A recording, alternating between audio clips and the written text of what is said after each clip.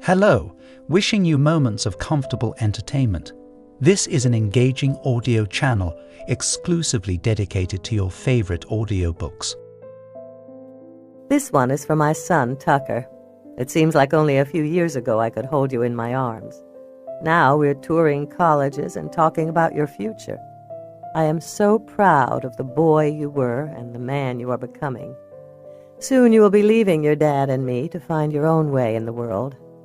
Know that whatever you do, wherever you go, we will always love you.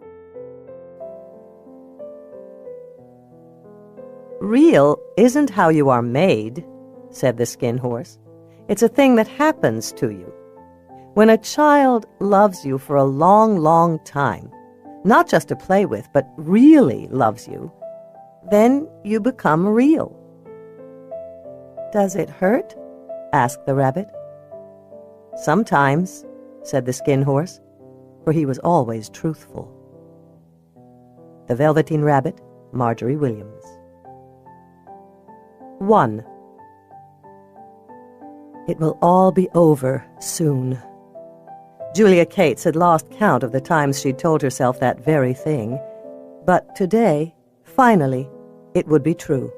In a few hours, the world would know the truth about her. If she made it downtown, that was.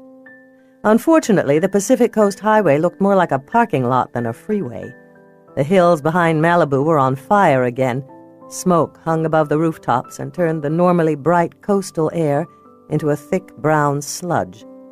All over town, terrified babies woke in the middle of the night, crying gray-black tears and gasping for breath.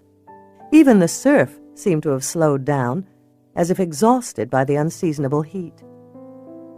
She maneuvered through the cranky stop-and-go traffic, ignoring the drivers who flipped her off and cut in front of her. It was expected. In this most dangerous of seasons in Southern California, tempers caught fire as easily as backyards. The heat made everyone edgy. Finally, she exited the freeway and drove to the courthouse. Television vans were everywhere. Dozens of reporters huddled on the courthouse steps, microphones and cameras at the ready, waiting for the story to arrive. In Los Angeles, it was becoming a daily event, it seemed. Legal proceedings as entertainment. Michael Jackson, Courtney Love, Robert Blake. Julia turned a corner and drove to a side entrance where her lawyers were waiting for her. She parked on the street and got out of the car, expecting to move forward confidently, but for a terrible second, she couldn't move. You're innocent, she reminded herself. They'll see that. The system will work. She forced herself to take a step, then another. It felt as if she were moving through invisible wires, fighting her way uphill. When she made it to the group, it took everything she had to smile. But one thing she knew, it looked real. Every psychiatrist knew how to make a smile look genuine. "Hello, Dr. Cates," said Frank Williams, the lead counsel on her defense team. "How are you?" "Let's go," she said, wondering if she was the only one who heard the wobble in her voice. She hated that evidence of her fear. Today, of all days, she needed to be strong, to show the world that she was the doctor they'd thought she was, that she'd done nothing wrong. The team coiled protectively around her. She appreciated their support. Although she was doing her best to appear professional and confident, it was a fragile veneer. One wrong word could strip it all away. They pushed through the doors and walked into the courthouse. Flashbulbs erupted in spasms of blue-white light. Cameras clicked, tape rolled. Reporters surged forward, all yelling at once. "Dr. Cates, how do you feel about what happened? Why didn't you save those children? Did you know about the gun?" Frank put an arm around Julia and pulled her against his side. She pressed her face against his lapel and let herself be pulled along. In the courtroom, she took her place at the defendant's table. One by one, the team rallied around her. Behind her, in the first row of gallery seating, several junior associates and paralegals took their places. She tried to ignore the racket behind her, the doors creaking open and slamming shut, footsteps hurrying across the marble-tiled floor, whispered voices. Empty seats were filling up quickly. She knew it without turning around. This courtroom was the place to be in Los Angeles today, and since the judge had disallowed cameras in the courtroom, journalists and artists were no doubt packed side by side in the gallery, their pens ready. In the past year, they'd written an endless string of stories about her. Photographers had snapped thousands of pictures of her, taking out the trash, standing on her deck, coming and going from her office. The least flattering shots always made the front page. Reporters had practically set up camp outside her condo, and although she had never spoken to them, it didn't matter. The stories kept coming. They reported on her small-town roots, her stellar education, her pricey beachfront condo, her devastating breakup with Philip. They even speculated that she'd recently become either anorexic or addicted to liposuction. What they didn't report on was the only part of her that mattered, her love of her job. She had been a lonely, awkward child, and she remembered every nuance of that pain. Her own youth had made her an exceptional psychiatrist. Of course, that bit of truth had never made it to press. Neither had a list of all the children and adolescents she'd helped. A hush fell over the courtroom as Judge Carol Meyerson took her seat at the bench. She was a stern-looking woman with artificially bright auburn hair and old-fashioned eyeglasses. The bailiff called out the case. Julia wished suddenly that she had asked someone to join her here today, some friend or relative who would stand by her, maybe hold her hand when it was over. But she'd always put work ahead of socializing. It hadn't given her much time to devote to friends. Her own therapist had often pointed out this lack in her life. Truthfully, until now, she'd never agreed with him. Beside her, Frank stood. He was an imposing man, tall and almost elegantly thin, with hair that was going from black to gray in perfect order, sideburns first. She'd chosen him because of his brilliant mind, but his demeanor was likely to matter more. Too often in rooms like this, it came down to form over substance. "Your Honor," he began in a voice as soft and persuasive as any she'd ever heard, "the naming of Dr. Julia Cates as a defendant in this lawsuit is absurd. Although the precise limits and boundaries of confidentiality in psychiatric situations are often disputed, certain precedents exist, namely Tarasoff versus Regents of University of California. Dr. Cates had no knowledge of her patient's violent tendencies and no information regarding specific threats to named individuals. Indeed, no such specific knowledge is even alleged in the complaint. Thus, we respectfully request that she be dismissed from this lawsuit. Thank you." He sat down. At the plaintiff's table, a man in a jet-black suit stood up. "4 children are dead, Your Honor. They will never grow up, never leave for college, never have children of their own. Dr. Cates was Amber Zuniga's psychiatrist. For 3 years, Dr. Cates spent 2 hours a week with Amber, listening to her problems and prescribing medications for her growing depression. Yet with all that intimacy, we are now to believe that Dr. Cates didn't know that Amber was becoming increasingly violent and depressed, that she had no warning whatsoever that her patient would buy an automatic weapon and walk into her church youth group meeting and start shooting." The lawyer walked out from behind the table and stood in the middle of the courtroom. Slowly he turned to face Julia. It was the money shot, the one that would be drawn by every artist in the courtroom and shown around the world. "She is the expert, Your Honor. She should have foreseen this tragedy and prevented it by warning the victims or committing Ms. Zuniga for residential treatment. If she didn't, in fact, know of Ms. Zuniga's violent tendencies, she should have. Thus, we respectfully seek to keep Dr. Cates as a named defendant in this case. It is a matter of justice.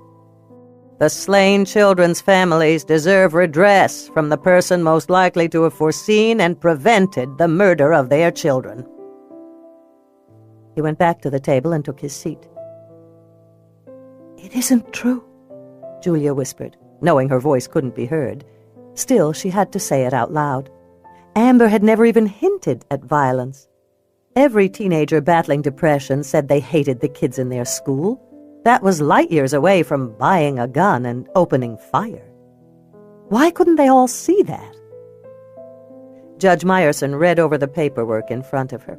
Then she took off her reading glasses and set them down on the hard wooden surface of her bench. The courtroom fell into silence. Julia knew that the journalists were ready to write instantly. Outside, there were more of them standing by, ready to run with 2 stories. Both headlines were already written. All they needed was a sign from their colleagues inside.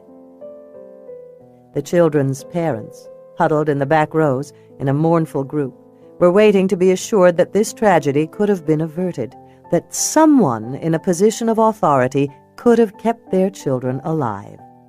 They had sued everyone for wrongful death. The police, the paramedics, the drug manufacturers, the medical doctors, and the Zuniga family. The modern world no longer believed in senseless tragedy. Bad things couldn't just happen to people. Someone had to pay. The victims' families hoped that this lawsuit would be the answer, but Julia knew it would only give them something else to think about for a while, perhaps distribute some of their pain. It wouldn't alleviate it, though. The grief would outlive them all. The judge looked at the parents first. "There is no doubt that what happened on February 19th at the Baptist Church in Silverwood was a terrible tragedy. As a parent myself, I cannot fathom the world in which you have lived for the past months. However, the question before this court is whether Dr. Cates should remain a defendant in this case." She folded her hands on the desk. "I am persuaded that, as a matter of law, Dr. Cates had no duty to warn or otherwise protect the victims in this set of circumstances. I reach this conclusion for several reasons. First, the facts do not assert, and the plaintiffs do not allege, that Dr. Cates had any specific knowledge of identifiable potential victims. Second, the law does not impose a duty to warn except to clearly identifiable victims. And finally, as a matter of public policy, we must maintain the confidentiality of the psychiatrist-patient relationship unless there is a specific identifiable threat which warrants the undermining of that confidentiality. Dr. Cates, by her testimony and her records, and pursuant to the plaintiff's own assertions, did not have a duty to warn or otherwise protect the victims in this case. Thus, I am dismissing her from the complaint without prejudice." The gallery went crazy. Before she knew it, Julia was on her feet and enfolded in congratulatory hugs by her defense team. Behind her, she could hear the journalists running for the doors and down the marble hallway. "She's out!" someone yelled. Julia felt a wave of relief. Thank God. Then she heard the children's parents crying behind her. "How can this be happening?" one of them said loudly. "She should have known." Frank touched her arm. "You should be smiling. We won." She shot a quick glance at the parents, then looked away. Her thoughts trailed off into the dark woods of regret. Were they right? Should she have known? "It wasn't your fault, and it's time you told people that. This is your opportunity to speak up, to—" A crowd of reporters swarmed them. "Dr. Cates, what do you have to say to the parents who hold you responsible? Will other parents trust you with their children? Can you comment on the report that the Los Angeles District Attorney's Office has taken your name off the roster of forensic psychiatrists? Frank stepped into the fray, reaching back for Julia's hand. My client was just released from the lawsuit. On a technicality, someone yelled. While they were focused on Frank, Julia slipped to the back of the crowd and ran for the door. She knew Frank wanted her to make a statement, but she didn't care. She didn't feel triumphant. All she wanted was to be away from all this, to get back to real life. The Zunigas were standing in front of the door, blocking her path. They were paler versions of the couple she'd once known. Grief had stripped them of color and aged them. Mrs. Zuniga looked up at her through tears. She loved both of you, Julia said softly, knowing it wasn't enough. And you were good parents. Don't let anyone convince you otherwise. Amber was ill. I wish... Don't, Mr. Zuniga said. Wishing hurts most of all. He put an arm around his wife and drew her close to him. Silence fell between them. Julia tried to think of more to say, but all that was left was, I'm sorry, which she'd said too many times to count, and goodbye. Holding her purse close, she eased around them, then left the courthouse. Outside, the world was brown and bleak. A thick layer of smoke darkened the sky, obliterating the sun, matching her mood. She got into her car and drove away. As she merged into traffic, she wondered if Frank had even noticed her absence. To him, it was a game, albeit with the biggest stakes, and as the day's winner, he would be flying high. He would think about the victims and their families, probably tonight in his den after a few doers over ice. He would think about her, too, perhaps wonder what would become of a psychiatrist who'd so profoundly compromised her reputation with failure. But he wouldn't think about them all for long. He didn't dare. She was going to have to put it behind her now, too. Tonight she'd lie in her lonely bed, listening to the surf, thinking how much it sounded like the beat of her heart. And she'd try again to get beyond her grief and guilt. She had to figure out what clue she'd missed, what sign she'd overlooked. It would hurt, remembering, but in the end, she'd be a better therapist for all this pain. And then, at 7 o'clock in the morning, she'd get dressed and go back to work. Helping people. That was how she'd get through this. Girl crouches at the edge of the cave, watching water fall from the sky. She wants to reach for one of the empty cans around her, maybe lick the insides again, but she has done this too many times already. The food is gone. It has been gone for more moons than she knows how to keep track of. Behind her, the wolves are restless, hungry. The sky grumbles and roars. The trees shake with fear, and still the water drips down. She falls asleep. She wakes suddenly and looks around, sniffing the air. There is a strange scent in the darkness. It should frighten her, send her back into the deep black hole, but she can't quite move. Her stomach is so tight and empty, it hurts. The falling water isn't so angry now. It is more of a spitting. She wishes she could see the sun. Life is better when she is in the light. Her cave is so dark. A twig snaps, then another. She goes very still, willing her body to disappear against the cave wall. She becomes like the shadow of herself, flat and motionless. She knows how important stillness can be. Him is coming. Already he has been gone too long. The food is no more. The sunny days are past, and though she is glad him is gone, without him she is afraid.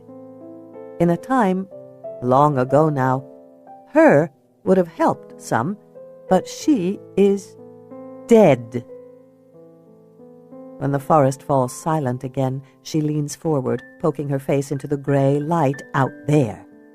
The darkness of sleep night is coming. Soon it will be blackness all around. The falling water is gentle and sweet. She likes the taste of it.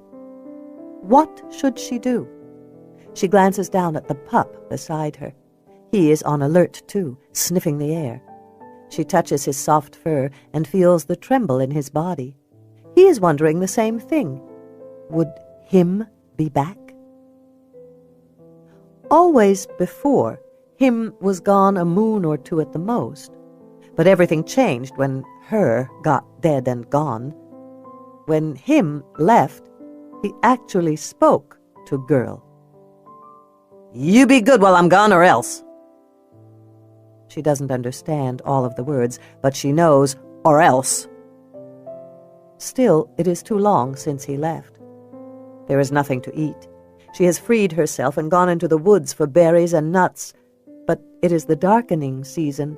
Soon she will be too weak to find food, and there will be none anyway when the white starts falling and turns her breath into fog.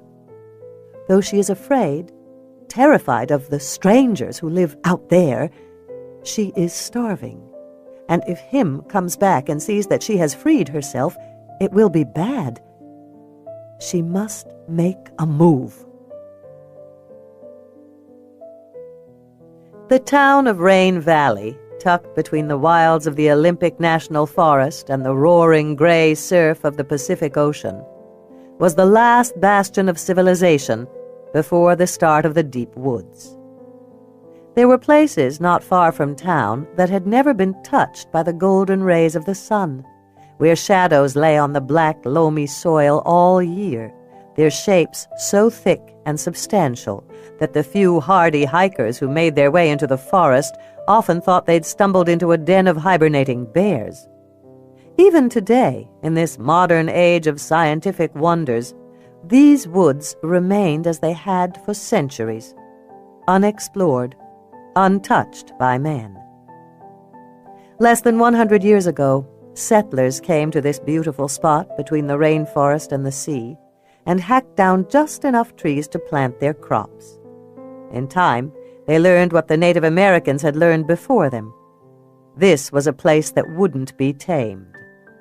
So they gave up their farming tools and took up fishing. Salmon and timber became the local industries, and for a few decades the town prospered. But in the 90s, environmentalists discovered Rain Valley. They set out to save the birds and the fish and the eldest of the trees. The men who made their living off the land were forgotten in this fight, and over the years the town fell into a quiet kind of disrepair. One by one, the grandiose visions of the town's prominent citizens faded away. Those much-anticipated streetlights were never added. The road out to Mystic Lake remained a 2-lane minefield of thinning asphalt and growing potholes.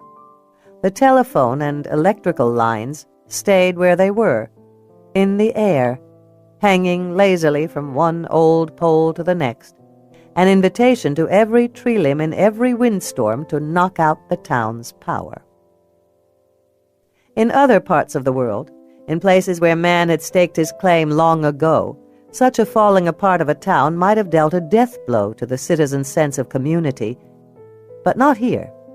The people of Rain Valley were hardy souls, able and willing to live in a place where it rained more than 200 days a year, and the sun was treated like a wealthy uncle who only rarely came to call. They withstood gray days and springy lawns and dwindling ways to make a living, and remained, through it all, the sons and daughters of the pioneers who'd first dared to live among the towering trees. Today, however, they were finding their spirit tested. It was October 17th, and autumn had recently lost its race to the coming winter. Oh, the trees were still dressed in their party colors, and the lawns were green again after the brown days of late summer. But no mistake could be made. Winter was coming. The sky had been low and gray all week, layered in ominously dark clouds. For 7 days, It had rained almost non-stop. On the corner of Wheaton Way and Cates Avenue stood the police station, a squat gray stone building with a cupola on top and a flagpole on the grassy lawn out front. Inside the austere building, the old fluorescent lighting was barely strong enough to keep the gray at bay. It was 4 o'clock in the afternoon, but the bad weather made it feel later. The people who worked inside tried not to notice. If they'd been asked, and they hadn't, they would have admitted that 4 to 5 consecutive days of rain was acceptable. Longer if it was only a drizzle. But there was something wrong in this stretch of bad weather. It wasn't January, after all. For the first few days, they sat at their respective desks and complained good-naturedly about the walk from their cars to the front door. Now, those conversations had been pummeled by the constant hammering of rain on the roof. Ellen Barton, Ellie to her friends, which was everyone in town, stood at the window, staring out at the street. The rain made everything appear insubstantial. She caught a glimpse of herself in the water-streaked window. Not a reflection, precisely, more of a feeling played out momentarily on glass. She saw herself as she always did, as the younger woman she'd once been. Long, thick black hair and cornflower blue eyes and a bright, ready smile. The girl voted homecoming queen and head cheerleader. As always, when she thought about her youth, she saw herself in white, the color of brides, of hope for the future, of families waiting to be born. I gotta have a smoke, Ellie. You know I do. I've been really good, but it's reaching critical mass about now. If I don't light up, I'm heading to the refrigerator. Don't let her do it, Cal said from his place at the dispatch desk. He sat hunched over the phone, a lock of black hair falling across his eyes. In high school, Ellie and her friends had called him the Crow because of his black hair and sharp, pointed features. He'd always had a bony, ill-put-together look, as if he wasn't quite at home in his body. At almost 40, he still had a boyish appearance. Only his eyes, dark and intense, showed the miles he'd walked in his lifetime. Try tough love. Nothing else has worked. Bite me, Peanut snapped. Ellie sighed. They'd had this same discussion only 15 minutes ago, and 10 minutes before that. She put her hands on her waist, resting her fingertips on the heavy gun belt that was slung across her hips. She turned to look at her best friend. Now, Peanut, you know what I'm going to say. This is a public building. I'm the chief of police. How can I let you break the law? Exactly, Cal said. He opened his mouth to say more, but a call came in and he answered it. Rain Valley Police. Oh, right, Peanut said, and suddenly you're Miss Law and Order. What about Sven Morgenstern? He parks in front of his store every day, right in front of the hydrant. When was the last time you hauled his car away? And Large Marge shoplifts 2 boxes of freezer pops and a bottle of nail polish from the drugstore every Sunday after church. I haven't processed her arrest papers in a while. I guess as long as her husband pays the tab, it doesn't matter. She let the sentence trail off. They both knew she could cite a dozen more examples. This was Rain Valley, after all, not downtown Seattle. Ellie had been the chief of police for 4 years, and a patrol officer for 8 years before that. Although she stayed ready for anything, she'd never processed a crime more dangerous than breaking and entering. Are you going to let me have a cigarette, or am I going to get a donut and a Red Bull? They'll both kill you. Yeah, but they won't kill us, Cal said, disconnecting his call. Hold firm, Elle. She's the patrol clerk. She shouldn't smoke in a city building. You're smoking too much, Ellie finally said. Yeah, but I'm eating less. Why don't you go back to the salmon jerky diet? Or the grapefruit one? Those were both healthier. Stop talking and answer me. I need a smoke. You started smoking 4 days ago, Peanut, Cal said. You hardly need a cigarette. Ellie shook her head. If she didn't step in, these two would bicker all day. "You should go back to your meetings," she said with a sigh. "That Weight Watchers was working." 6 months of cabbage soup to lose 10 pounds? I don't think so. Come on, Ellie. You know I'm about ready to reach for a donut. Ellie knew she'd lost the battle. She and Penelope Nutter, had worked side by side in this office for more than a decade and been best friends since high school. Over the years, their friendship had weathered every storm, from the ruination of Ellie's 2 fragile marriages to Peanut's recent decision that smoking cigarettes was the key to weight loss. She called it the Hollywood diet and pointed out all of the stick-figure celebrities who smoked. "Fine, but just one." Grinning at Cal, Peanut placed her hands on the desk and pushed herself to a stand. The 50 pounds she'd gained in the past few years made her move a little slower. She walked over to the door and opened it, although they all knew there'd be no breeze to suck the smoke away on such a wet and dismal day. Ellie went down the hall to the office in the back that was technically hers. She rarely used it. In a town like this, there wasn't much call for official business, and she preferred to spend her days in the main room with Cal and Peanut. She dug past the signs from last month's pancake breakfast and found a gas mask. Putting it on, she headed back down the hall. Cal burst out laughing. Peanut tried not to smile. Very funny. "I may want children someday. I'm protecting my uterus." If I were you, I'd worry less about secondhand smoke and more about finding a date. She's tried everyone from Mystic to Aberdeen, Cal said. Last month she even went out with that UPS guy, the good-looking one who keeps forgetting where he parked his truck. Peanut exhaled smoke and coughed. "I think you need to lower your standards, Ellie." "You sure look like you're enjoying that smoke," Cal said with a grin. Peanut flipped him off. "We were talking about Ellie's love life." "That's all you two ever talk about," Cal pointed out. It was true. Ellie couldn't help herself. She loved men. Usually, always, the wrong men. Peanut called it the curse of the small-town beauty queen. If only Ellie had been like her sister and learned to rely on her brains instead of her beauty. But some things simply weren't meant to be. Ellie liked having fun. She liked romance. The problem was, it hadn't yet led to true love. Peanut said it was because Ellie didn't know how to compromise, but that wasn't accurate.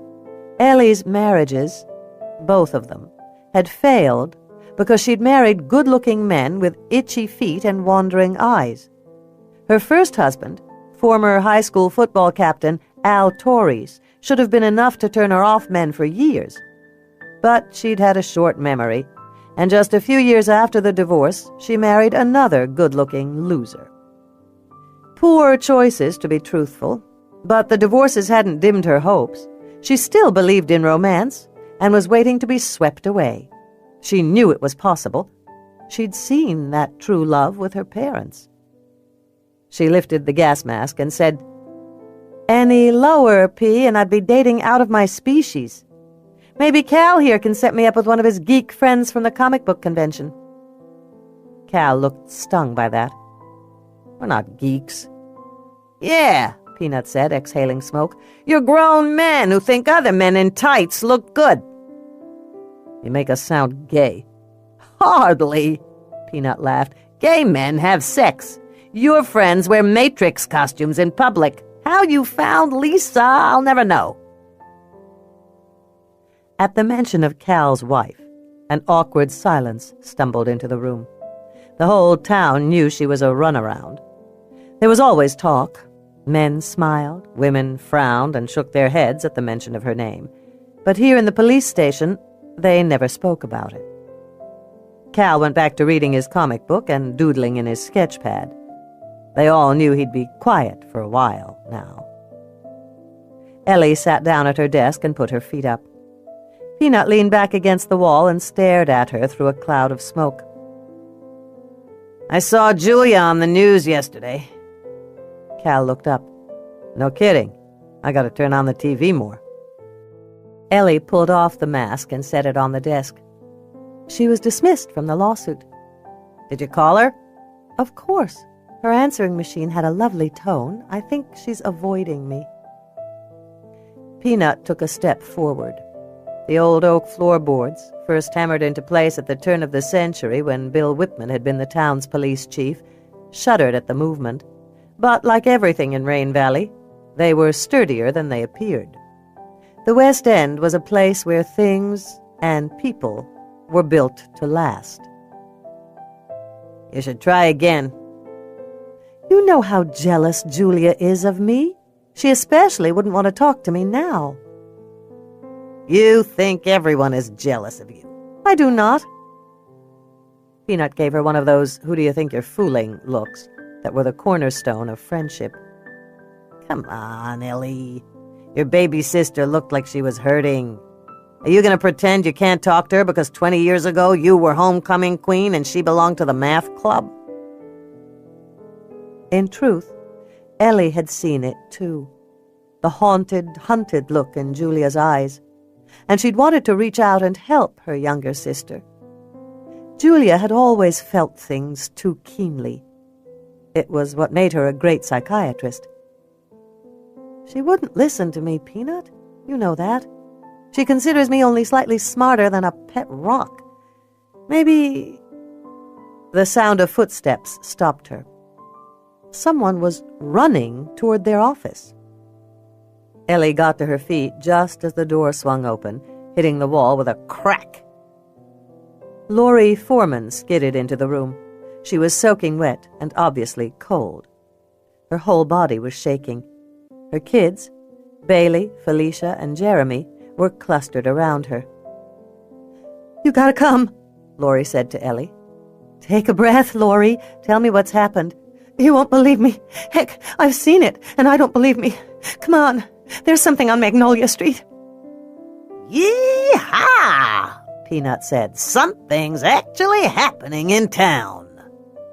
She reached for her coat on the coat rack beside her desk. Hurry up, Cal. Forward the emergency calls to your cell phone. We don't want to miss all the excitement. Ellie was the first one out the door. 2. Ellie pulled her cruiser into an empty parking slot on the corner of Magnolia and Woodland and killed the engine. It sputtered a few times, coughing like an old man, then fell silent. The rain stopped at the same time, and sunlight peered through the clouds. Even Ellie, who'd lived here all of her life, was awed by the sudden change of weather. It was magic hour, the moment in time when every leaf and blade of grass seemed separate, when sunlight, burnished by the rain and softened by the coming night, gave the world an impossibly beautiful glow. In the passenger seat, Peanut leaned forward. The vinyl seat squeaked at the movement. I don't see nothing. Me either. This from Cal, who sat perfectly erect in the back seat, his tall, lanky body folded into neat thirds. His long, bony fingers formed a steeple. Ellie studied the town square. Clouds, the color of old nails, moved across the sky, trying to diffuse the fading light. But now that the sun was here, it wouldn't be pushed aside. Rain Valley, all 5 blocks of it, seemed to glow with an otherworldly light. Brick storefronts, built one after another in the halcyon salmon and timber days of the 70s, shone like hammered copper. There was a crowd outside of Swain's drugstore, and another one across the street in front of Lulu's hair salon. No doubt the patrons of the Poor House would come stumbling out any second, demanding to know what everyone was looking at. You there, Chief? Came a voice over the radio. Ellie flicked the button and answered, I'm here, Earl. Come on down to the tree in South Park. There was a bunch of static, then, Move slow. I ain't kidding. You stay here, Peanut. You too, Cal, Ellie said as she got out of the car. Her heart was beating quickly. This was the most exciting call she'd ever had. Mostly her job consisted of driving home folks who drunk too much or talking to kids at the local school about the dangers of drugs. But she'd prepared herself for anything. That was a lesson she'd learned from her uncle Joe, who'd been the town's police chief for 3 decades. "Don't take peace for granted," he'd said to her often. "It can shatter like glass." She'd believed him, and so, even though she'd become a cop in a kind of lackadaisical way, she'd grown into the job. Now she read up on all the newest information, kept her skills honed at the shooting range, and watched over her town with a sharp eye. It was really the only thing she'd ever been good at, besides looking good, which she took just as seriously. She moved down the street, noticing how quiet the town was. She could have heard a pin drop. It was unnatural for a town chock full of gossips. She unclasped her holster and reached for her weapon. It was the first time she'd ever drawn it in the field. With each step, she heard her heels click on the pavement. On either side of the street, the ditches were rivers of boiling silver water. As she neared the 4-way stop, she could hear whispering and see people pointing toward Chief South City Park. "There she is," someone said. "Chief Barton will know what to do." At the corner, she paused. Earl came running at her, his cowboy boot heels sounding like gunfire on the slick pavement. He moved like a marionette on slack strings, kind of akimbo and disjointed. Rain streaked his uniform. "Shh," she hissed. Earl Huff's face scrunched into a ruddy fist. At 64, he'd been a cop before Ellie was born, but he never failed to show her the utmost respect. "Sorry, boss." "What's going on?" Ellie asked. "I don't see a damn thing." "She showed up about 10 minutes ago, right after that big thunder crack. Y'all hear it?" "We heard it," Peanut said, her voice wheezy from moving so fast. Cal was beside Peanut. Ellie spun around. "I told you both to stay in the cruiser." "You meant it?" Peanut said incredulously. "I thought that was one of them for legal reasons orders. Hell, Ellie, we're not going to miss the first real call in years." Cal nodded, grinning. It made her want to smack him. She wondered if the captain of the LAPD had similar problems with his friends. With a sigh, she turned back to Earl. "Talk to me." "After the thunder crack, the rain stopped, just like that. One minute it was pouring, and then it wasn't. Then, that amazing sun came out. That's when old Doc Fisher heard a wolf howl." Peanut shivered. "It's like that time on Buffy when she—" "Keep going, Earl," Ellie said sharply. "It was Mrs. Grimm who noticed the girl. I was getting my hair cut, and don't say what hair." He turned slowly and pointed. "When she climbed up that there tree, we called you." Ellie stared at the tree. She'd seen it every day of her life, had played in it as a kid, stood beside it to smoke bummed menthol cigarettes as a teenager, and gotten her first kiss, from Cal no less, beneath its green canopy. She didn't see a damn thing out of the ordinary now. "Is this some kind of joke, Earl?" "Holy Mother of God, put your glasses on, Elle." Ellie reached into her breast pocket and retrieved the over-the-counter glasses she still didn't admit to needing. They felt alien and heavy on her face. Squinting through the oval lenses, she stepped forward. "Is that—" "Yes," Peanut said. There was a child hidden high in the autumn-colored leaves of the maple tree. How could anyone climb that high on rain-slicked branches? "How do you know it's a girl?" Cal whispered to Earl. "Alls I know is it's wearing a dress and has long hair. I'm making one of them education guesses." Ellie took a step forward to see better. The child was little, probably no more than 5 or 6. Even from this distance, Ellie could see how spindly and thin she was. Her long, dark hair was a filthy mat, filled with leaves and debris. Tucked in her arms was a snarling puppy. Ellie reholstered her gun. "Stay here." She started forward, then stopped and glanced back at Peanut and Cal. "I mean it, you two. Don't make me shoot you."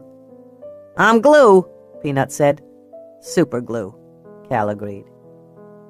Ellie could hear a flurry of whispering as she strode through the four-way stop. As she neared her destination, she took her glasses off. She hadn't come to the point where she trusted the world as seen through a lens. About 5 feet from the tree, she looked up. The child was still there, curled on an impossibly high branch. Definitely a girl. She appeared completely at ease on her perch, with the pup in her arms, but her eyes were wide. She was watching every move.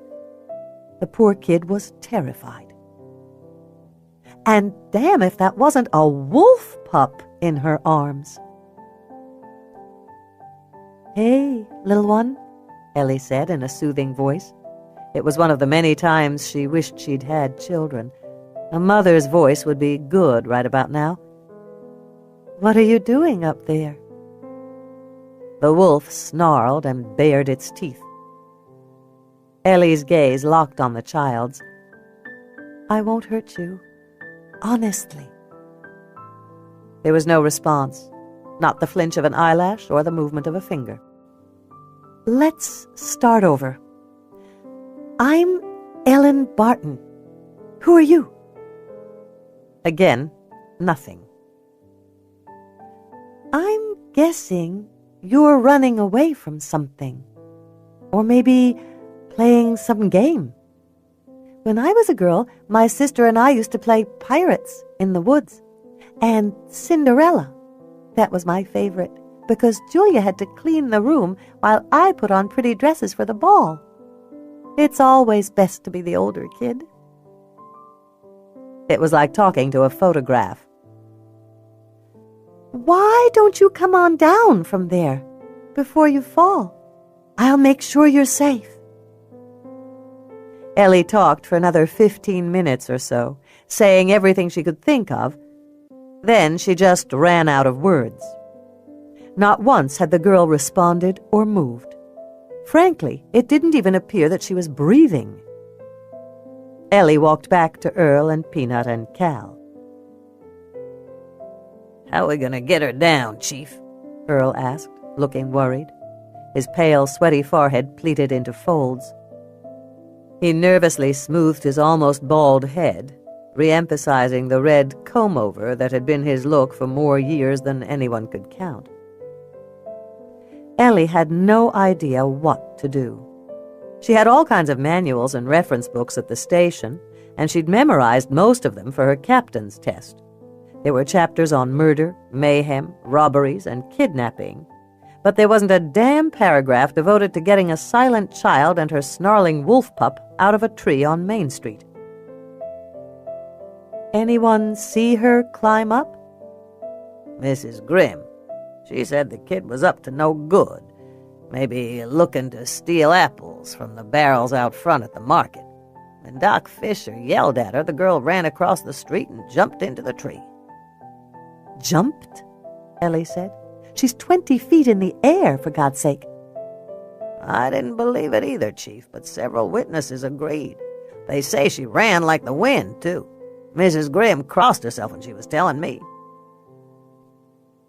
Ellie felt the start of a headache. By supper time, the whole town would have heard the story of a girl who ran like the wind and jumped into the uppermost limbs of a maple tree. No doubt by then, they'd say she could shoot fire from her fingertips and fly from branch to branch. "We need a plan," Ellie said, more to herself than anyone else. "The volunteer fire department got Scamper out of that dug fir on Peninsula Road." "Scamper's a cat, Earl," Peanut said, crossing her arms. "I think I know that, Penelope. It ain't like we got a protocol for kids stuck in trees. With wolves," he added for good measure. Ellie touched the officer's arm. "It's a good idea, Earl, but she's terrified. If she sees that big red ladder coming at her, she might fall." Peanut tapped her long, star-spangled purple fingernail against her teeth, a sure sign of deep thought. Finally, she said, "I'll bet she's hungry." "You think everyone's hungry," Cal said. "I do not." "Do too." "How about if I try talking to her, Elle?" Cal said. "My Sarah is about her age." "No, let me talk to her," Peanut said. "I'm a mom, after all." "I'm a dad." "Shut up, you two," Ellie snapped. "Earl, go to the diner and order me a nice hot meal. Some milk, too. Maybe a slice of Barbara's apple pie." "You're a genius, Ellie. Mrs. Grimm thought the girl was trying to steal food," Earl said, grinning broadly. "I seen something like this on one of them cop shows. I think it was—" "I was the one who mentioned it," Peanut said, puffing up. "You always mention food," Cal said. "It's hardly noteworthy." "And clear the streets," Ellie cut in before they started up again. "I want everyone gone for a 2-block radius." Earl's smile faded. "They won't want to go." "We're the law, Earl. Make them go home." He looked at her sideways. They both knew he didn't have much experience with being the law. Although he'd patrolled these streets for decades, he'd spent most of that time going for coffee and handing out parking tickets. "Maybe I should call Myra. Everyone listens to her." "You don't need your wife to clear the streets, Earl. If you have to, start writing tickets. You know how to do that." Earl slumped in a hangdog way and headed for the hair salon. When he reached the drugstore, a crowd immediately formed around him. After a moment, they groaned loudly. Peanut crossed her arms and made a clucking sound. "This is the biggest thing to hit town since Raymond Weller drove his car into Thelma's RV. You aren't going to be Miss Popular for making them miss it." Ellie looked at her best friend.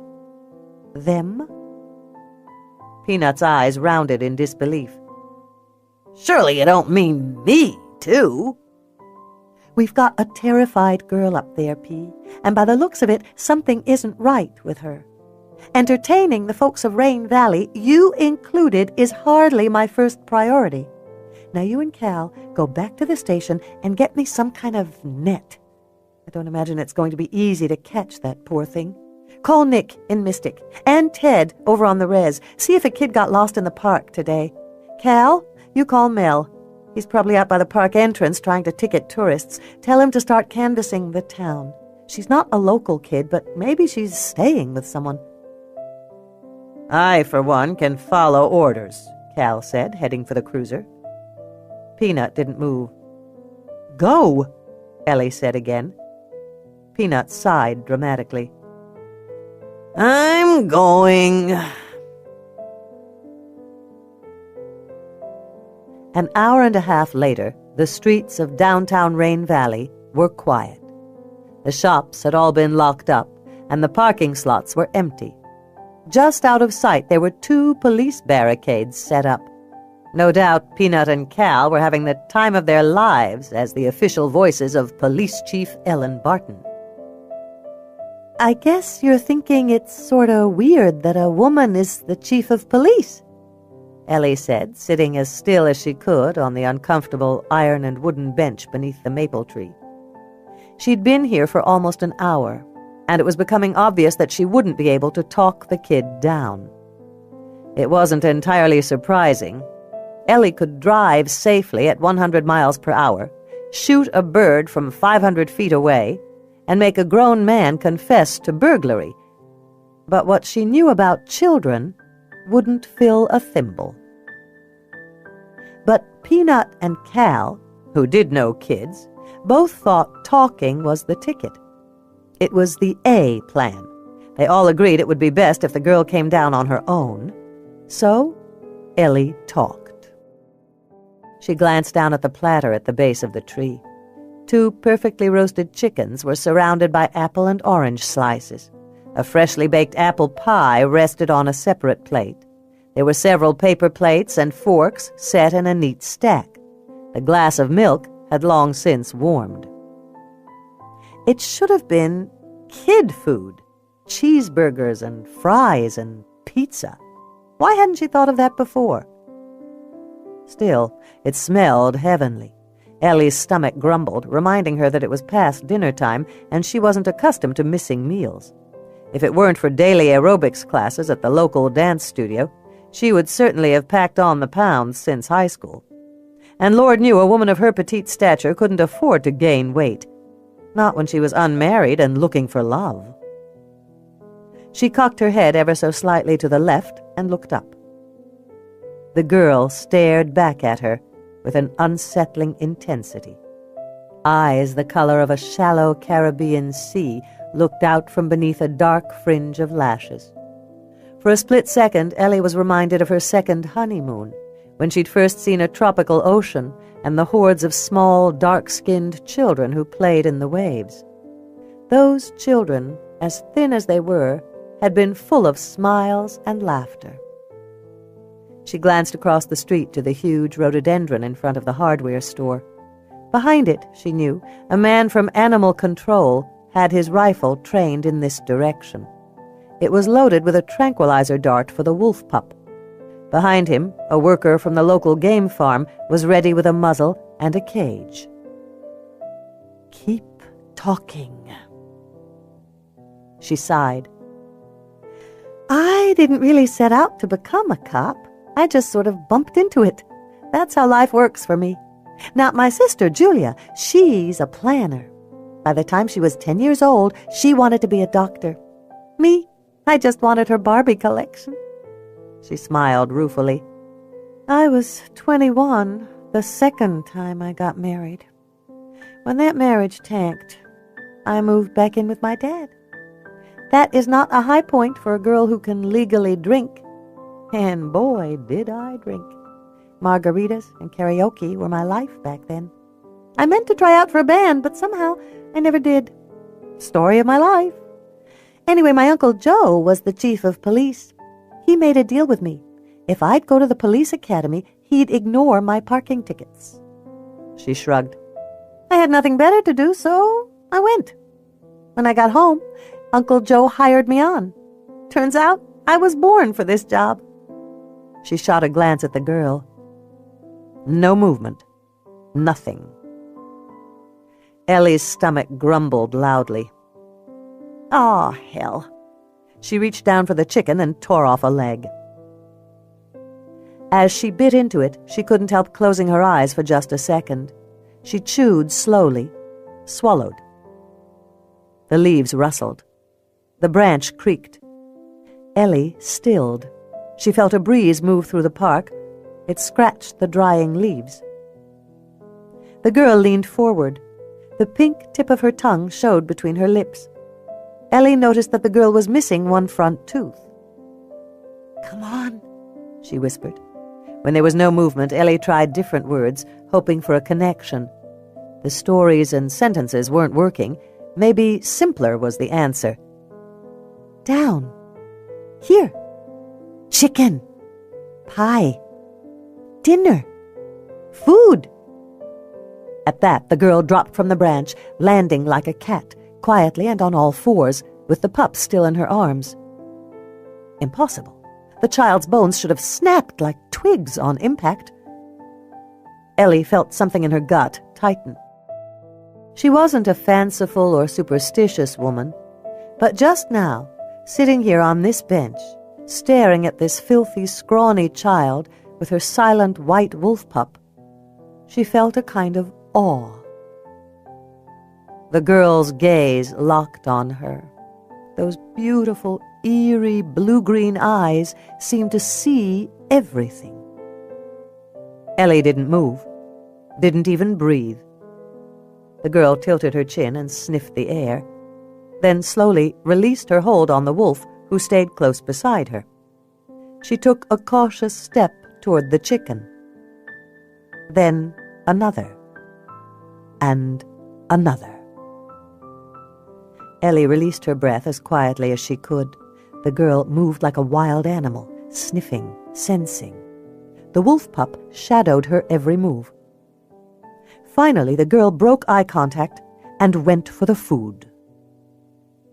Ellie had never seen anything like it. The two looked more like litter mates over a kill than anything else. The girl kept tearing off chunks of chicken and stuffing them in her mouth. Ellie reached slowly behind her and gathered up her net. Please, God, let this work. She didn't have a clue what Plan B was.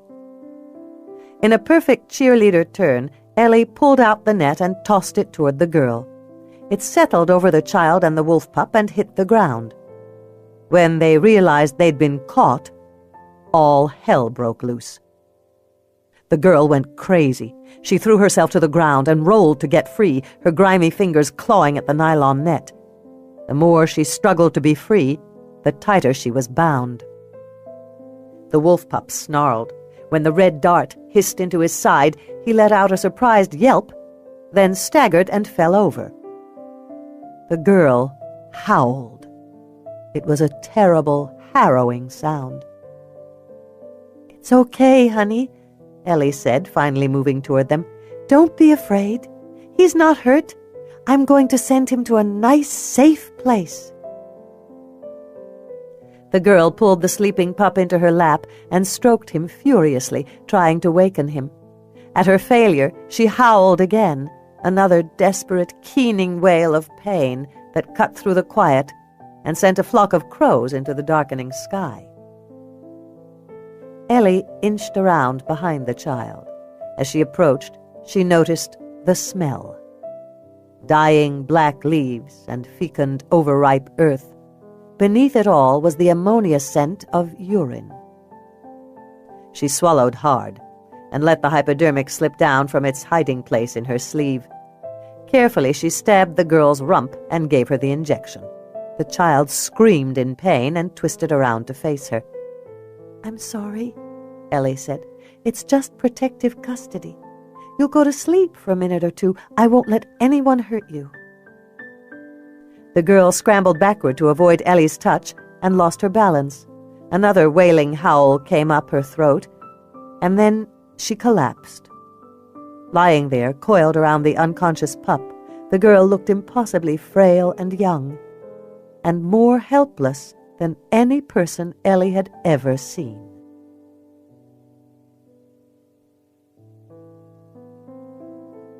In the last few moments of the climb, the pale Pacific sky began to slowly turn from burnished gold to the palest salmon hue. He paused in his descent, breathing hard, and swung around, dangling from his rope and harness to take in the view. From his perch on the granite face, some 400 vertical feet above the crystalline blue beauty of an unnamed alpine lake, Max Saracen could see the world. All around him were the jagged, imposing peaks of the Olympic Mountains. The breathtaking, awe-inspiring landscape felt as far from civilization as anywhere on Earth. For all he knew, he was the first person to climb this jutting, dangerous slab of rock. That was what he loved about this sport. When you were high above the world, anchored to a bit of stone by a piece of metal and your own courage, there was no outside world. No worries, no stresses, no memories of what you'd lost. There was only the extreme beauty, the solitude, and the risk. He loved that most of all, the risk. There was nothing like imminent danger to make a man know he was alive. Still breathing hard, sweating, he climbed down slowly, finding his way inch by inch, caressing the granite, feeling it for weaknesses and instability. His foot missed once, and he started to fall. The rock crumbled beneath his hand and skittered away, pelting his face. In the split second that he was free, he felt his stomach clench and his heart kick into overdrive. He reached out, grabbed hold, and found purchase. He laughed in relief and rested his forehead on the cool stone as his heartbeat settled back down to normal. Then he wiped sweat from his brow and kept moving downward. As he got closer to the ground, he moved faster, more sure of himself. He was almost there, less than 30 feet from safety, when his cell phone rang. He dropped to the ground, fished his phone out of his pack, and flipped it open. He knew before he saw the number that it was an emergency.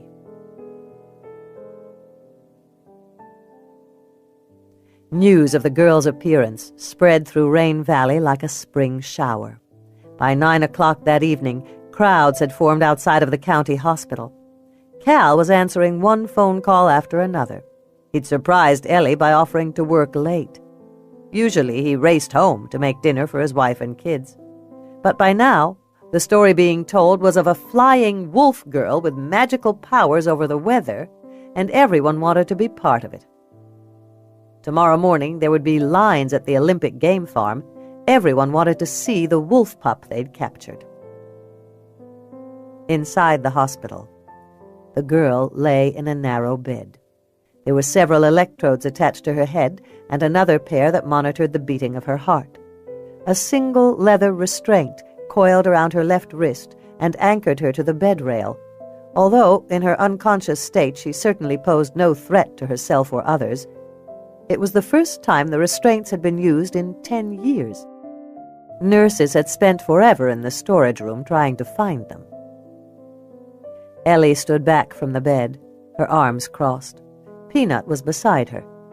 For once, her friend wasn't talking.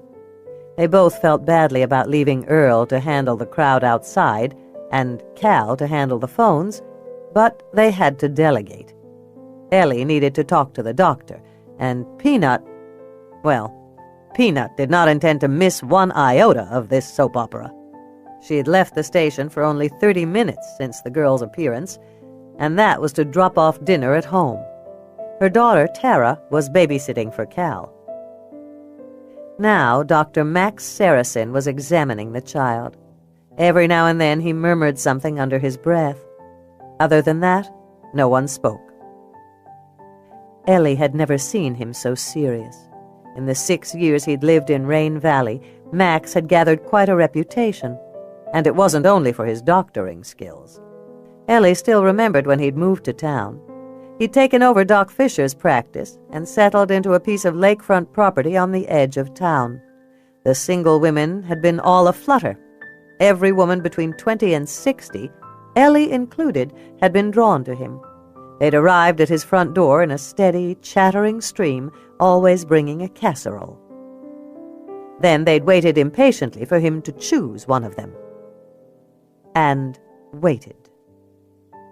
Over the years he'd dated. Plenty, in fact, and he'd made friends with almost all of the available women in town. But no one could really lay claim to him. Although he was an outrageous flirt, his attention was spread out evenly. Even Ellie had failed to coax love from him. Their affair had been like all the others, white-hot and blink-and-you'll-miss-it brief.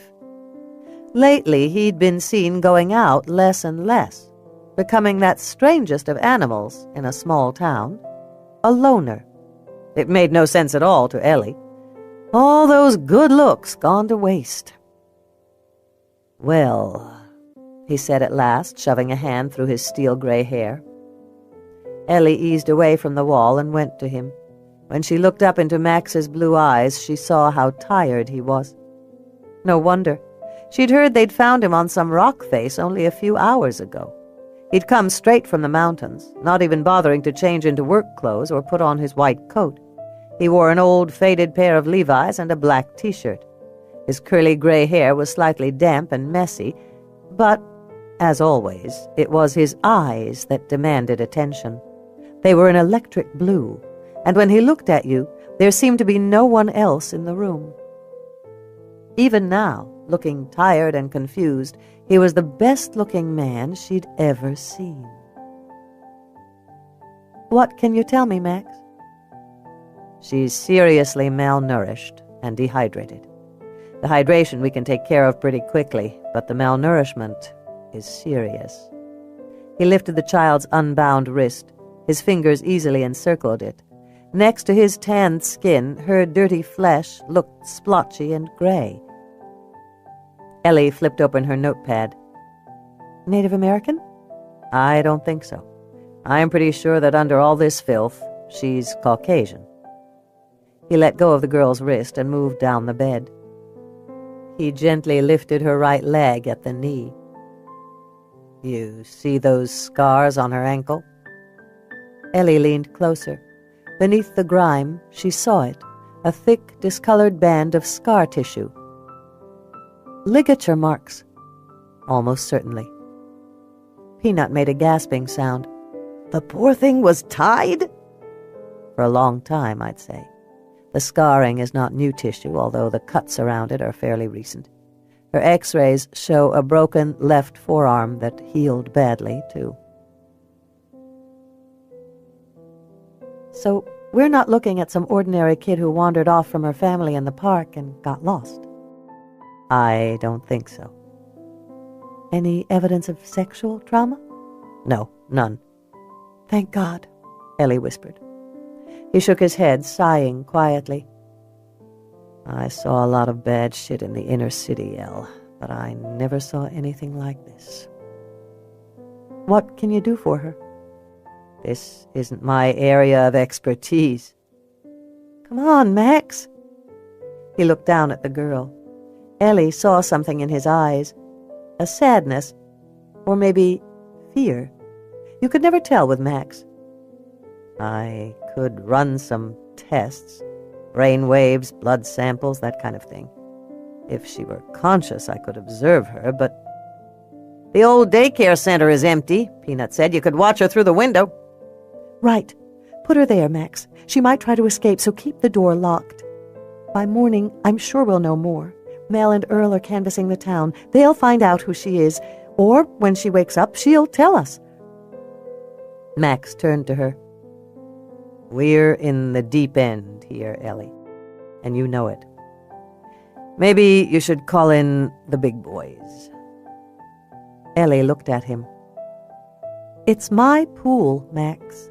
I can handle one lost girl. 3. Julia stood in front of the full-length mirror in her bedroom, studying herself with a critical eye. She wore a charcoal gray pantsuit and a pale pink silk blouse. Her blonde hair was coiled back in a French twist, the way she always wore it when seeing patients. Not that she had a lot of patients left. The tragedy in Silverwood had cost her at least 70% of them. Thankfully, there had been those who still trusted her, and she would never let them down. She grabbed her briefcase and went down to her garage, where her steel-blue Toyota Prius hybrid waited. The garage door opened, revealing the empty street outside. On this warm, brown October morning, there were no reporters out there waiting for her, clustered together and yet apart, smoking cigarettes and talking.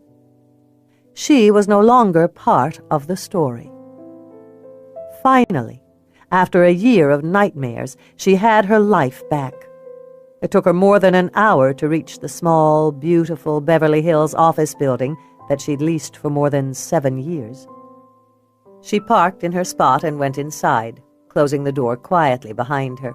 On the second floor, she paused outside her office, looking at the sterling silver plaque on the door.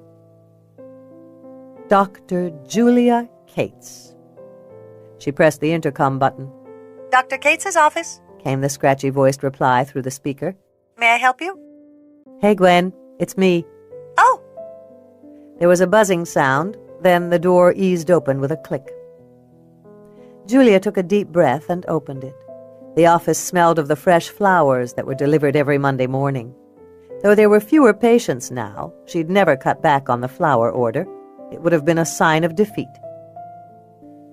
"Hello, Doctor," said Gwen Connolly, her receptionist. "Congratulations on yesterday." "Thanks," she smiled. "Is Melissa here yet?" "You have no appointments this week," Gwen said gently. The compassion in her brown eyes was unnerving.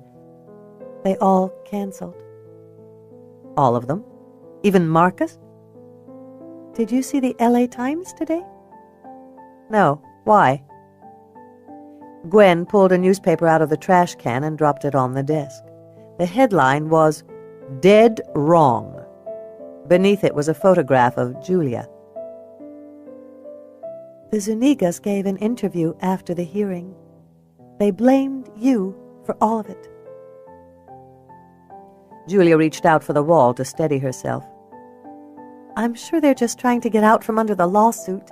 They said you should have committed their daughter. Oh.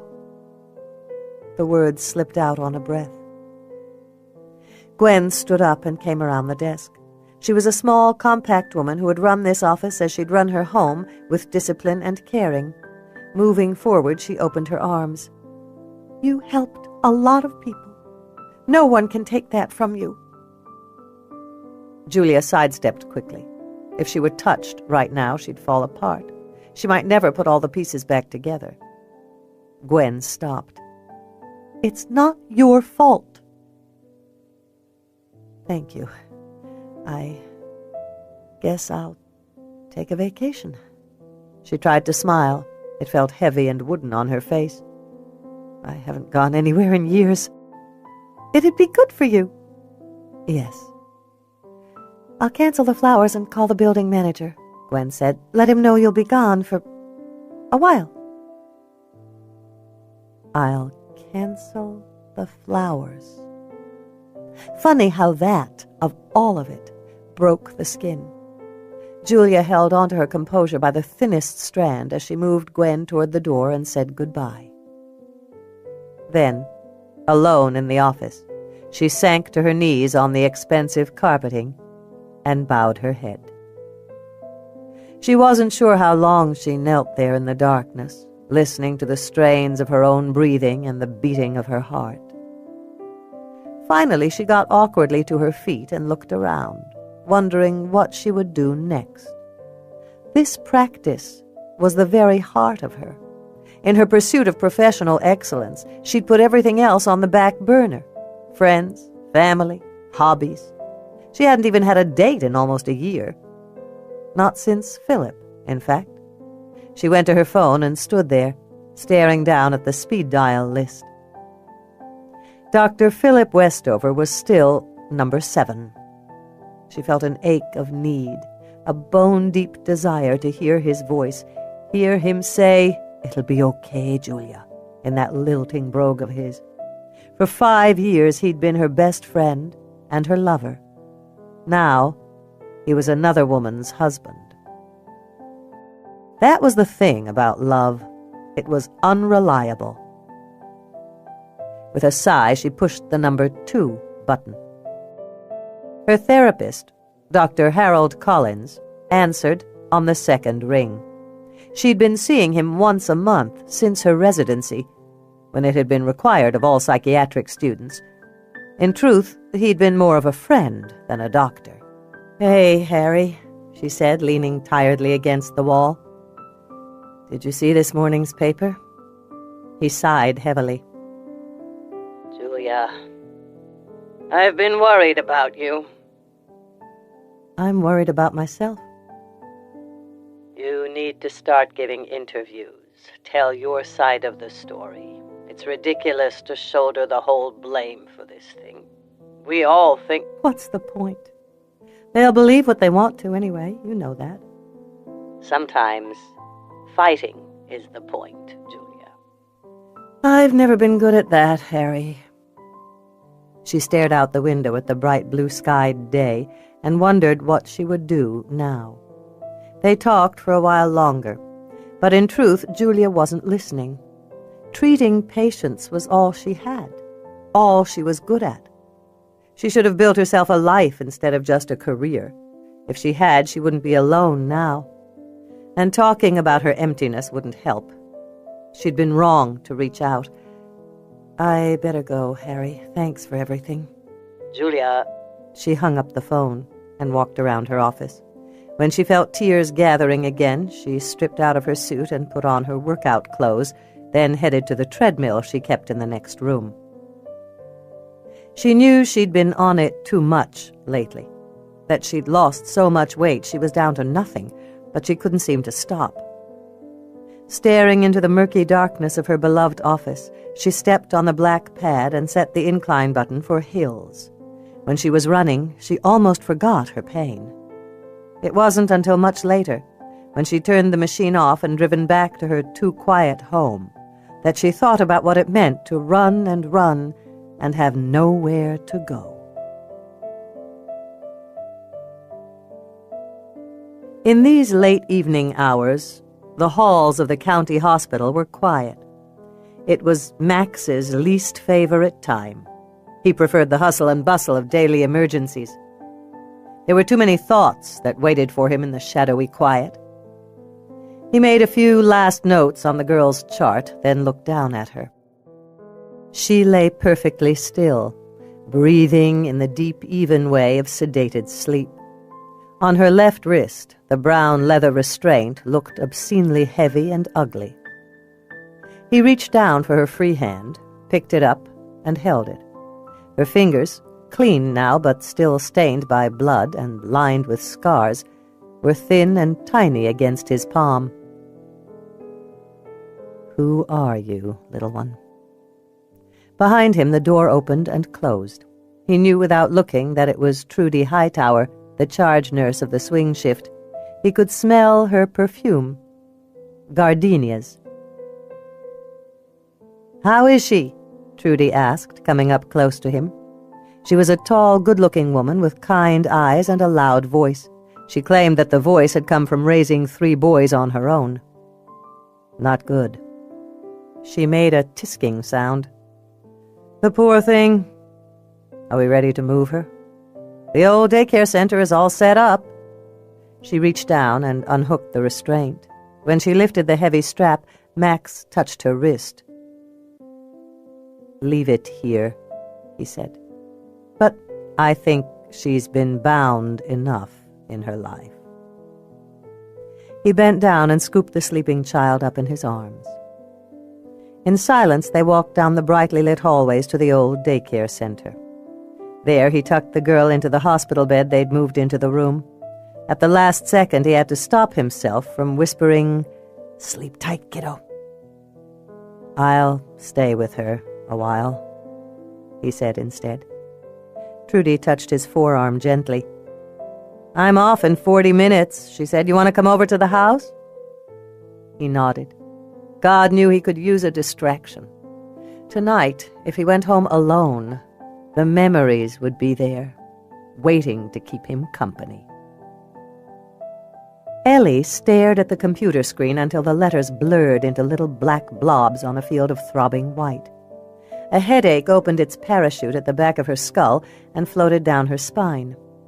If she read one more report of a missing or abducted child, she was going to scream. There were thousands of them. Thousands! Lost girls who had no voice to cry for help, no way to reach out. The few who were lucky enough to be alive somewhere were counting on professionals to find and save them. Ellie closed her eyes. There had to be more she could do. But what? She'd already done everything she could think of. She and the town's other 2 officers had canvassed the streets. They'd notified the county sheriff's office that an unidentified child had been found. They'd also contacted the Family Crisis Network and Rural Resources, as well as every state and national agency. No one knew who the kid was, and it was becoming increasingly clear that this was Rain Valley's case. Her case. Other law enforcement and social agencies might be called upon to help, but the child had shown up in this town, and that made identifying the girl her job. The county sheriff had backed away so fast he practically left skid marks. His "sorry, she's on city property" told Ellie plenty. No one would take responsibility for this girl until a positive ID was made. She pushed away from the desk and got to her feet. Arching her back, she kneaded her aching neck. She stepped over her sleeping dogs and went to the porch, looking out across her backyard. It was almost dawn. Here, on the edge of the rainforest, the world was both utterly still and deeply alive. As always, there was moisture everywhere. Wet air blew in from the ocean and left millions of dew beads on the leaves. Come dawn, those drops would fall soundlessly to the ground. Invisible rain, her dad had called it, and Ellie always listened for it, if only to remember him. "I wish you were here, Dad," she said, slipping her feet into the fleece-lined clogs by the back door. "You and Uncle Joe always knew how to run with the big dogs." She crossed the porch and went down the back steps, then through the pink and violet morning toward the river. Mist coiled around her feet, rose up from the dark grass in vapors. She was at the very edge of her property, standing by her dad's favorite Fall River fishing hole, when she realized why she was here. His house was on the other side of the river and across a marshy field. From this distance it looked no bigger than a tool shed, but she knew better. As a kid, she'd hiked through this field every day and played in that yard. For a minute, she almost started for it. She had the idea to toss stones at his window again and call out to him. He would listen to her fears and understand them. He always had. But those days were more than 2 decades old. Lisa certainly didn't want to be wakened at dawn by the sound of stones hitting her bedroom window, and though Cal would answer and sit outside with her, she was his boss, not just his friend, he wouldn't really be listening.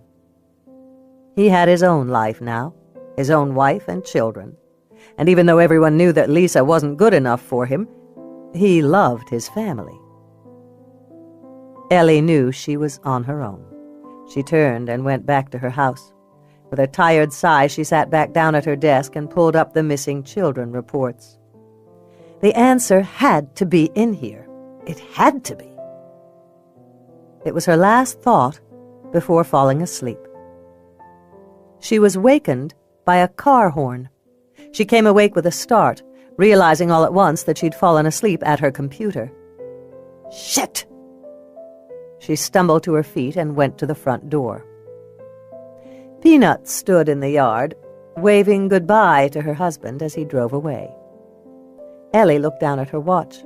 It was 7:55 in the morning. "What in the hell are you doing here?"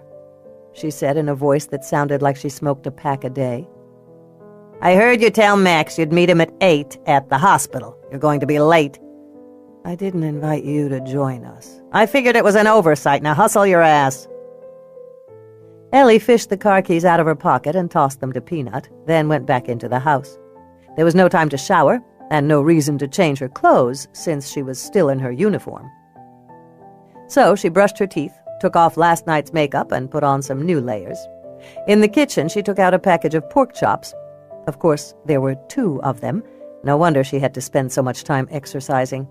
Life came in twin packs. It wasn't exactly a help to the single woman. She put the package on a paper towel in the refrigerator to thaw. It was 8 on the dot when she got into her cruiser. Peanut had turned the stereo on and put in an Aerosmith CD. Ellie snapped off the music. "It's too early for that." "You were up all night?" "How can you tell?" "You have a keyboard imprint on your cheek." Ellie touched her cheek. "Shit, is it noticeable?" "Honey, you could see it from space," Peanut laughed, then sobered. "Did you find anything useful?" "I was online all night and called every precinct in 5 counties. No one has reported a missing girl in the area. Not lately, anyway. If we have to go national in the search, it means going through the files of all the girls reported missing in the past few years." At the thought of that, they both fell silent. Ellie was trying to think of something ordinary to say when she turned into the hospital's parking lot and saw the crowd gathered at the front door. "Damn it! They're turning this into a circus." Ellie parked in a visitor's spot, grabbed her notebook, and got out of the car. Peanut followed in an uncharacteristic silence. Like geese, the crowd surged into formation and flew at her. The Grimm sisters, Daisy, Marigold, and Violet, led the charge. As identical as prongs on a fork, the three old ladies matched each other step for step. Daisy, the eldest, was the first to speak. As always, she clutched an old black urn that held her late husband's ashes. "We've come for word of the child." "Who is the poor dear?" Violet demanded, squinting up through scratched glasses. "Can she truly fly like a bird?" Marigold asked. "Or jump like a cat?" This came from someone in the back. Ellie had to remind herself that these people were her constituents. More than that, they were her friends and neighbors. "We don't have any answers yet. I'll let you all know when we do. For now, I could use your help." "Anything," Marigold said, pulling a flower-spangled notebook out of her purple vinyl handbag. Violet offered her sister a tulip pen. "The child will need clothes and such. Maybe a stuffed animal or two to keep her company," Ellie said. Before she'd even finished, the Grimm sisters had taken over. The three ex-teachers corralled the group and started delegating tasks. Ellie and Peanut left the crowd. Together, they walked up the concrete path to the hospital's glass doors. The sliders whooshed open. "Hey, Ellie," said the receptionist at their approach. "Dr. Saracen is waiting for you at the old daycare center." "Thanks," Ellie said. She and Peanut didn't speak as they walked down the hallway and into the elevator. On the second floor, they went past the X-ray room and turned left. The last room on the right had once been a daycare center for employees. It had been designated and designed years ago when the city coffers were full. In the time since the spotted owl and the dwindling salmon runs and the protection of old-growth forests, those accounts had grown too thin to support luxuries like daycare. The room had been empty and unmanned for more than 2 years. Max stood in the hallway with his arms crossed. Fluorescent lighting tangled in his hair and made his ever-present tan look faded. She hadn't seen him look this bad since the time he fell 40 feet down some mountain. Then he'd had 2 black eyes and a split lip. At their approach, he looked up and waved, but didn't bother smiling. He moved sideways to make room for them at the window. The room beyond was small and rectangular, with red and yellow color-blocked walls and cubbyholes full of toys and games and books. A sink and counter took up one corner, used years ago, no doubt, for art projects and daily cleanup. Several small tables, surrounded by even smaller chairs, filled the center of the room. Along the left wall were a single hospital bed and several empty cribs. There were 2 windows in the room, the one in front of them, and a second, smaller one, which overlooked the rear parking lot. To their left, a locked metal door was the only entrance. Ellie sidled close, letting her shoulder touch his arm. "Talk to me, Max." "Last night, after we finished the testing, we diapered her and tucked her into the bed. This morning, when she woke up, she went crazy. There's no other word for it. Crazy. Screaming, shrieking, throwing herself to the floor. She broke every lamp and smashed the mirror over the sink. When we tried to give her another injection, she bit Carol Rentz hard enough to draw blood, then hid under the bed. She's been there almost an hour. Do you have an ID on her yet?" Ellie shook her head, then turned to Peanut. "Why don't you go to the cafeteria? Get kid food for her." "Sure, send the fat girl for food." Peanut sighed dramatically but couldn't help smiling. She loved to be a part of things. When she'd gone, Max said to Ellie, "I don't know what to tell you, Ellie. I've never seen a case like this." "Tell me what you do know." "Well, I think she's probably about 6 years old."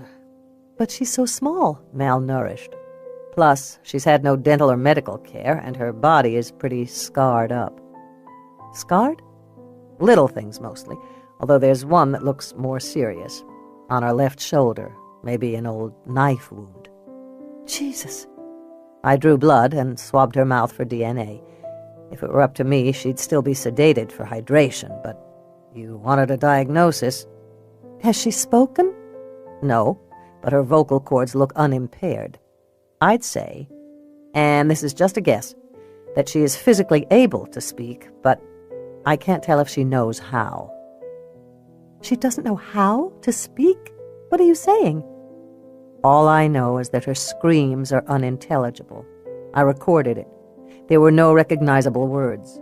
Her brain waves show no anomalies. She could well be deaf, or mentally challenged, or severely developmentally delayed, or autistic. I can't be sure. I'm not even sure I know what tests to run for her mental state. What should we do? Find out who she is. Gee, thanks. I meant right now. He nodded toward Peanut, who was coming toward them with a tray of food. That's a good start. Ellie looked down at what P had chosen. A stack of pancakes, a pair of fried eggs, a waffle with strawberries and whipped cream, and a glass of milk. It made Ellie hungry. Max said, "I'll get an orderly to crawl under the bed and get her." "Just leave it on the table," Peanut said. "She might be odd, but she's a kid. They do things in their own way and their own time. Hell, you can't make a 2-year-old eat, and they're tiny." Ellie smiled at her friend. Any other advice? "No more strangers. She knows you, so you should take the food in. Talk to her in a soothing voice, but don't stay. Maybe she wants to be alone to eat." Thanks. Taking the tray, Ellie went into the brightly painted room. The metal door clicked shut behind her. Hey, little one, it's me again. I hope you don't hold that whole net thing against me. She moved cautiously forward and set the tray on one of the tables. At the movement, the keys on her belt jingled. She clamped her hand over them. I thought you might be hungry. Under the bed, the girl made a growling sound. It made the hairs on the back of Ellie's neck stand up. She tried to think of just the right thing to say, but nothing came to her, so she backed out of the room and closed the door behind her. The lock clicked loudly into place. In the hall again, Ellie stood by Max at the window. Will she eat it? He opened the girl's chart and got out his pen. I guess we'll find out. In silence, they stood there, looking through the glass at the room that appeared empty. Several minutes later, a tiny hand came out from underneath the bed. Peanut gasped. "Looky there!" More time passed. Finally, a dark head appeared. Slowly, the child crawled out from her hiding place on all fours. When she looked up at the glass and saw them standing there, her nostrils flared. Then she dashed to the table, where she froze again and bent low over the food, sniffing it suspiciously. She threw the whipped cream to the floor, then ate the pancakes and the eggs. She didn't seem to know what to make of the waffles and syrup. Ignoring both, she grabbed the strawberries and took them back to her hiding place under the bed. The whole incident took less than a minute. "And I thought my kids had bad table manners," Peanut said. "She eats like a wild animal." "We need a specialist," Max said quietly. "I've contacted the authorities," Ellie answered, "the state, the FBI, and the Center for Missing and Exploited Children. They all need an identity or a crime to get in the action.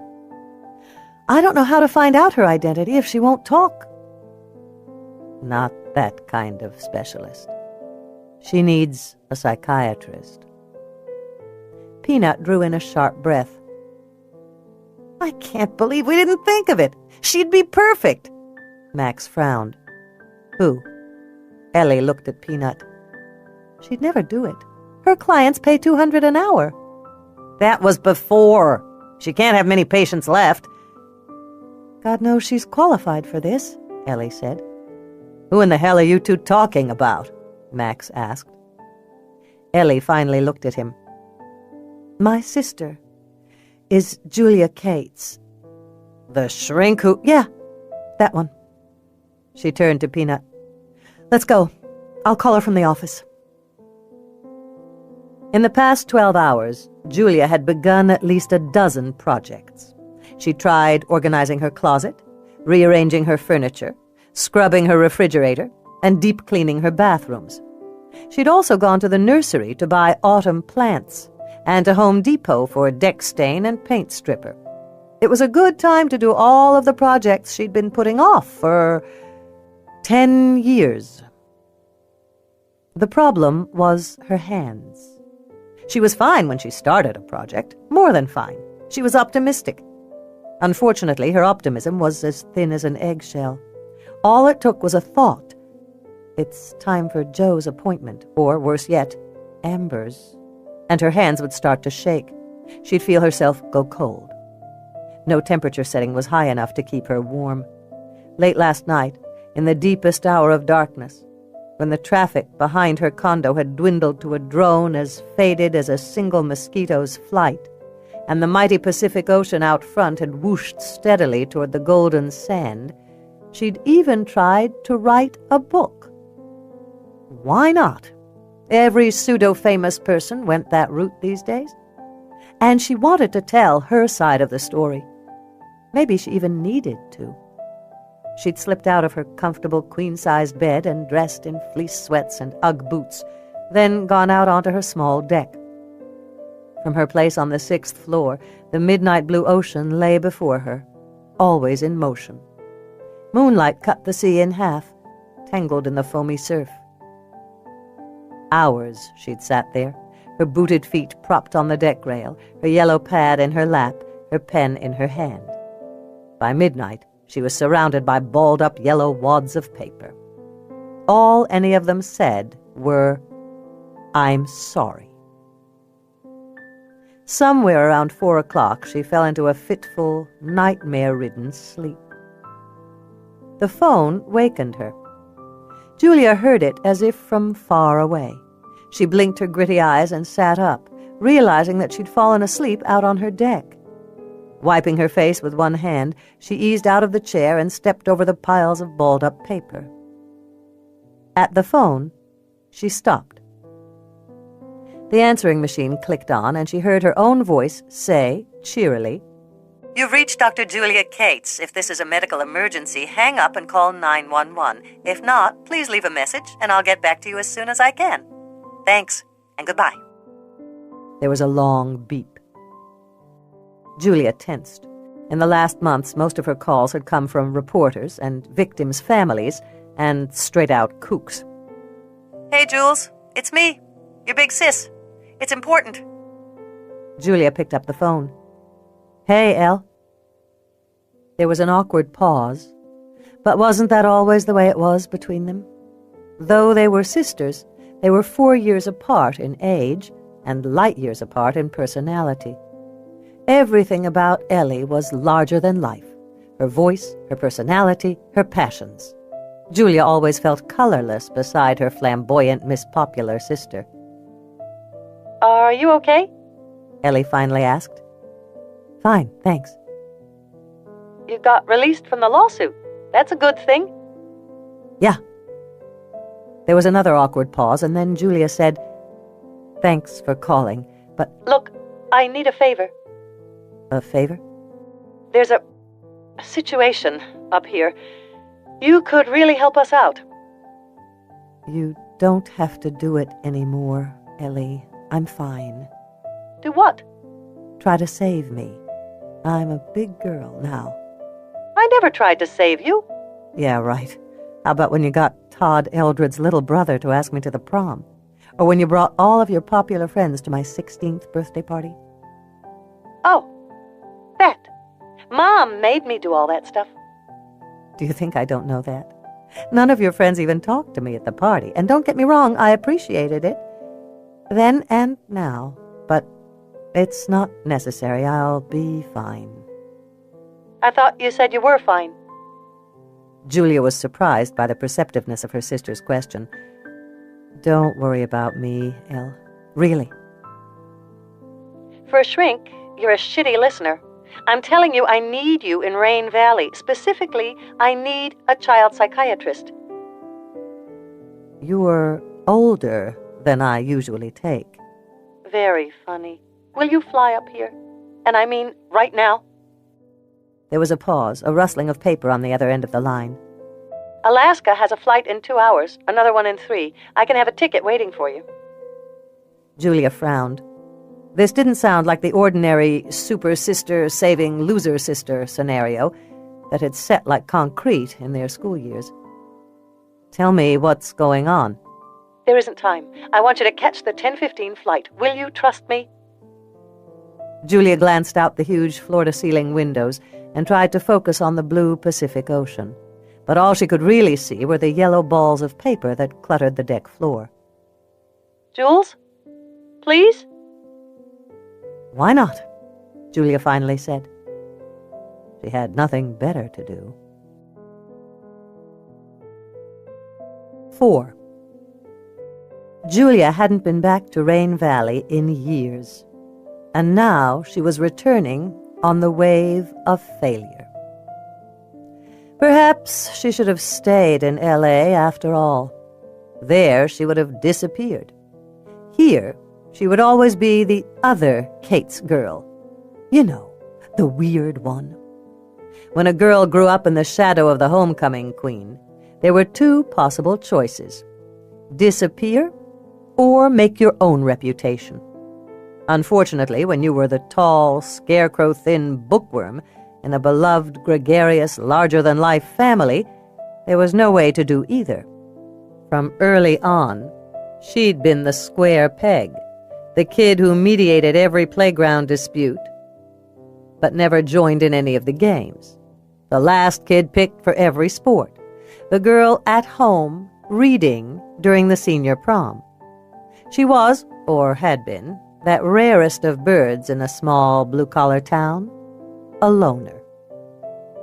Only her mother had believed in a bright future for Julia. In fact, she'd encouraged her daughter to dream big. Unfortunately, her mother hadn't lived to see Julia's med school graduation. That loss had always been a sliver under Julia's skin, a phantom pain that came and went. The closer she got to Rain Valley, the more it was likely to hurt. She stared out the plane's small window. Everything was gray, as if a cloud artist had painted the merest of washes over the green landscape. It made her feel lonely, all that gray, as if she too might disappear again in the Washington mist. The 4 white-capped volcanoes that stretched from northern Oregon to Bellingham looked like the spine of some mythic sleeping beast. She heard the passenger behind her draw in a sharp breath and murmur, "Look, Fred, at that. Is it Rainier?"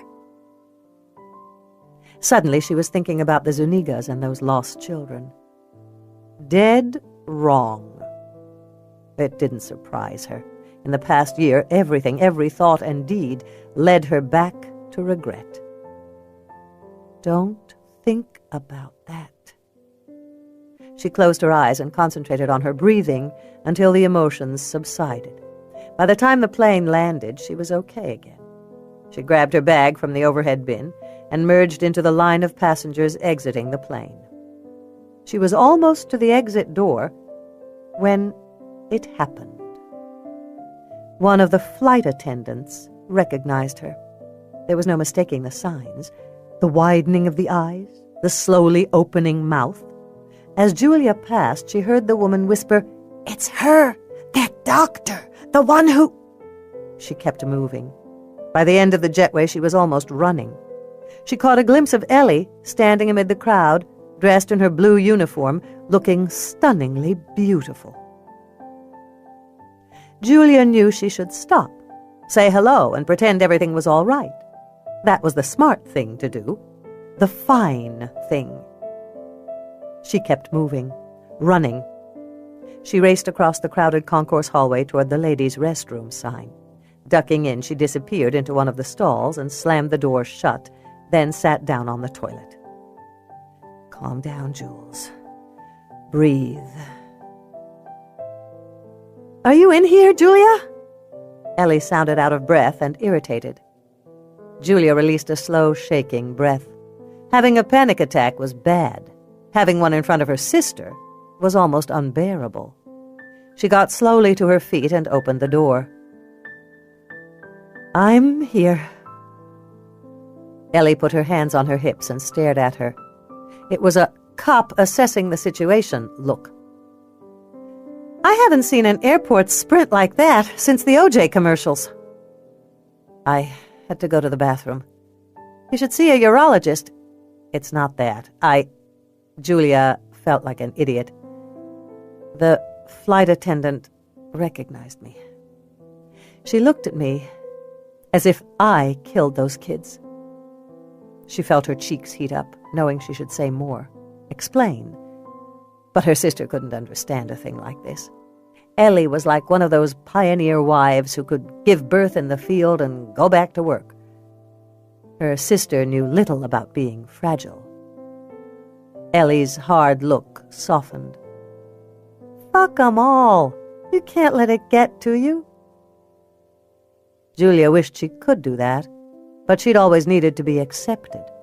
As a shrink, she knew the hows and whys of her need, how her popular in-the-spotlight family had somehow made her feel marginalized and unimportant, how her father's withheld love had made her believe she was unlovable. But knowledge didn't soften the need. She wasn't even sure how it had come to matter so much. All she knew was that her profession, her ability to help people, had filled the frightened place inside of her with joy. And now she was scared again. It's not that easy for me. You can't understand. Ellie leaned against the pale green tile wall. Because you think I'm only slightly smarter than an earthworm? Or because I have nothing in my life worth losing? Julia wished suddenly that she had a better memory reservoir. Surely there were times when they'd played together, she and Ellie, when they'd counted secrets instead of slights, when laughter had followed their conversations instead of awkward pauses. But if all that had happened, Julia didn't recall it. What she remembered was being the smart sister, the weird one, who grew too tall in a petite family and wanted things no one else understood. The mushroom in a family of orchids. She'd always been able to say the right things to strangers, but the wrong thing to her sister. She sighed. Let's not do this, Elle. You're right. Come on. Before Julia could answer, Ellie headed out of the bathroom. Julia had no choice but to follow. At the car, an ugly white Suburban with wood-grain door panels, Ellie stopped at the back door just long enough to toss her purse in. Then she strode around to the driver's side. Julia struggled with her suitcase. It took her 2 tries to stow it. She slammed the back door shut, then went to the passenger side and climbed into the front seat. Ellie backed the car out of the stall and headed for the exit. The minute the engine roared to life, the stereo came on. Some guy with a twangy voice was singing about the pocket of a clown. Neither one of them said anything. As the landscape changed, going from city gray to country green, Julia began to feel like an idiot for sparring with her sister. How was it that even after all these distant and separate years, they immediately fell into their childhood roles? One look at each other, and they were adolescents again. They were family, as specious as that connection sometimes felt, and they ought to be able to get along. Besides, she was a psychiatrist, for God's sake, a specialist in interpersonal dynamics, and here she was acting like the younger sister who wasn't invited to play with the big kids. Why don't you tell me why I'm here? She finally said. I'll tell you at the house. I have a lot of photographs to show you. I'm afraid you won't believe me otherwise. Julia glanced at her. So it is a rescue mission. There's no real reason I'm here. Oh, there's a reason. We have a little girl who needs help, but it's complicated. Julia didn't know if she believed that, but she knew that Ellie did things in her own way and in her own time. There was no point in asking further questions. The better course of action was a neutral topic, small talk. How's your friend Penelope? She's good. Raising teenagers is killing her, though. Ellie immediately winced, as if realizing she shouldn't have paired teenager and killing in the same sentence. Sorry, Don't sweat it, Elle. Teenagers are difficult. How old are they? A 14-year-old boy and a 16-year-old girl. Tough ages. Ellie smiled. The girl, Tara, keeps wanting to pierce body parts and get tattoos. It's making P's husband insane. And Penelope, how's she handling it? Great. Well, unless you consider her weight gain. In the past year, she's gone on every diet known to man. Last week, she started smoking. She says it's how the stars do it. That and throwing up, Julia said. Ellie nodded. How's Philip? Julia was surprised by the swift pain that came with his name. If only she could say, he stopped loving me. Maybe Ellie could get her to laugh about her broken heart. As a shrink, she knew it would be a good move, that kind of honesty. It might open a door that had been closed for most of their lives. Instead, she said, we broke up last year. I'm too busy. I was too busy for love. Ellie laughed at that. Too busy for love? Are you crazy? For the next 2 hours, they alternated between meaningless conversation and meaningful silences. Julia worked hard to find questions that brought them together and stayed away from answers that caused separation. They barely mentioned their father and stayed away from memories of Mom. They came to the Rain Valley exit and turned off the highway. On the long, winding forest road that led to childhood, Julia found herself tensing up. Here, amidst the towering trees, she started to feel small again, insignificant. I was going to sell the place, move closer to town, but every time I get close to listing it, I find another repair that needs to be done, Ellie said on the way out of town. I don't need a shrink to tell me I'm afraid to leave it. It's just a house, Elle. I guess that's how we're different, Jules. To you, it's 3 bedrooms, 2 baths, and a kitchen, dining, living room. To me, it's the best childhood ever. It's where I caught dragonflies in a glass jar and let my little sister braid my hair with flowers. Her voice dropped a little. She gave Julia a meaningful look, then turned onto their driveway. It's where my parents loved each other for almost 3 decades. Julia wouldn't let herself disagree with that, although they both knew it was a lie, a fable. So, quit threatening to sell it. Admit that it's where you want to be. Hand the memories down to your own kids. As you may have noticed, I don't have kids, but thanks for pointing it out. Ellie drove into the yard and stopped hard. We're here. Julia realized she had said the wrong thing again. You don't need a husband, you know. Especially not the kind you pick, she said. You can have a baby on your own. Ellie turned to look at her. That might be how it is in the big city, but not here. And not for me. I want it all. The husband, the baby, the golden retriever. She smiled. Actually, I've got the dogs. And I'd appreciate it if you didn't mention my husbands again. Julia nodded. Time to change the subject. So, how are Jake and Elwood? Still go straight for a girl's crotch? They're males, aren't they? Ellie smiled, and Julia was struck by how beautiful her sister still was. Though Ellie was 39 years old, there wasn't a line around her eyes or a pleating of skin around her mouth. Those startling green eyes shone against the milky purity of her skin. She had strong cheekbones and full, sensuous lips. Even her small-town, poorly layered haircut couldn't dim her beauty. She was petite and surprisingly curvy, with a smile like a halogen spotlight.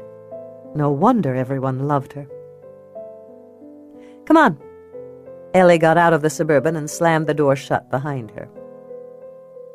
Julia meant to move. Instead, she sat there, looking through the dirty windshield at the house in which she'd grown up.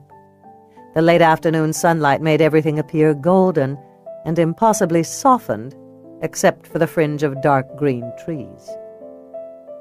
This was only the second time she'd been back since her mother's funeral.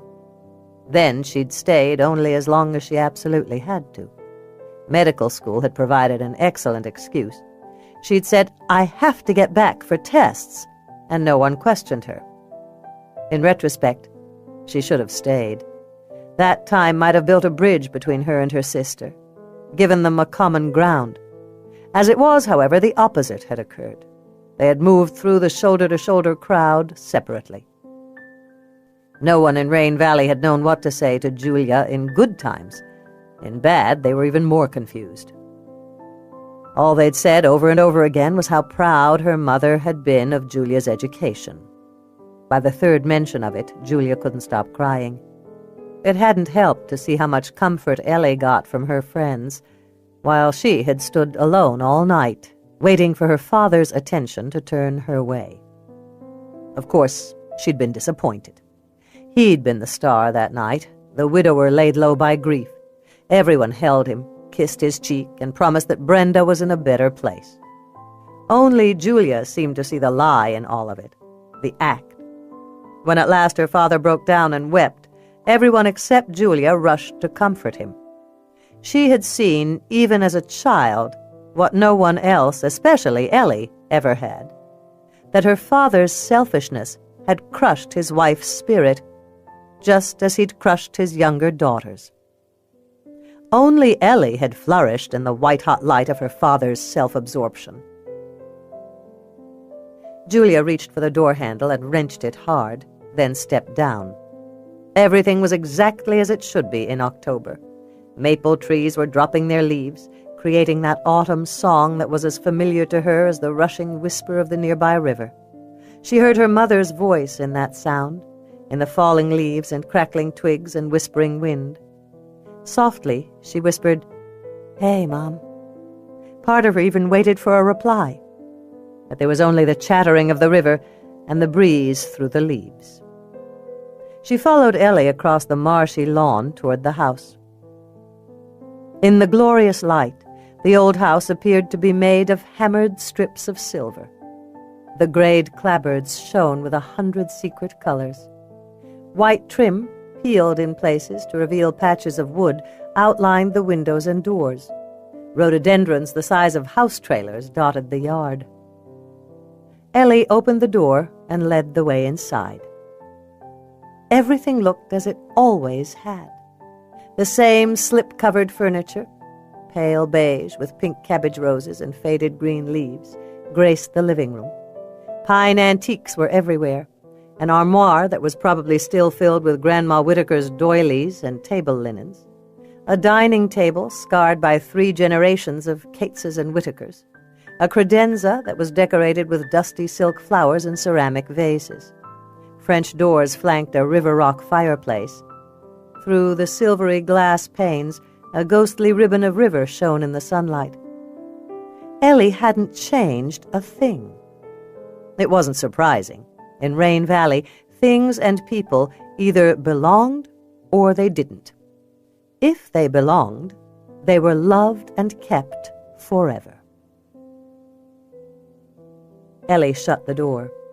Just as she said, "Brace yourself," 2 full-grown golden retrievers came thundering down the stairs. At the bottom, on the slick wooden floors, they skidded together and slid sideways, then found their footing. They barreled across the room and hit Julia like the Seahawks' front line. "Jake! Elwood! Down!" Ellie yelled in her best police voice. The dogs were clearly deaf. Julia gave them a giant shove and spun away. The dogs turned their lavish attention on Ellie, who threw herself into loving them. Julia watched the 3 of them roll around on the floor. "Please tell me they sleep outside." Ellie sat up, laughing, and pushed the hair out of her eyes. The dogs licked her cheeks. "Okay, they sleep outside." At Julia's relieved sigh, her sister said, "Not, but I'll keep them out of your room." "That's as good as it's going to get, I suppose." "It is." Ellie told the dogs to sit. On about the 12th command, they obeyed, but as soon as Ellie looked away, they started to belly crawl toward the door. "Come on, Ellie said, leading the way to the stairs. Julia dragged her suitcase up the narrow, creaking stairway. At the top, she turned right and followed her sister down the hallway to their childhood bedroom. A pair of twin beds, swaddled in pink chiffon, a pair of white-painted French provincial student desks with gold trim, a lime-green beanbag chair. Trolls and Barbies lined the white shelving. Dozens of blue and yellow Nancy Drews reminded her of nights spent reading with a flashlight.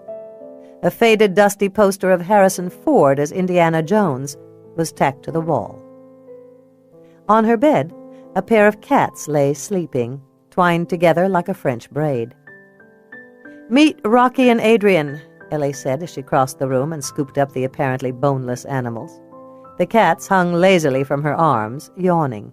She tossed them into the hallway, said, "Go to Mommy's room," and then turned to Julia. "The sheets are clean. There are towels in your bathroom.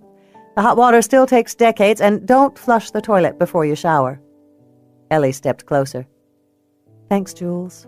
I really appreciate your coming. I know things have been bad for you lately, and, well, thanks." Julia looked at her sister. If she'd been another kind of woman, or if they'd been different sisters, she might have admitted, "I had nowhere to go, really." Instead, she said, "No problem," and tossed her suitcase into the room. "Now, tell me why I'm here." "Let's go downstairs. I'll need a beer for this story." Ellie started for the stairs, then turned back to Julia. "So will you." Julia sat in her mother's favorite chair and listened to her sister in growing disbelief. "She leaps from branch to branch like a cat? Come on, Elle. You're getting caught up in some country myth. It sounds like you've found an autistic child who simply wandered away from home and got lost." "Max doesn't think it's that simple," Ellie said, sipping her beer. They'd been in the living room for the better part of an hour now. There were papers spread out across the coffee table, photographs and fingerprint smudge sheets, and missing children reports. "Who's Max?" "He took over Doc Fisher's practice." "He's probably just over his head with this girl. You should have called the University of Washington. They'll have dozens of autism experts." "Yeah, God forbid someone smart should live in Rain Valley," Ellie said, her voice spiking up. "You're not even listening to me." Julia made a mental note to temper her comments. "Sorry. So there's more to the story than dirty hair and prodigious tree-climbing skills." "Hit me." "She won't speak. We think, Max thinks anyway, that maybe she doesn't know how. That's not unusual for an autistic. They seem to operate in a different world. Often these kids— You didn't see her, Jules. When she looked at me, I got chills. I've never seen such terror in a child." "She looked at you?" "Stared is more like it. I think she was trying to communicate something to me." "She made direct, purposeful eye contact?" "Hello, I just said that." It was probably nothing, or maybe Ellie had it wrong. Autistics rarely made purposeful eye contact. "What about her physical mannerisms, hand movements, way of walking, that sort of thing?" "She sat in that tree for hours and never moved so much as an eyelash. Think reptile stillness. When she did finally jump down, she moved with lightning speed. Daisy Grimm claimed she ran like the wind, and she sniffed everything in this weird dog-like way." In spite of herself, Julia was intrigued. She was completely soundless? Perhaps she's mute. And deaf. That would also explain her getting lost. Maybe she didn't hear people calling for her. "She's not mute. She screamed and growled. Oh, yeah, and when she thought we'd killed her wolf, she howled." "Wolf? Did I forget that part? She had a wolf pup with her. He's out at the game farm now. Floyd says he just sits at the gate and howls all day and all night." Julia leaned back and crossed her arms. Enough was enough. This had all been a ruse, another of her sister's misguided attempts to save poor little Julia. You're making this up. I wish I were. Unfortunately, it's all true. She really has a wolf pup? Yes. And are you ready for the kicker? There's more. She has a lot of scarring. What kind of scarring? Knife wounds, maybe some whipping marks, and on her ankle, ligature-type scarring. Julia uncrossed her arms and leaned forward. You better not be pulling my chain. This is a big deal. I know. Julia's mind ticked through dozens of possibilities. Autism, mental or developmental delays, early onset schizophrenia. Those were the easy, purely internal answers. But there could be something darker here, something infinitely more unique and dangerous. It could be that this child had escaped from some terrible captor. Elective mutism would be a common response to that kind of trauma. In any case, the kid would need help, and not just any psychiatrist could handle this sort of diagnosis and treatment. Only a handful of people on the West Coast specialized in this sort of thing. Fortunately, she was one of them. She really touched me, Jules. I'm afraid that when the bigwig authorities get involved, we'll lose her. They'll warehouse her in some state institution until we find her parents. I don't think I could live with that. There's something so broken and sad about this kid. I don't know if anyone has ever fought for her. With you, we could make a case for treating her while we search. No one could deny your credentials. And there it was, the reminder. Julia said softly, Have you been watching the news, Elle? I'm hardly at the top of anyone's list. Your state bigwigs might not be too impressed with me. Ellie looked at her. As always, there was a directness in Ellie's eyes that was vaguely disconcerting. Her sister was one of those rare people who made up her mind easily, stuck with her decision, and fought to the end for her beliefs. Actually, it was one of the few things they had in common. Since when have I cared what other people think? You're the one we want to save this girl. Thanks, Elle. Julia's voice was quieter than she'd expected, less certain than usual. She wished she could tell Ellie what this meant to her. Ellie nodded. I just hope you're as good as you think you are. I am. Excellent. Now go take a shower and unpack. I told Max we'd meet him at the hospital before 4. 30 minutes later, Julia was showered, made up, and dressed in a well-worn pair of flare-legged jeans and a pale green cashmere sweater. She was trying not to be too excited about seeing the so-called flying wolf girl, but she couldn't quite manage her usual calm.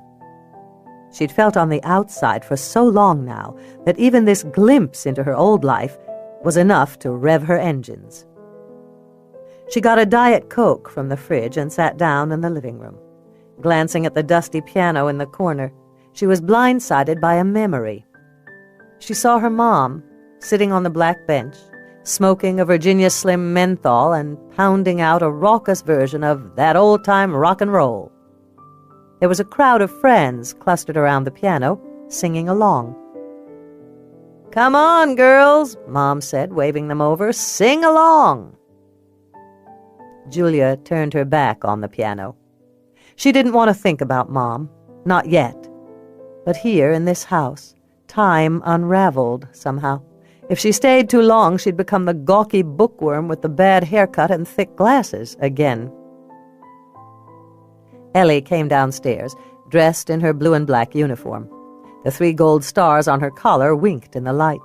Even in the bulky outfit, she looked petite and beautiful. You ready? Julia nodded and grabbed her purse. The few miles passed in a surprisingly companionable conversation. Julia remarked on the changes that had taken place. The stoplight, the new bridge, the closure of Hamburger Haven. Ellie pointed out how much had stayed the same. Finally, they turned a corner, and the county hospital came into view. The modest cement building was tucked at the back of a mid-sized gravel parking lot. A single ambulance was parked to the left of the emergency entrance. The 2-story building was dwarfed by the bank of magnificent evergreen trees behind it. Right now, the street lamps were coming on. Every few seconds, a beam of light pulsed through the parking lot, illuminating the tiny droplets of mist that couldn't quite be called rain.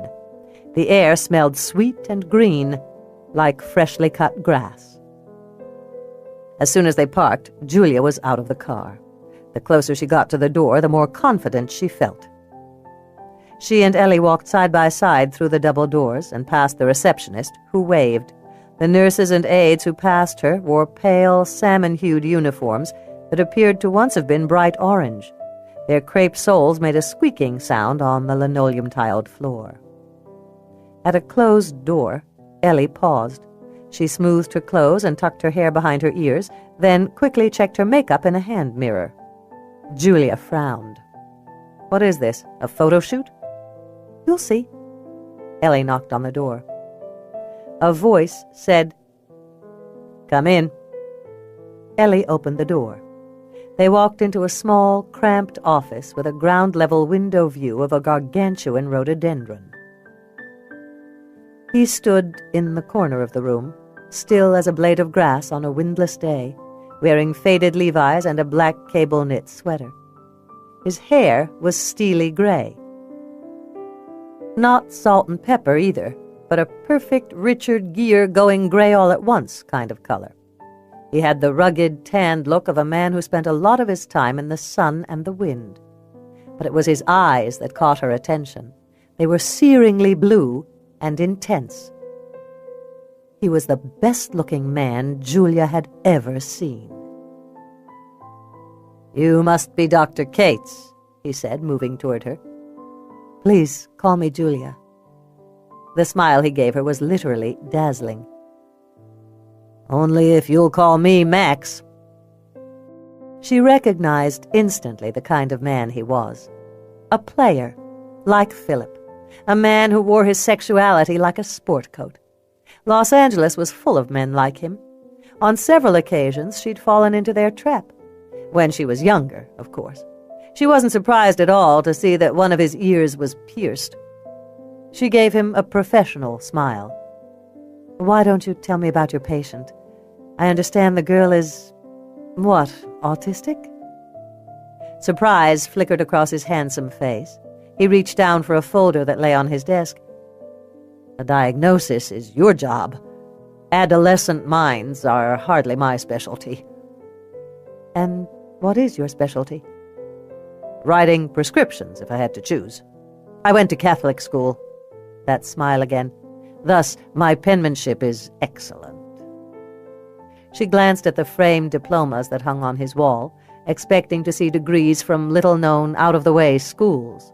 Instead, he had an undergraduate degree from Stanford and a medical degree from UCLA. She frowned. What in the world was this guy doing here? Running away. That had to be it. Rain Valley newcomers pretty much fell into two groups, people running away from something and people running away from everything. She couldn't help wondering which category he fell into. She looked up suddenly and found him studying her closely. "Come with me," he said, taking her by the arm. Julia let him lead her down the wide, white hallway. Ellie was on his other side. After a few more turns, they came to a big picture window that showcased some kind of child care center. There they stopped. Max stood so close to Julia they were nearly touching. She took a step sideways to put space between them. The room beyond the glass was an ordinary-looking playroom with a small table and chairs, a wall of cubbies filled with toys and games and books, a sink and counter area, a row of empty cribs, and a hospital bed. "Where is she?" Max nodded. "Watch." In silence, they waited for something. Finally, a nurse walked past them and entered the playroom. She set a tray of food down on the table, then left. Julia was about to ask a question when she saw a flash of movement under the bed. She leaned forward. Her breath clouded the glass. She wiped it away impatiently and eased back.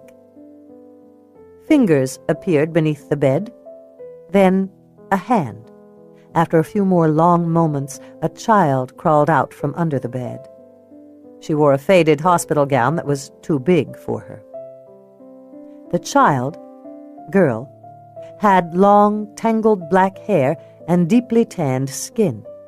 Even from this distance, the silvery network of scars along her arms and legs were visible. Her body was hunched over, as if she'd be more comfortable on all fours. After every step, she paused, going utterly still except for a quick, furtive cocking of her head. She sniffed the air, seeming to follow the scent to the food. Once there, at the table, she descended on the food like a wild animal. While she ate, she never relaxed, never stopped scanning the room and sniffing the air. Julia felt a chill move down her spine. She reached down and quietly opened her briefcase, pulling out a notepad and pen. As she observed the girl, she began making notes. "What do we know about her?" "Nothing," Ellie answered. "She just walked into town one day. Daisy Grimm thinks she came looking for food." "From which direction?" It was Max who answered. "From the woods." The woods. Julia remembered the Olympic National Forest. Hundreds of thousands of acres of mossy darkness. Much of it was still unexplored. It was the realm of myth and legend, where signs and wonders existed. Land of the Sasquatch. "We think she was lost there for a few days," Ellie said. Julia didn't respond. This was more than a lost day or two in the national park. "Has she spoken?" Max shook his head. "No. We don't think she understands us, either. She spends all her time under the bed. We bathed and diapered her when she was unconscious, but we haven't been able to get close enough to change the diapers. She's made no attempt to use the toilet." "Well," Julia said, feeling a rush of adrenaline, "let's see what we're dealing with, shall we?" She turned to her sister. "Go to the cafeteria. Get me a sampling of chocolates and fudges, also a slice of apple pie and a piece of chocolate cake." "Anything else?" "Dolls. Lots of them. Preferably with clothes that come on and off, but not Barbies, cuddly dolls. And a stuffed animal. You said she was with a wolf pup, right? Get me a stuffed wolf." "Gotcha. Back in a bit." Ellie turned and hurried off.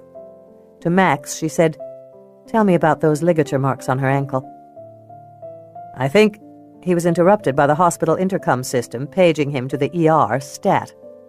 He handed her the file. "It's all in here, Julia, and it isn't pretty. If you want to get together later to discuss—" "The chart is fine for now, thank you." She flipped open the folder and began reading. She barely noticed when Max left her. The entire first page was a catalogue of the child's extensive scarring, including what appeared to be a poorly healed knife wound on her left shoulder. Max was right. Whatever had happened to this child, it wasn't pretty. 5. On leaving the hospital, Ellie wasn't surprised to find a crowd outside. They were standing in formation, like a landing party from a distant era, with the Grimm sisters positioned at the front in a loosely formed triangle. As always, Daisy was in the lead. Today she wore a floral house dress beneath a heavy sweater. Green rubber boots ended an inch below her knees and 2 inches below the eyelet hem of the dress. Her dove-gray hair was pulled back into a bun so tight it caused her eyes to tilt slightly up. The ever-present daisy necklace and earrings dwarfed her pale, wrinkled face. "Chief Barton," Daisy said, moving regally forward, or at least as regally as one could move in rubber boots, carrying her dead husband's ashes in an urn. The Cowichan sweater she wore, a bulky gray and white Native American design, was at least 2 sizes too big. "We heard you were headed this way." "Ned saw you turn off the highway. He called Sandy, who saw you turn onto Bay Road," Violet said. nodding with each word as if the motion were necessary punctuation. "What's the story, Chief?" someone yelled from the back of the crowd. Ellie was pretty sure it was Mort Elzick, the local reporter who'd broken the story in this morning's paper. "Hush, Mort," Daisy said sternly, using her former principal's voice to full effect. "We've rallied the town, Chief, just like you ordered. Folks really came through. We have toys and books and games and clothes, even a scooter. That child will want for nothing. Shall I take them to her hospital room?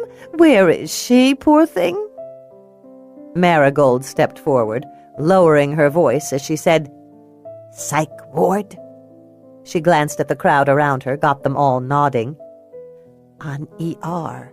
They always get a consult from psych." "What happened to the wolf?" It was Mort again, trying now to push through the crowd. Suddenly, everyone was talking. Daisy couldn't stop them, and Ellie didn't try.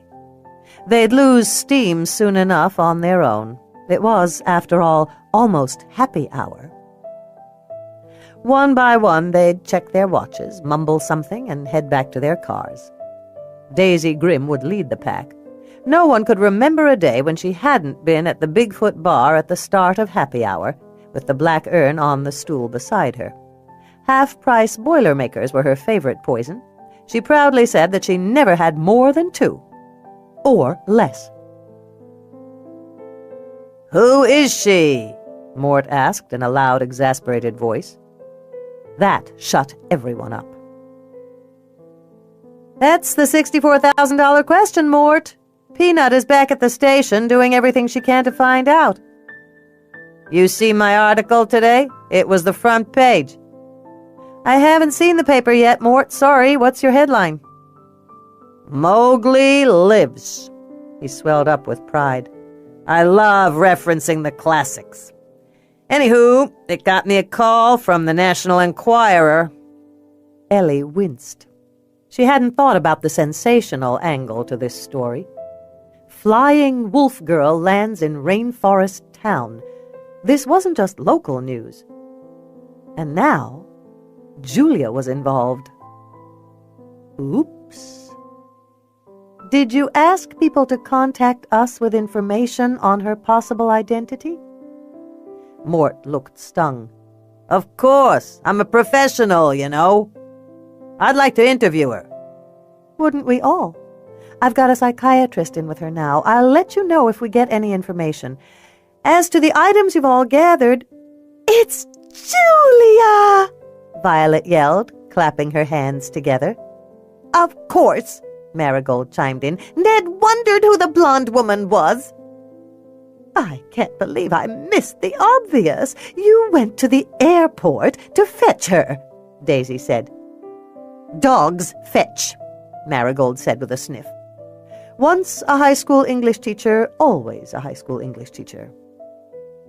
Mort started to bounce up and down like a kid at the front of the Pirates of the Caribbean line. "I want to interview your sister." "I have not confirmed that Julia Cates has been contacted in this case, nor that she is here." Ellie looked directly at Mort. "Is that clear? I don't want to see her name in print." "Maybe if you promised me an exclusive—" "Stop talking." "But—" Daisy whopped him in the back of the head. "Mort Elzick, don't you even think of disobeying Ellie. Your mother would turn in her grave at the very thought, and Lord knows I'll call your daddy." "Don't break that story, Mort." Ellie added, "Please," because they both knew he could do what he wanted. But they had decades of history between them. At times like this, they were more high school newspaper geek and homecoming queen than reporter and police chief. In small towns, the social dynamic was like concrete. It set early and hard. "Okay," he said, drawing the word out into a whine. Ellie smiled. "Good." Daisy said, "What do we do with the supplies, Chief?" "Thank you, Daisy. Why don't you put everything in my carport? Be sure and get every donor's name. I'll want to tell them thanks." Marigold patted her vinyl notebook. Already done. Ellie nodded. Good. I knew I could count on you all. Now I'd best get to work. We've got an identity to track down. Thanks for all your help. That kid was lucky to stumble into our town. We'll take care of her, someone said. Ellie headed across the parking lot. She could hear the buzz of gossip behind her. It grew softer with each step. Tonight, at both the Bigfoot and the Poorhouse, speculation would be served more often than pitchers of Olympia beer. The subjects would be Julia and the Wolf Girl in equal proportions. She should have seen it coming. Julia had always been different in a town that prized sameness. A quiet, gawky girl who'd somehow been born into the wrong family, and then, unimaginably, proven that she was practically a genius. The townspeople hadn't known what to make of her when she belonged here. God knew they wouldn't know what to say to her now. Ellie climbed up into her mom's old Suburban, Madge to those in the know, and drove back to the station house. All the way there, she added things to her mental to-do list. Today was the day she'd find the girl's identity. It had to be. Either someone would read a newspaper and come forward, or, and this was the best answer, she would find the answer in the cold case files and become a hero. Ellie parked in her spot and went into the station. Viggo Mortensen stood in her office, not in the flesh, of course, a cardboard cutout of him in full Lord of the Rings regalia. A white construction paper dialogue bubble had been taped next to his lips. It read, "Forget Arwen, it's you I want." Ellie burst out laughing. Peanut came around the corner and walked into the office, holding 2 cups of coffee. "How did you know I'd need this today?" Ellie said. Peanut handed her a cup of coffee. "A good guess." "And Aragorn, where was he hiding?" "In the projection booth at the Rose Theater. Ned loaned him to me." "So I have to return him?" Peanut grinned. "Tomorrow. Maybe the next day. I told Ned it'd be a while, seeing how badly you need a man in your bedroom. Ned said cardboard was better than nothing." Ellie couldn't help smiling. "Thanks, Peanut." Then she thought of her to-do list, and it was easy to let go of that smile. "Well, I guess we'd best get to work." Peanut reached down to her cluttered desk and pulled up a single sheet of paper from the mess. "Here's where we are so far." She put on her rhinestone-encrusted Costco reading glasses. "The Center for Lost and Missing Children is running a database search. Their first pass brought up over 10,000 potential matches. They're trying to narrow it down. Her exact age would help." Ellie slowly sat down. Her dream of heroism fizzled like an old balloon. 10,000 missing girls? God help us, Peanut. It would take us decades to go through all that information. Get this, Elle. There are 800,000 missing children cases a year in this country. That's almost 2,000 a day. Statistically, 50% of them will be white girls kidnapped by someone they know. Is she white, for sure? Yes. Ellie felt overwhelmed suddenly. Did the FBI get back to us? They're waiting for proof of kidnapping or a solid identification. It could just be a lost girl from Mystic or Forks. Technically, we have no proof of a crime yet. They recommend we canvass the town again. And the DSHS is putting pressure on us to identify a temporary foster parent. We'll need to get on that. She can't stay in the hospital forever. Did you call the Laura Recovery Center? And America's Most Wanted. And the Attorney General. By tomorrow, this girl is going to be front-page news. Peanut's face pleated into worried folds. It won't be easy to hide Julia. This story was going to be a hurricane of publicity, no doubt about it. And once again, Dr. Julia Cates would be in the eye of the storm. "No," Ellie said, frowning. "It won't." Girl is coiled up like a young fern in this too-white place. The ground is cold and hard. It makes her shiver sometimes and dream of her cave. While she was asleep, the strangers changed her. She smells now of flowers and rain. She misses her own scent. She wants to close her eyes and go to sleep, but the smells in here are all wrong. Her nose itches most of the time, and her throat is so dry it hurts to swallow. She longs for her river and the roar of the water that is always leaking over the steep cliff not far from her cave. She can hear the sun-haired her breathing and her voice. It is like a thunderstorm, that voice, dangerous and scary. It makes her scoot closer to the end of the place. If she were a wolf, she could burrow through it and disappear. The idea of that makes her sad. She is thinking of her, of him even, of Wolf. Without them, she feels lost.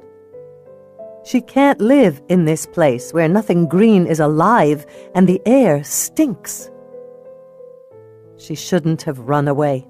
Him always told her it was cold and bad beyond their wood, that she had to stay hidden because in the world there were people who hurt little girls worse than him did. Strangers. She should have listened, but she'd been so scared for so long. Now she will be hurt worser than the net. They are waiting to hurt her when she comes out, but she will be too small for them to see.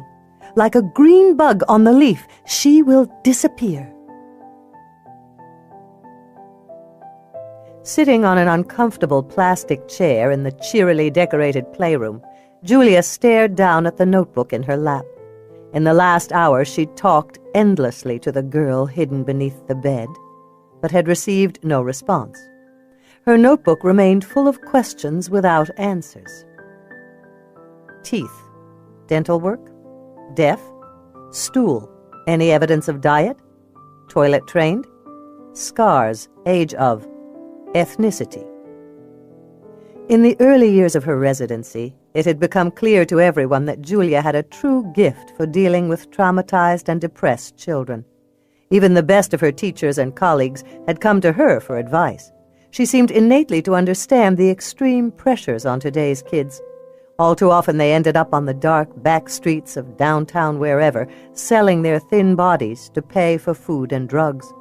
She knew how exploitation and abuse and alcohol marked a child, how families lost their elasticity and snapped apart, leaving each member adrift and searching.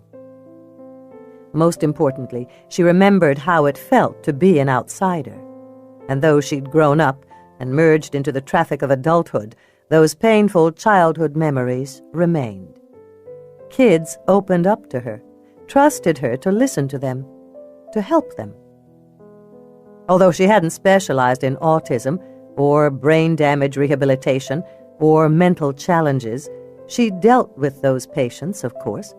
She knew how autistics functioned and reacted. She knew, too, how profoundly deaf children acted before they'd learned sign language.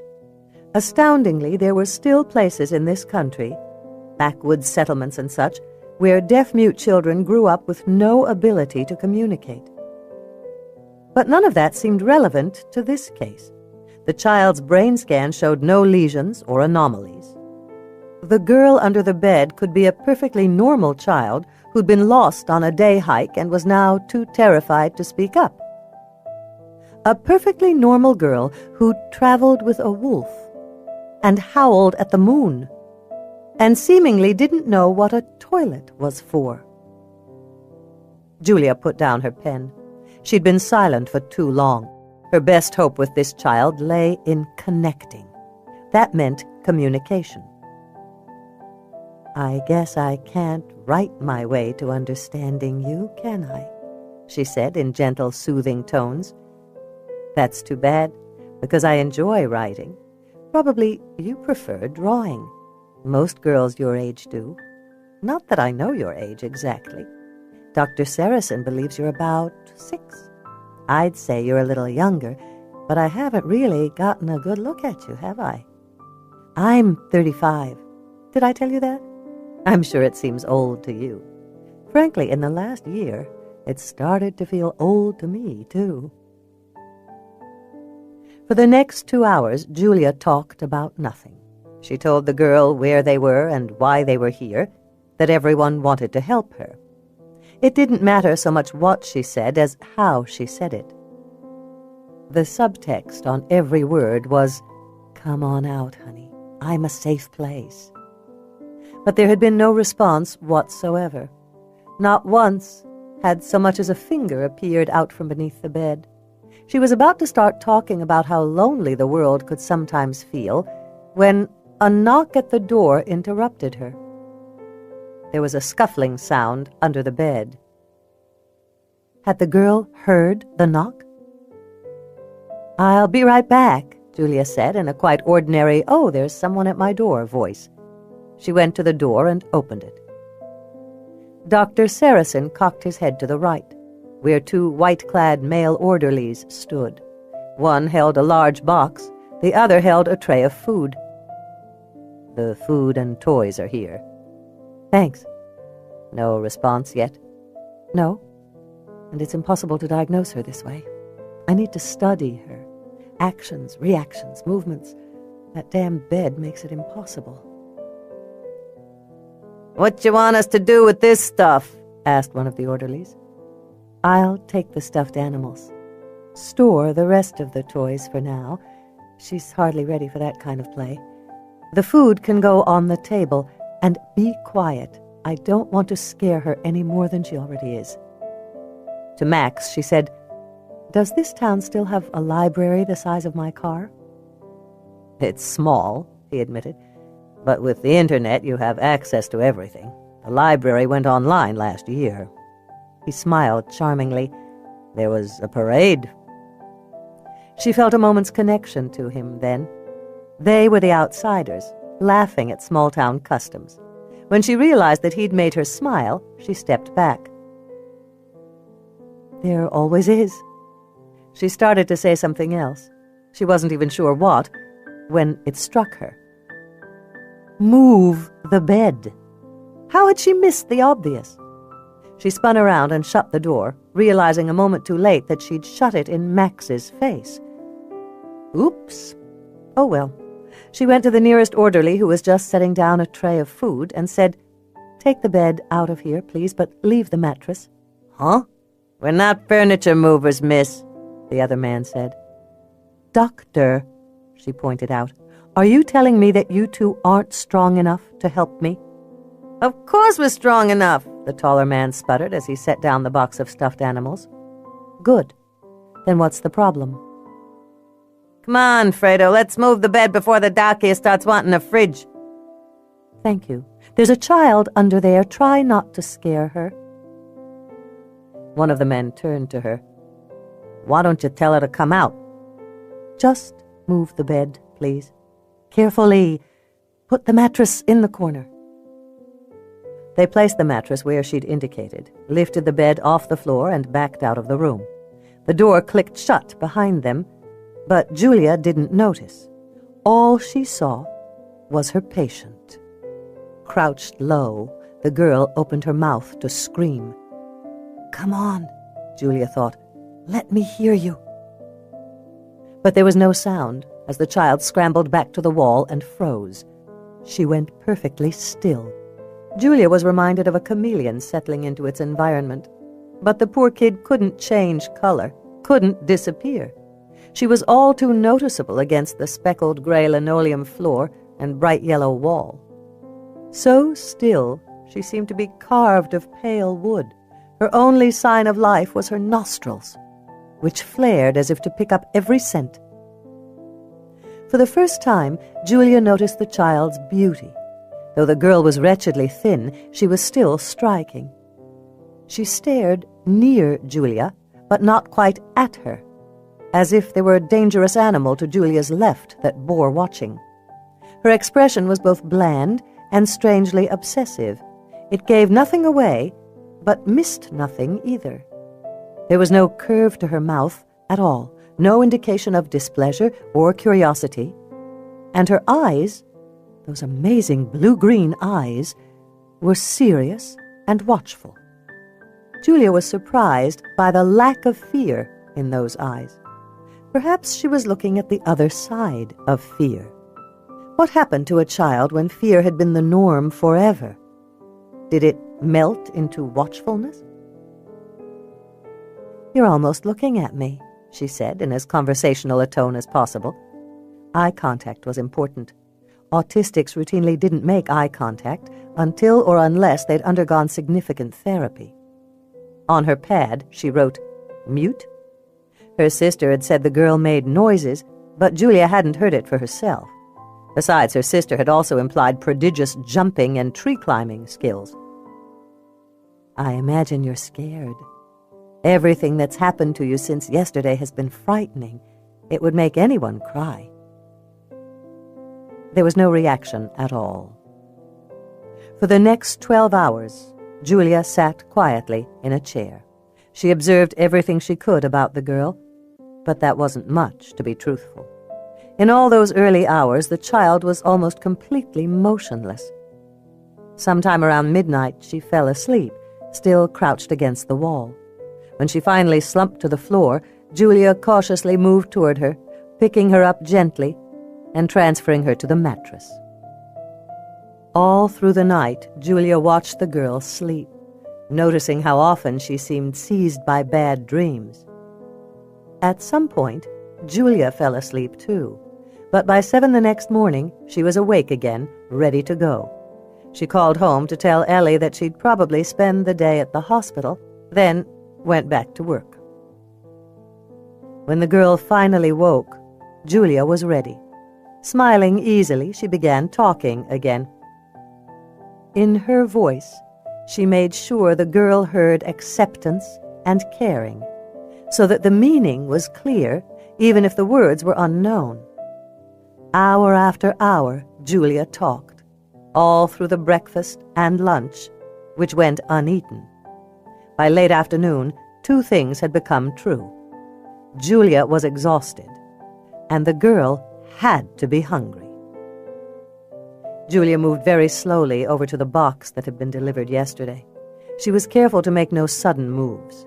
She talked in a steady, soothing cycle of words, as if the child's silence were the most natural thing in the world. "How about if we look through this stuff now and see if you like any of it?" She opened the box. A stuffed gray wolf pup lay on a pile of other plush toys and folded clothes. She picked it up and then went to the next box. Still smiling, she started to unpack it. "The people of Rain Valley sent you this stuff because they're worried about you. I'm sure your parents are worried, too. Maybe you got lost. That wouldn't be your fault, you know, and no one would be mad at you." She glanced back at the girl who was sitting up on the mattress now, perfectly still, staring just past Julia. The window, Julia realized. The girl hadn't taken her gaze away from the window. Though the glass wasn't big and didn't reveal much of the outside world, there was a patch of blue sky and the green tip of a fir branch. "You're wondering how to get out there, aren't you? I'd like to help you get home. Would you like that?" There was no reaction, not even to the word home. Julia grabbed a big book off the shelf and dropped it on the floor. It hit with a loud thwack. The girl flinched. Her eyes widened. She glanced at Julia for a heartbeat, then scurried over to the corner. "So, you can hear. That's good to know. Now I need to figure out if you can understand me. Are you hearing words or sounds, little girl?" Cautiously, she moved toward the child. All the while, she was waiting for a flicker in the eyes, an acknowledgement that she was being approached. There was none, But when Julia was about 8 feet away, the girl's nostrils flared. A tiny whimpering sound leaked past her lips. The tension in her laced fingers turned the tanned skin almost white. Julia stopped. "That's close enough, huh? I'm scaring you." "That's good, actually. You're responding normally to this strange environment." She bent down very slowly and tossed the stuffed animal to the girl. It landed right by her side. "Sometimes a soft toy can make us feel better. When I was a girl, I had a pink teddy bear named Tink. I took her everywhere." She went back to the table and set the box on the floor, then sat down. A moment later, there was a knock at the door. At the sound, the girl scrambled farther into the corner, crouching down to appear as small as possible. "It's just your dinner. I know it's early, but you have to be hungry. I'm not leaving you to eat alone. You might as well understand that now." She opened the door, thanked the nurse for the food, then returned to the table. The door clicked shut again, leaving Julia and the child alone. As Julia unpacked the food, she kept up a steady stream of conversation. Nothing too personal or intense, just words. Each one of them was an invitation that came back unopened. Finally, she pushed the box aside. On the table, there was now an array of kid-friendly food. Macaroni and cheese, from a box just the way kids liked it. Glazed donuts, brownies, chicken tenders with ketchup, milk, Jell-O with fruit chunks, cheese pizza, and a hot dog with fries. The tempting aromas filled the small room. "I didn't know what you liked, so I pretty much ordered everything." Julia reached over and plucked a donut off the red plastic plate. "I can't remember the last time I had a glazed donut. They're not good for you.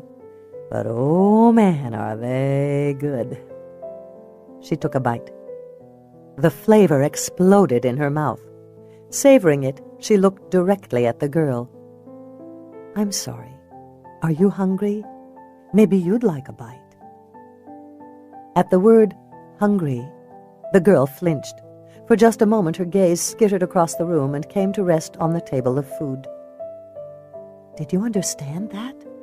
Julia said, leaning ever so slightly forward. "Do you know what hungry means?" The girl looked at her for a moment. It lasted less than a breath, but Julia felt its impact all the way to her toes. Understanding. She'd bet her degrees on it.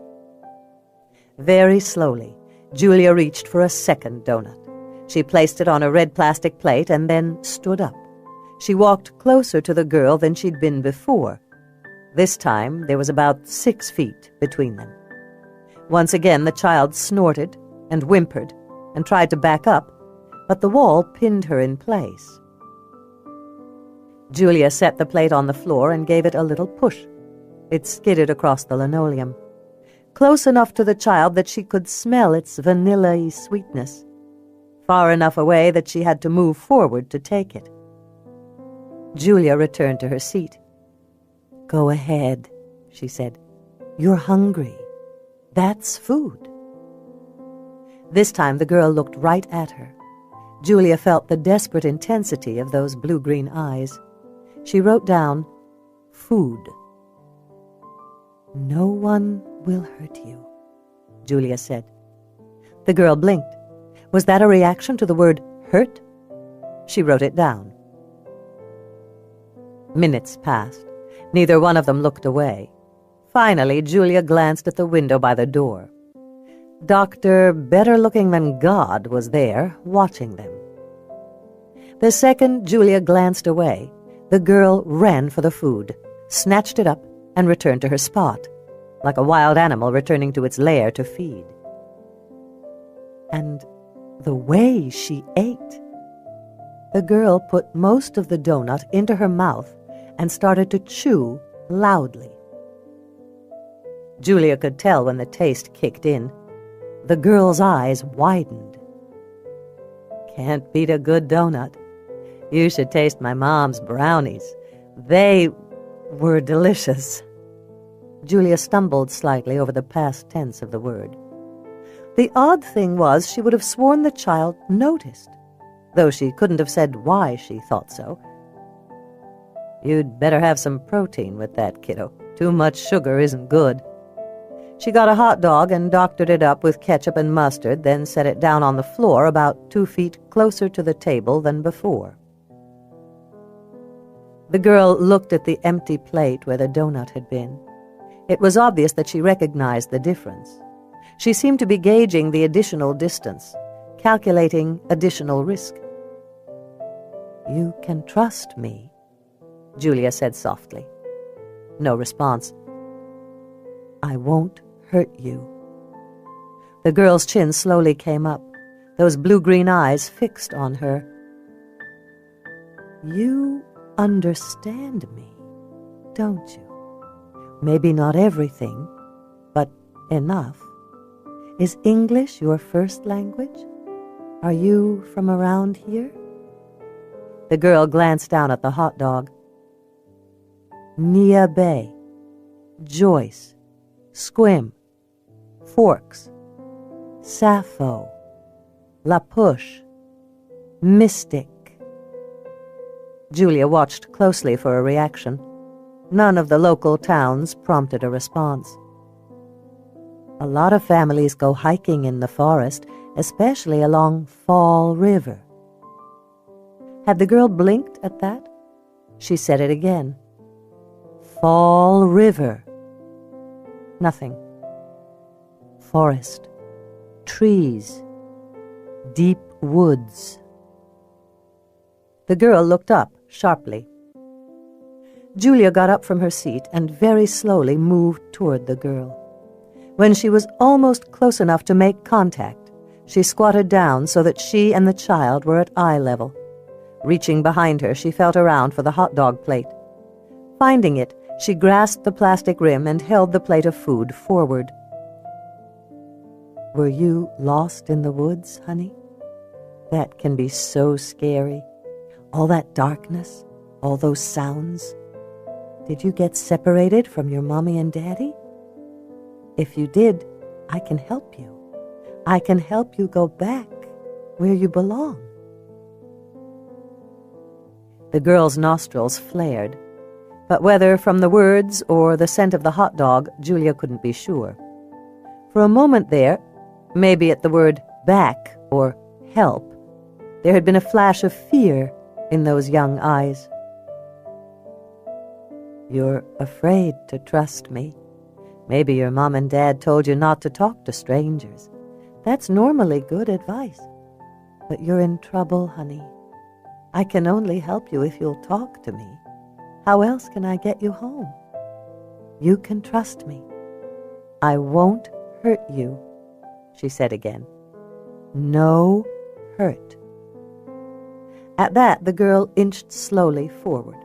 Not once did her gaze waver or lower. She stared directly at Julia as she scuttled forward in her awkward crouch. "No hurt," Julia said again as the girl neared. The child was breathing fast. Her nostrils were blowing hard. Sweat sheened her forehead. She smelled vaguely of urine because of the diapers they'd been unable to change. The hospital gown hung slack on her tiny body. Her toenails and fingernails were long and still slightly grimy. She reached for the hot dog, grabbed it in her hands. She brought it to her nose, sniffed it, frowning. "It's a hot dog," Julia said. "Your parents probably brought them on the camping trip. Where did you go on that trip? Do you remember? Do you know the name of your town? Mystic? Forks? Joyce? Where did your daddy say you were going? Maybe I could go get him." The girl attacked her. It happened so fast that Julia couldn't respond. 1 second she was sitting there talking softly. The next she felt herself falling backward, hitting her head on the floor. The girl jumped on Julia's chest and clawed at her face, screaming unintelligible words. Max was there in an instant, pulling the girl off Julia. Dazed, Julia tried to sit up. She couldn't focus. When the world finally righted itself, she saw Max sedating the child. "No!" Julia cried, trying to get to her feet. Her vision blurred. She stumbled. Max was back at her side, steadying her. "I've got you." Julia wrenched away from him and fell to her knees. "I can't believe you sedated her. Damn it! Now she'll never trust me." "She could have hurt you," he said in an irritatingly matter-of-fact voice. "She's all of what, 45 pounds? Her cheeks hurt. So did the back of her head. She couldn't believe how fast the attack had come on. She let out a shaky breath and glanced around the room. The girl lay on a mattress by the back wall, asleep. Even in slumber, she was curled into a tight ball, as if the whole world could hurt her. Damn it! How long will she sleep? Not more than a few hours. I think she was looking for a weapon when I came in. If she'd found one, she could have really hurt you. Julia rolled her eyes. No doubt he was one of those people whose lives had never been touched by violence of any kind. It's hardly the first time I've been attacked by a patient. I doubt it'll be the last. Part of the job description.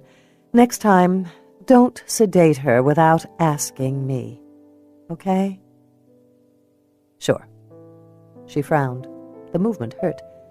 The question is, what did I say? What do you mean? You saw her. She was fine. I thought maybe she was even understanding a few words.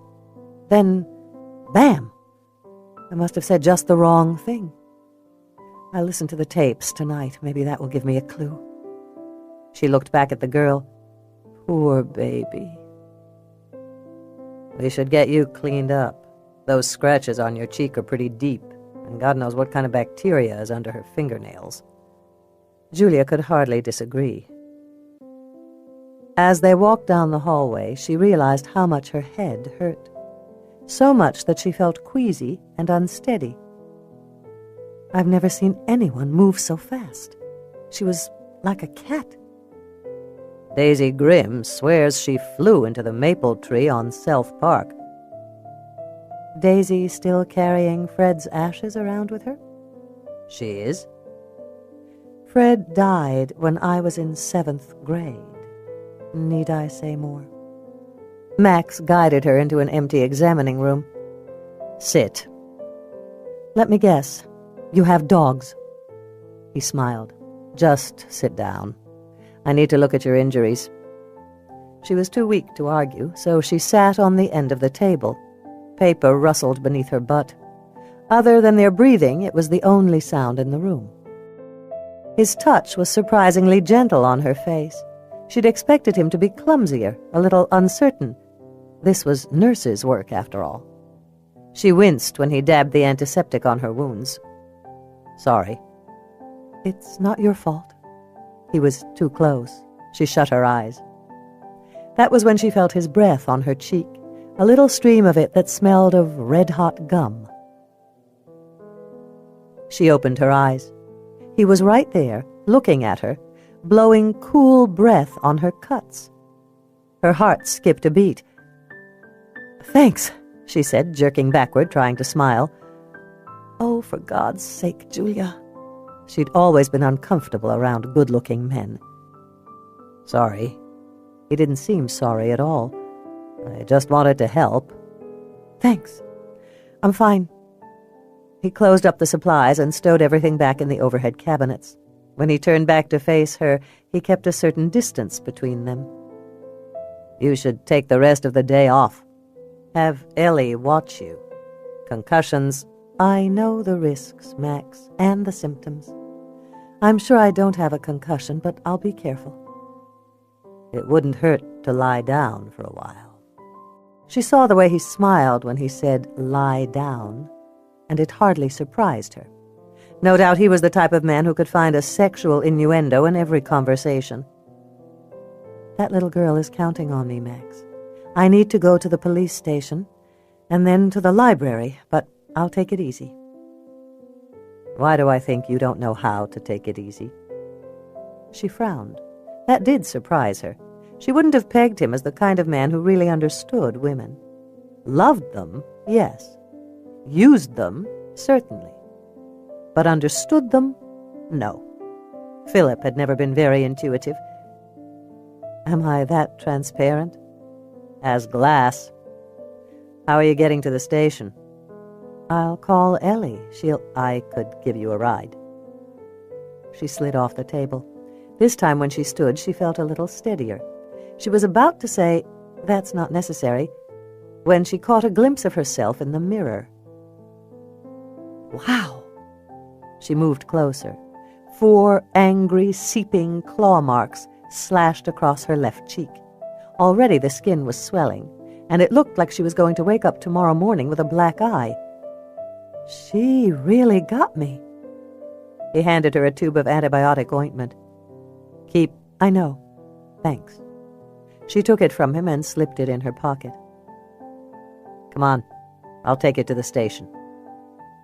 Instead of arguing, she fell into step beside him. But not too close. 6. "Are you sure this is how it's done?" Peanut asked for at least the 10th time in as many minutes. "Do I look like Diane Sawyer?" Ellie responded sharply. Whenever she got nervous, she got snippy, and this was her first press conference. She needed to do everything right, or she'd come off looking like an idiot. And if there was one thing Ellie hated, it was looking and feeling stupid. That was why she'd left college. It was better to quit than to fail. "Ellie, are you having a meltdown?" "I'm fine." The police station had been transformed into a makeshift press room. They'd pushed their desks to the perimeter of the room. 10 chairs had been set up and 2 rows of 5 each in the middle. A podium, dragged from the Rotary Club storeroom, had been placed in front of them. Cal sat at his desk answering the phones. Peanut stood in the hallway surveying the setup. For some bizarre reason, she was certain she knew how to manage this. As if. Ellie, at least, had some media experience. Her Uncle Joe had held a press conference once, back when she was a new recruit. Her ex, Alvin, had sworn he'd seen Bigfoot. A few local papers and one tabloid had shown up. And so had Alvin, drunk as a parolee. Ellie checked the chairs again. On each metal seat was a flyer held in place by a small stone. She was rereading the statement she'd prepared when Earl walked into the station. He was in full dress uniform, with his few remaining strands of hair shellacked in place. He seemed taller. Lifts in his shoes. The realization made her smile. Not that she could tease him much. She'd applied a pretty healthy amount of makeup herself. It was her first time on television, and she wanted to look good. "Hey, Earl, you ready for the hoopla?" He nodded. His Adam's apple bobbed up and down his thin throat. "Myra pressed my uniform. She said a man on television needed knife pleats on his pants." "That's a good woman you married, Earl." "Yes, it is." Ellie went back to reading. She concentrated on each word, trying to memorize her lines. She barely looked up as reporters streamed in and sat down. By 6 o'clock, all of the chairs were filled. Photographers and videographers stood behind the rows of chairs. "It's time," Peanut said, coming up to her. "And you have lipstick on your teeth." Perfect. Ellie wiped her teeth and leaned forward, tapping the microphone. It thumped and whined. Sound ricocheted through the room. Several people covered their ears. "Sorry." She eased back a little bit. "Thank you all for coming. As most of you know, we need your help. A young girl has arrived in Rain Valley. We have no idea who she is or where she is from. Our best estimates put her age at somewhere between 5 and 7 years. On your seats, you'll find an artist's sketch. She has black hair and blue-green eyes.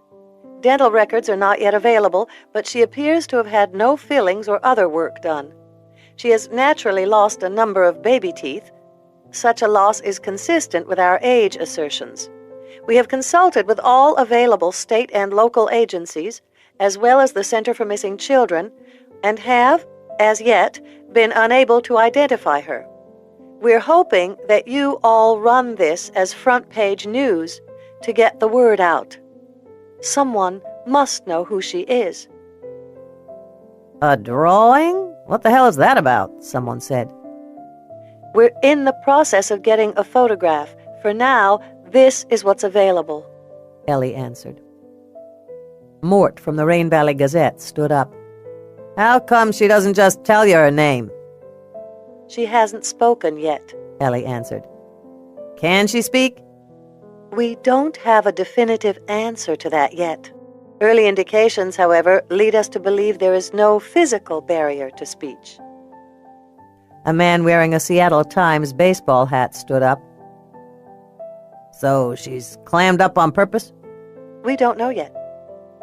Is she wounded or ill? Or crazy? Ellie was formulating her answer when Earl stepped to the microphone and said, We've got a famous psychiatrist. Ellie kicked him hard. Our very best doctors are taking care of her, she said. That's all we have for now. Hopefully someone will come forward who can answer some of these thorny questions for us. I heard she had a wolf pup with her. This from a woman near the back. And that she jumped from a branch that was 40 feet in the air, someone else added. Ellie sighed. Let's not get carried away by small-town rumors. The point is the identification of this child. You're not giving us much to go on, someone said. Ellie had said everything she had to say, but the questions just kept on coming. Her personal favorite, this from Mort. Are you sure she's human? From there, it was all downhill. You're lucky it was raining this morning when I left the house. Otherwise, I'd have my motorcycle, Max said, opening the passenger door of his truck for her. Let me guess, she said as he got into the driver's seat and started the engine. Harley-Davidson. How'd you know? The pierced ear. I'm a shrink, remember? We tend to notice the little things. He drove out of the parking lot. Oh, do you like bikes? The ones that go 70 miles an hour? No. Too fast, too free, huh? She stared out the window at the passing trees, wishing he would slow down. Too many organ donors. Several blocks passed between them in silence.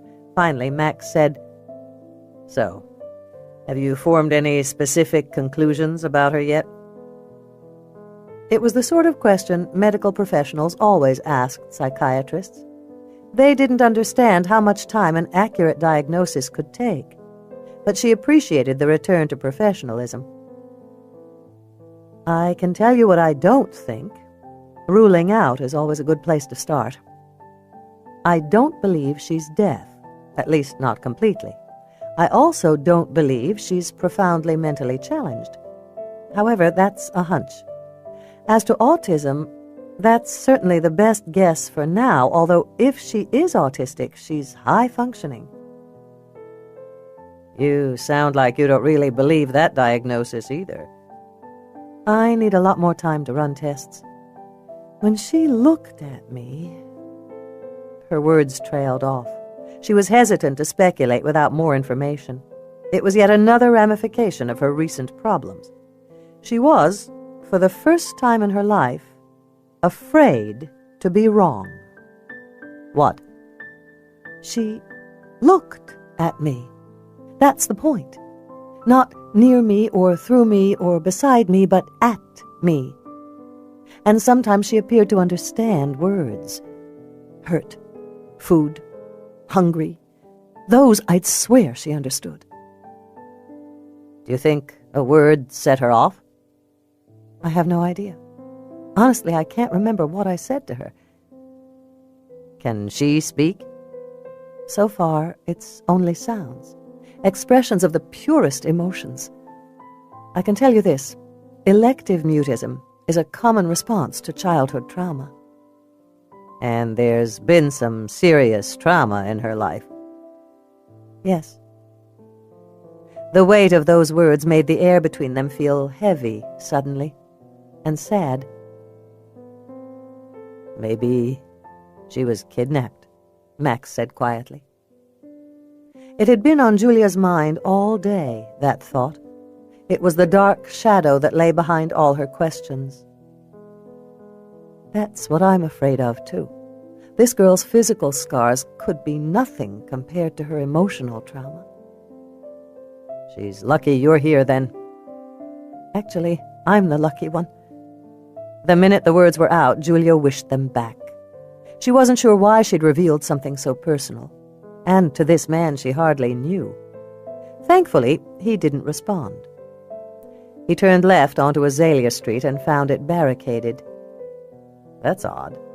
Another broken water main, most likely. He backed out and drove a block down Cascade, then parked. I'll walk you in. That's hardly necessary. I don't mind. Julia didn't want to make a big deal out of it, so she nodded. They walked down the quiet tree-lined street toward the police station. It's beautiful here, she said. I'd forgotten, especially in the fall. She was just about to remark on the brightly colored leaves when she turned the corner and saw the reason for the barricade. The street was clotted with news vans. Dozens of them. "Stop!" she said quickly, realizing a moment too late that she'd screamed the word at Max. She spun around so fast she ran into him. His arms curled around her, steadied her. If the press saw her now, with her battered face, they'd have a field day, especially when they found out that her own patient had injured her. The station's right there. The front door. I know where the damned front door is. I need to get out of here now. He saw the news vans and made the connection. When he looked at her, she was that doctor. "Let me go," she said, wrenching out of his arms. He pointed across the street. "That's the Lutheran church. Go on in. I'll send Ellie." "Thanks." She'd only taken a step or two when he called out her name. She turned back to him. "What?" He took a step toward her but didn't say anything. She rolled her eyes. "Just say what's on your mind, Max. Everyone has a damned opinion. I'm used to it." "Do you want me to stay with you?" Julia drew in a sharp breath and looked up at him. She was reminded suddenly of how long she'd been alone. "No, but thanks." Without looking at him again, she walked away. Max walked up the concrete steps toward the police station. As he stepped inside, the reporters turned on him like a school of barracuda. When they realized he was a nobody, they turned away. He stood by the door, waiting for the press conference to end, and thinking about Julia. In that moment when she'd seen the news vans, he'd seen the emotions flash through her green eyes. Fear, hope, despair. Her vulnerability lasted for a heartbeat, maybe less, but he saw it, and he understood. Remembered. When the media turned their white-hot light on you, there was nowhere to hide. He pushed through the waning crowd. Ellie was at the podium, standing between Earl and Peanut. He pulled her aside, said sharply, "Your sister is waiting for you in the Lutheran church." Ellie winced. She was here? She was. Shit! Max was surprised by a bolt of anger. "Here's a hint. Next time you gather the press, give her fair warning." "I didn't think I know." "What's your problem?" He could hardly answer that. "Just be more careful next time." Before she could say anything else, he walked away. Outside, he paused on the concrete steps of the city hall. All around him, reporters were talking among themselves and packing up their gear. An American flag flapped in the breeze overhead. Across the street, the white stone church sat huddled in the shade of a mammoth fir tree. When he looked closely, he saw the silhouette of a woman in the window. Julia. He used to be the kind of man who would cross the street now, go to her, and offer help. Instead, he went to his truck, climbed in, and headed for home. As he drove down Lakeshore Drive, the sun began its slow descent toward the lake. At his battered mailbox, he withdrew the usual stack of junk mail and bills, then turned onto his driveway, which was a ribbon of potholed gravel road that unspooled through a nearly impenetrable forest. These were the acres his great-great-grandfather had homesteaded more than 100 years ago, with the grandiose idea of building a world-class fishing and hunting lodge. But a single year in the wet, green darkness had changed the old man's mind. He'd cleared 2 acres out of the 100 he owned, and that was as far as he got. He moved to Montana and built his fishing lodge. In time, he forgot about these wild acres tucked deep in the woods along Spirit Lake. They were passed from eldest son to eldest son, as wills were read, until at last they came to Max. It was anticipated by the whole of his family that he would do with this land what had always been done with it: nothing. Each generation had checked on the value of the acreage.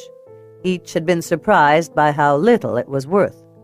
So they'd kept paying the taxes and ignoring their ownership of the land. If his life had unfolded as he'd expected, no doubt Max would have done the same. He parked in the garage beside the Harley-Davidson Fat Boy motorcycle that was his favorite toy, and went into the house. Inside, he flipped the light switches. Emptiness greeted him. There were precious few pieces of furniture in the great room. To the left was a huge pine table with a single chair at one end. A gorgeous river rock fireplace covered the eastern wall, its mantel empty of decoration. In front of it was an oxblood leather sofa, a battered coffee table, and a beautiful wooden cabinet. Max tossed his coat on the sofa, then felt beneath the cushions for a remote. Within moments, a plasma TV screen rose up from the custom-made rosewood cabinet. He clicked it on. It didn't matter what was on the screen. All he cared about was the noise. He hated a quiet house. He went upstairs, took a quick shower, and changed his clothes. He was at the steamy mirror, shaving, when he thought about her again. The pierced ear. He put down his razor slowly, staring at the tiny dot in his ear. It was barely visible anymore. He hadn't worn an earring in more than 7 years. But she'd seen it, and in seeing it, she'd glimpsed the man he used to be. "You decided to hold a press conference without warning me?" Julia couldn't help yelling at her sister. "Why not just tie a yellow ribbon around my throat and toss me to the wolves?" "How was I supposed to know you'd stop by? You never came home last night, but I'm supposed to plan around your movements. Who am I, Karnak the Magnificent?" Julia sat back in the car seat and crossed her arms. In the sudden silence, rain pattered the windshield of the police cruiser. "Maybe the media should know you're here. I'll tell them how much we believe." "You think it would be a good thing to show my face on camera? Now? My patient, a kid, mind you, beat me up. It hardly is a ringing endorsement of my skills." "That's not your fault." "I know that," Julia snapped. "Believe me when I tell you they won't." It was the same thing she'd told herself a dozen times in the last 30 minutes. For a moment there, when she'd seen those reporters, she'd considered revealing herself as the doctor on this case. But it was too early. They no longer trusted her. She needed to do something right, or they'd ruin her. Again. She had to get the girl talking. And fast. This was obviously going to be a big story for a few days. Headlines would be everywhere. People would be speculating about the girl's identity. The story would probably run that she was incapable of intelligible speech because of brain damage or unwilling to talk because of fear or trauma. Nothing seized the public attention like a mystery. The press would pull at every strand. Sooner or later, Julia knew, she would be part of the story. Ellie pulled up in front of the library. The building, an old converted taxidermy shop, sat tucked up against a stand of towering Douglas fir. Night was falling fast, so the gravel path to the door could barely be seen. "I sent everyone home for the night," Ellie said, reaching into her breast pocket for the key. "Just like you asked. And, Jules, I am sorry." "Thanks." Julia heard the wobble in her voice. It revealed more than she would have liked. And Ellie heard it.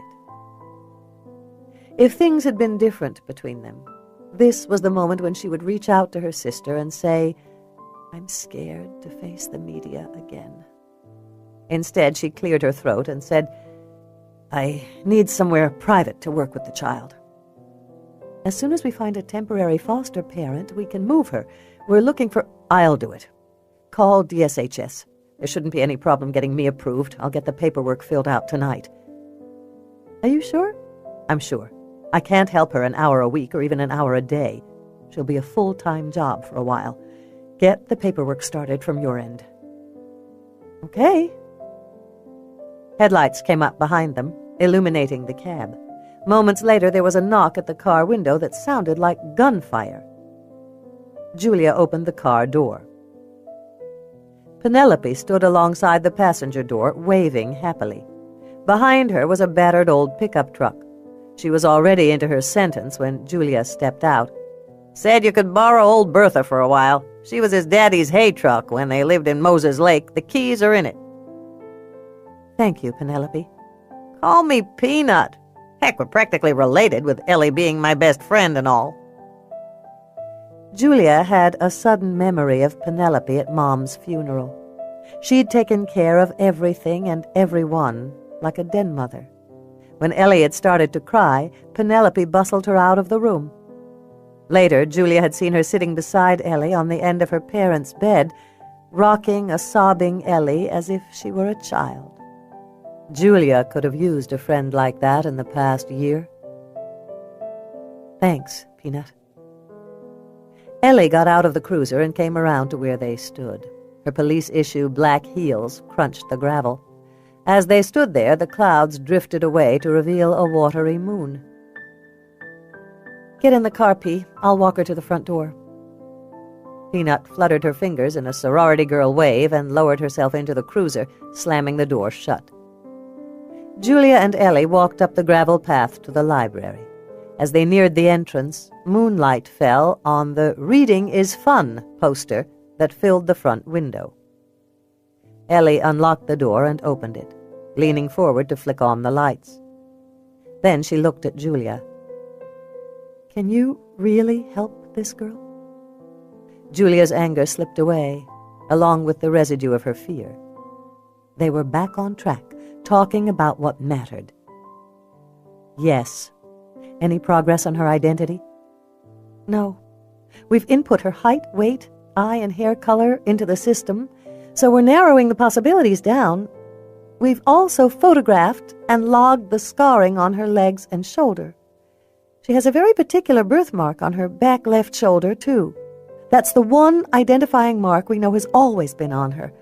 The FBI advised me to keep it secret, to weed out the kooks and crackpots.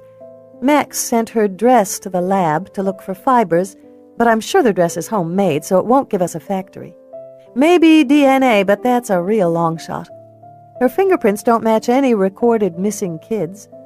That's not unusual, of course. Parents don't routinely fingerprint their kids. We've got her blood, so if someone comes forward, we can run a DNA test." Ellie sighed. "In other words, we're hoping that her mother reads tomorrow's newspaper and comes forward. Or that you can get her to tell us her name." What if it was her mother that tied her up and left her to die? Ellie's gaze was steady. It was obvious that she'd thought the same thing. They both knew that the overwhelming number of child abductions were by family members. Cases like Elizabeth Smart were incredibly rare. "Then you'd better get the truth out of her," she said quietly. "It's the only way we can help her." Nothing like a little pressure. "On both of us, believe me. Until this week, my toughest law enforcement job was taking car keys from people at the poorhouse on Friday night." "We'll take it one step at a time, I guess. First off, I need a place to work with her." "I'm on it." "Good." Julia smiled. "Don't wait up for me. I'll be home late." She stepped over the threshold and onto the serviceable brown carpeting. Ellie touched her shoulder. "Jules?" Julia turned. Her sister's face was half in shadow and half in light. "Yes?" "I believe you can do it, you know." Julia was surprised by how much that meant to her. She didn't trust her voice to sound normal, so she didn't say thank you. Instead, she nodded, then turned on her heel and went into the brightly lit library. Behind her, she heard Ellie sigh heavily and say, "I believe in you too, big sis. I know you can find the kid's family." Then the door banged shut. Julia winced. It had never occurred to her to return the sentiment. She'd always seen her sister as indestructible. Ellie had never needed approval the way she had. Ellie had always expected the world to love her, and the world had complied. It was unsettling to get a glimpse of her sister's inner nature. There was a vulnerability in there somewhere, a fragility that belied the tough girl meets beauty queen exterior. So, they had something else in common, after all. Julia walked around a grid of tables to the row of computers. There were 5 of them, 4 more than she'd expected, sitting on individual desks beneath a cork bulletin board studded with book covers and flyers announcing local events. She pulled a legal-sized yellow tablet and a black pen out of her briefcase, then scouted through the interior pockets for her handheld tape recorder. Finding it, she added new batteries, turned it on, and said, "Case File 1, patient name unknown." Clicking the stop button, she sat down on the hard wooden chair and scooted closer to the screen. The computer came on with a thump buzz. The screen lit up. Within seconds, she was surfing the net and making notes. While she wrote, she also talked into the recorder. Case number 1. Patient. Female child, age unknown. Appears to be between 5 and 7 years of age. Name unknown. Child presents with limited or no language ability. Physical assessment is severe dehydration and malnutrition. Extensive ligature-type scarring on body suggests some serious past trauma. Socialization impairment appears to be marked, as does her ability to interact in an age-appropriate manner. Child exhibited utter stillness for hours, broken by period of high excitability and irritation. Additionally, she appears to be terrified of shiny metal objects. Initial diagnosis: autism. She clicked the recorder off, frowning. It didn't feel right. She Googled autism, symptoms of, and read through the list of behaviors typically associated with autism. None of it was new information. Language delay. Some never acquire language. Lack of pleasure at being touched. Unable or unwilling to make eye contact. Ignores surroundings. May appear deaf due to ignoring of sounds or world around him or her. Repetitive physical behaviors common, i.e. hand clapping, toe tapping. Severe temper tantrums. Unintelligible gibberish. Savant abilities may develop, often in math or music or drawing. Failure to develop peer relationships appropriate to age level. The list went on. According to the DSM-IV criteria, a patient who exhibited a set number of the symptoms could reasonably be diagnosed as autistic. Unfortunately, she hadn't observed the child fully enough to answer many of the behavioral questions. Like, did the girl like to be touched? Could she exhibit reciprocal emotions? To these, Julia had no concrete answers. But she had a gut response. The girl could speak, at least some, and she could hear and understand some limited amount. Strangely, Julia was convinced that the girl's responses were normal. It was the world around her that was wrong. There was no point in running through the related diagnoses: Asperger's syndrome, Rett's syndrome, childhood disintegrative disorder, or PDD-NOS. She simply didn't have enough information. On her pad, she wrote, "Tomorrow, study social interaction, patterns of behavior, if any, motor skills." She clicked the pen shut, tapped it on the table. There was something she was missing. She went back to the computer and started searching. She had no idea what she was looking for. For the next 2 hours, she sat there, taking notes on whatever childhood behavioral and mental disorders she could find, but none of them gave her that aha moment. Finally, at around 11, she ran a Google search on lost children. That took her to a lot of television movies and kidnapping sites. That was her sister's job. She added woods to the search to see how many similar cases there were of children lost or abandoned in a forest or national park. Feral children came up. It was a phrase she hadn't seen in print since her college days. Below it was the sentence fragment, "Lost or abandoned children raised by wolves or bears in the deep woods may seem..." She moved the cursor and clicked. Text appeared on the screen. Feral children are lost, abandoned, or otherwise forgotten children who survive in completely isolated conditions. The idea of children raised by wolves or bears is prevalent in legend, although there are few scientifically documented cases. Some of the more celebrated such children include the 3 Hungarian bear boys, 17th century, the girl of Oranienburg, 1717, Peter the Wild Boy, 1726, Victor of Aveyron, 1797, Caspar Hauser, 1828, Kamala and Amala of India, 1920, Jeannie, 1970. The second most recent case listed had been in the 1990s. It featured a Ukrainian child named Oksana Malaya, who was said to have been raised by dogs until the age of 8. She never mastered normal social skills. Today, at the age of 23, she lived in a home for the mentally disabled. In 2004, a 7-year-old boy, also reportedly raised by wild dogs, was found in the deep woods of Siberia. To date, he had not learned to speak. Julia frowned and hit the print key.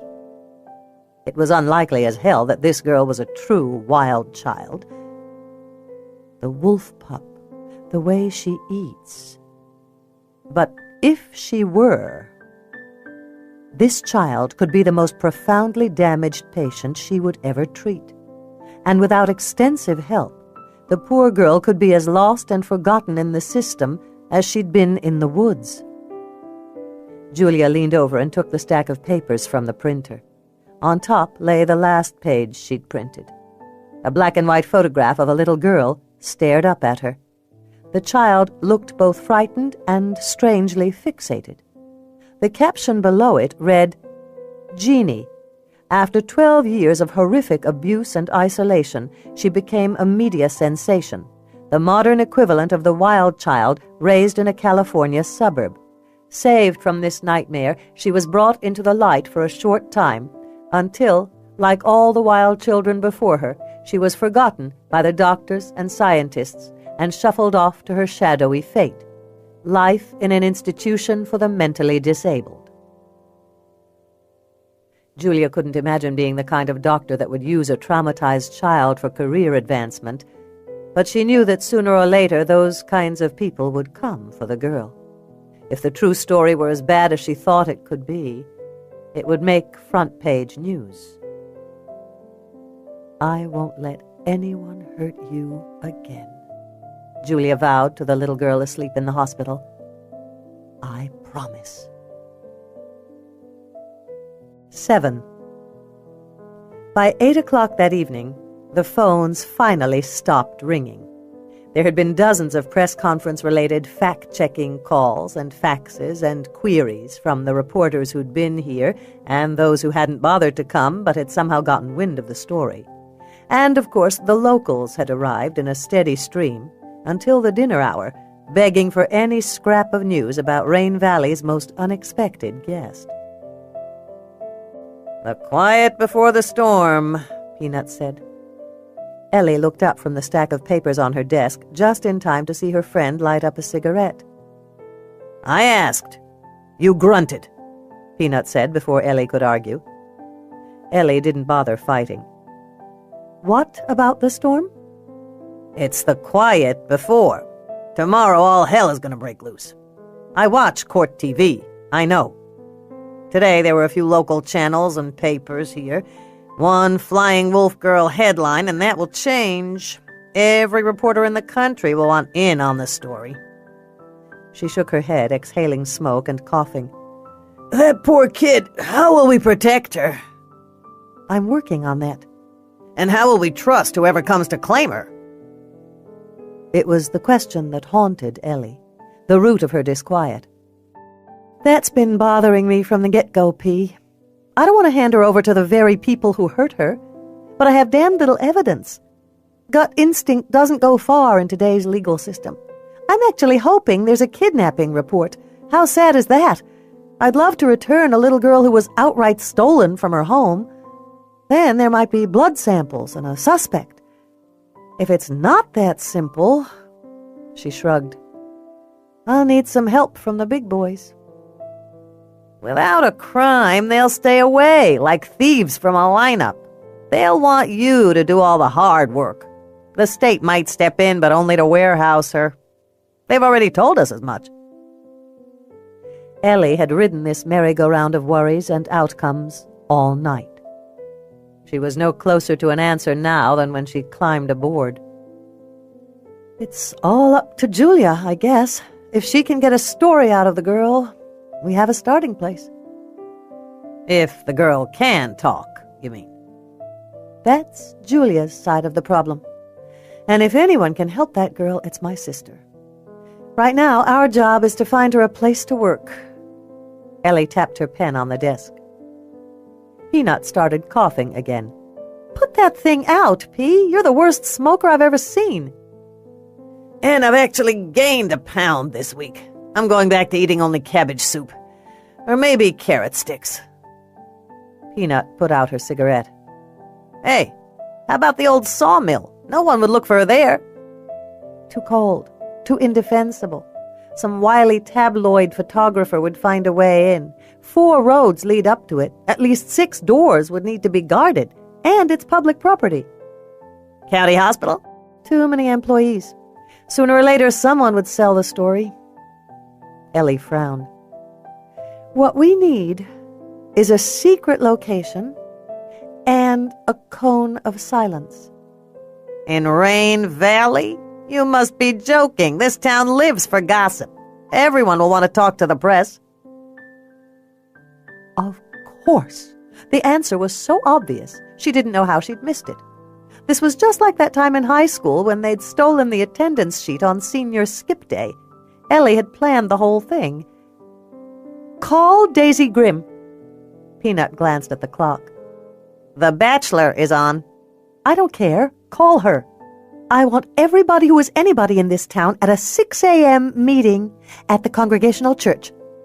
"A town meeting? About what?" "It's top secret." "A secret town meeting?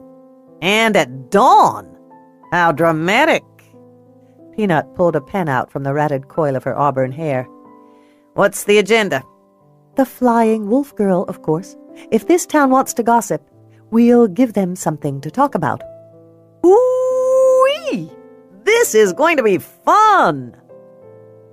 For the next hour, Ellie worked on the plan, while Peanut called their friends and neighbors. By 10 o'clock, they were done. Ellie looked down at the contract she'd devised. It was perfect. "I, blank, agree to keep any and all information about the wolf girl completely confidential. I swear I won't tell anyone anything that I learned at the town meeting in October. Rain Valley can count on me. Signature required. It won't hold up in court, Peanut said, coming over to her. Who are you, Perry Mason? I watch Boston Legal and Law and Order. Ellie rolled her eyes. It doesn't need to be legally binding. It just needs to seem like it is. What does this town love more than anything? Parade. Ellie had to concede that point. Okay, second most. 2-for-1 sale? Gossip, she said, realizing Peanut could make guesses until dawn. And secrets. She stood up and reached for her coat. The only problem will be Julia. Why's that? She's not going to like the idea of a town meeting. Why not? You remember how it was for her in town? No one knew what to make of her. She walked around with her nose in a book. She never talked to anyone but our mom. That was a long time ago. She won't care what people think of her now. She's a doctor, for cripe's sake. She'll care, Ellie said with a sigh. She always did. He is deep in a green darkness. Overhead, leaves rustle in an invisible breeze. Clouds mask the silvery moon. There is only the sheen of light. Perhaps it is a memory. The girl is crouched on a branch, watching him. She is so still that he wonders how his gaze found her. Hey, he whispers, reaching out. She drops to the leaf-carpeted floor without a sound. On all fours, she runs away. He finds her in a cave, bound and bleeding. Afraid, he thinks he hears her say, "Help," and then she is gone. There is a little boy in her place, blonde-haired. He is reaching out, crying. Max came awake with a start. For a moment he had no idea where he was. All he saw around him were pale pink walls and ruffles, a collection of glass figurines on a shelf, elves and wizards. There was a vase full of silk roses on the bedside table and 2 empty wine glasses. Trudy. She lay beside him, sleeping. In the moonlight, her naked back looked almost pure white. He couldn't help reaching out. At his touch, she rolled over and smiled up at him. "You're going?" she whispered, her voice throaty and low. He nodded. She angled up to her elbows, revealing the swell of her bare breasts above the pink blanket. "What is it, Max? All night you were distracted." "The girl," he said simply. She reached out, traced his cheekbone with her long fingernail. "I thought so. I know how much hurt kids get to you." Picked a hell of a career, didn't I? "Sometimes a person can care too much." In the uncertain light, he thought she looked sad, but he couldn't be sure. "You could talk to me, you know." Talking isn't what we do best. That's why we get along so well. "We get along because I don't want to be in love." He laughed. "And I do." She smiled knowingly. "See ya, Max."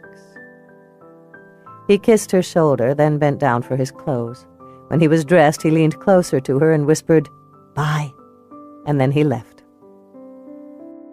Within minutes, he was on his motorcycle and racing down the black, empty expanse of road. He almost turned onto the old highway. Then he remembered why he'd left Trudy's house in the first place. The dream he'd had. His patient. He thought about that poor girl all alone in her room. Kids were afraid of the dark.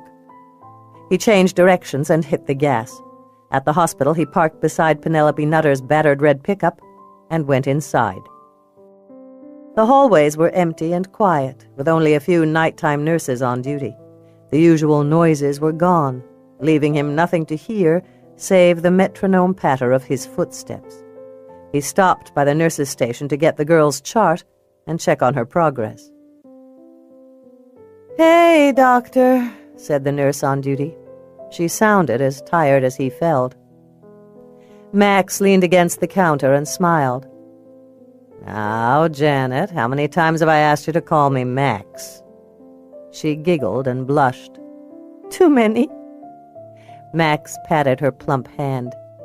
Years ago, when he'd first met Janet, all he'd seen was her Tammy Faye fake eyelashes and Marge Simpson hair.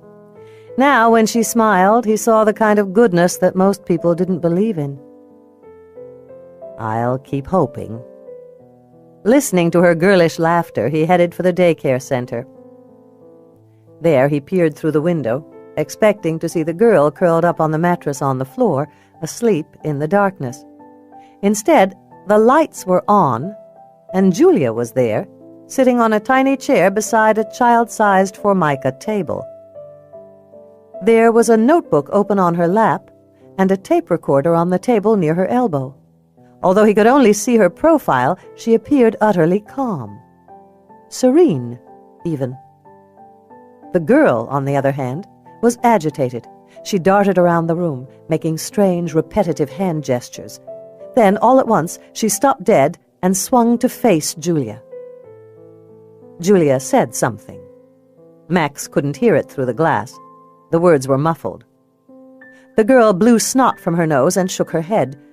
When she started to scratch her own cheeks, gouging the flesh, Julia lunged at her, took her in her arms. The girl fought like a cat, but Julia hung on. They stumbled sideways, fell down on the mattress. Julia held the girl immobile, ignoring the snot flying and head shaking.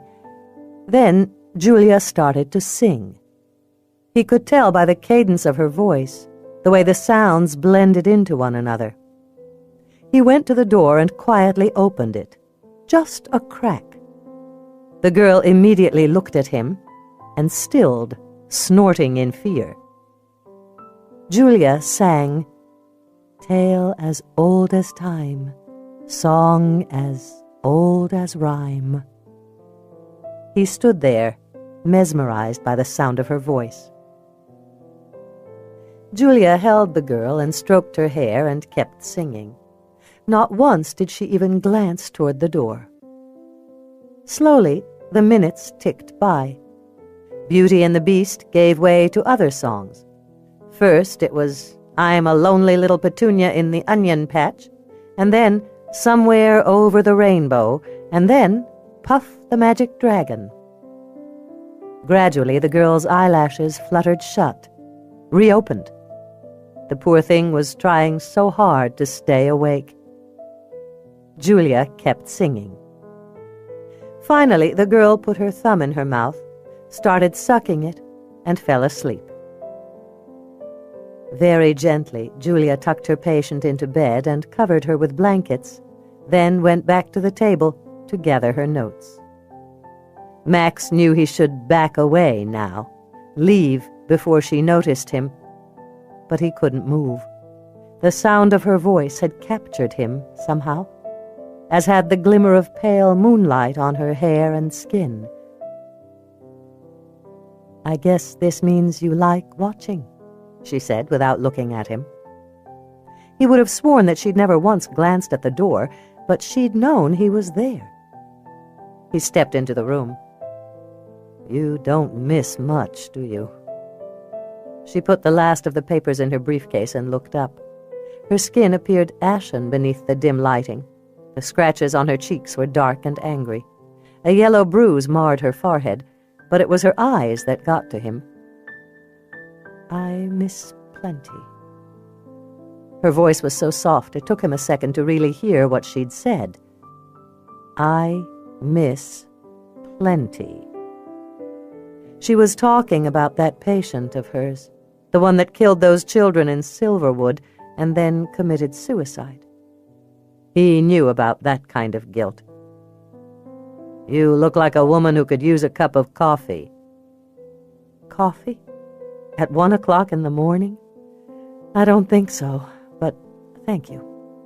She sidled past him, then herded him out of the daycare center and shut the door behind him. "How about pie?" he said as she headed down the hallway. "Pie is good any time of the day." She stopped, turned around. Pie? He moved toward her, unable to keep from smiling. I knew I could tempt you. She laughed at that, and though it was a tired, not quite genuine sound, it made his smile broaden. The pie tempted me. He led her to the cafeteria and flipped on the lights. In this quiet time of night, the place was empty. The cases and buffets were bare. Take a seat. Max eased around the sandwich counter and went back into the kitchen, where he found 2 pieces of marionberry pie, which he covered with vanilla ice cream. Then he made 2 cups of herb tea and carried a tray out into the dining room and set it down on the table in front of Julia. Chamomile tea, to help you sleep, he said, sliding into the booth seat opposite her. And marionberry pie, a local favorite. He handed her a fork. She stared at him, frowning slightly. Thanks, she said after a pause. You're welcome. So, Dr. Saracen, she said after another long silence, do you make a habit of luring colleagues down to the cafeteria for early morning pie? He smiled. Well, if by colleagues you mean doctors, there aren't exactly a lot of us. To be honest, I haven't taken old Doc Fisher out for pie in ages. How about the nurses? He heard a tone in her voice and looked up. She was eyeing him over the beige porcelain of her cup, assessing him. It sounds to me like you're asking about my love life. He smiled. Is that it, Julia? Love life? She put a slight emphasis on love. Do you have one of those? I would be surprised. He frowned. You sure think you know me. She took a bite of pie. Let's just say I know your kind. No, let's not say that. Whoever you're confusing me with is not sitting at this table. You just met me, Julia. Fair enough. Why don't you tell me about yourself, then? Are you married? An interesting first question. No. Are you? No. Ever been married? No. Ever get close? She glanced down for a second. It was all he needed to know. Someone had broken her heart. He'd bet that it was fairly recent. Yes. How about you? Have you ever been married? Once. A long time ago. That seemed to surprise her. Kids? No. She looked at him sharply, as if she'd heard something in his voice. Their gazes held. Finally, she smiled. So, I guess you can have pie with anyone you'd like? I can. You've probably had pie with every woman in town. You give me too much credit. Married women make their own pie. And how about my sister? His smile faded. Suddenly, the flirting didn't seem so harmless. What about her? Have you had pie with her? A gentleman wouldn't really answer that, now would he? So you're a gentleman. Of course. He was becoming uncomfortable with the course of their conversation. How is your face feeling? That bruise is getting uglier. We shrinks get popped now and then, hazards of the trade. You can never quite know what a person will do, can you? Her gaze met his. Knowing is my job, although by now the whole world knows I missed something important. There was nothing he could say, no real comfort he could give, so he stayed quiet. No platitudes, Dr. Saracen? No God doesn't give you more than you can bear speech? Call me Max. Please. He looked at her. And sometimes God breaks your fucking back. It was a long moment before she said, How did he break you, Max? He slid out of the booth and stood beside her. As much as I'd love to keep chatting, I have to be at work at 7, so... Julia put the dishes on the tray and slid from the booth. Max took the tray to the kitchen and put the dishes in the dishwasher. Then they walked side by side through the quiet, empty hallways and out to the parking lot. "I'm driving the red truck," she said, digging through her purse for the keys. Max opened the door for her. She looked up at him. "Thanks." "You're welcome." She paused, then said, "No more pie for me. Just so you know. Okay?" He frowned. "But thanks again."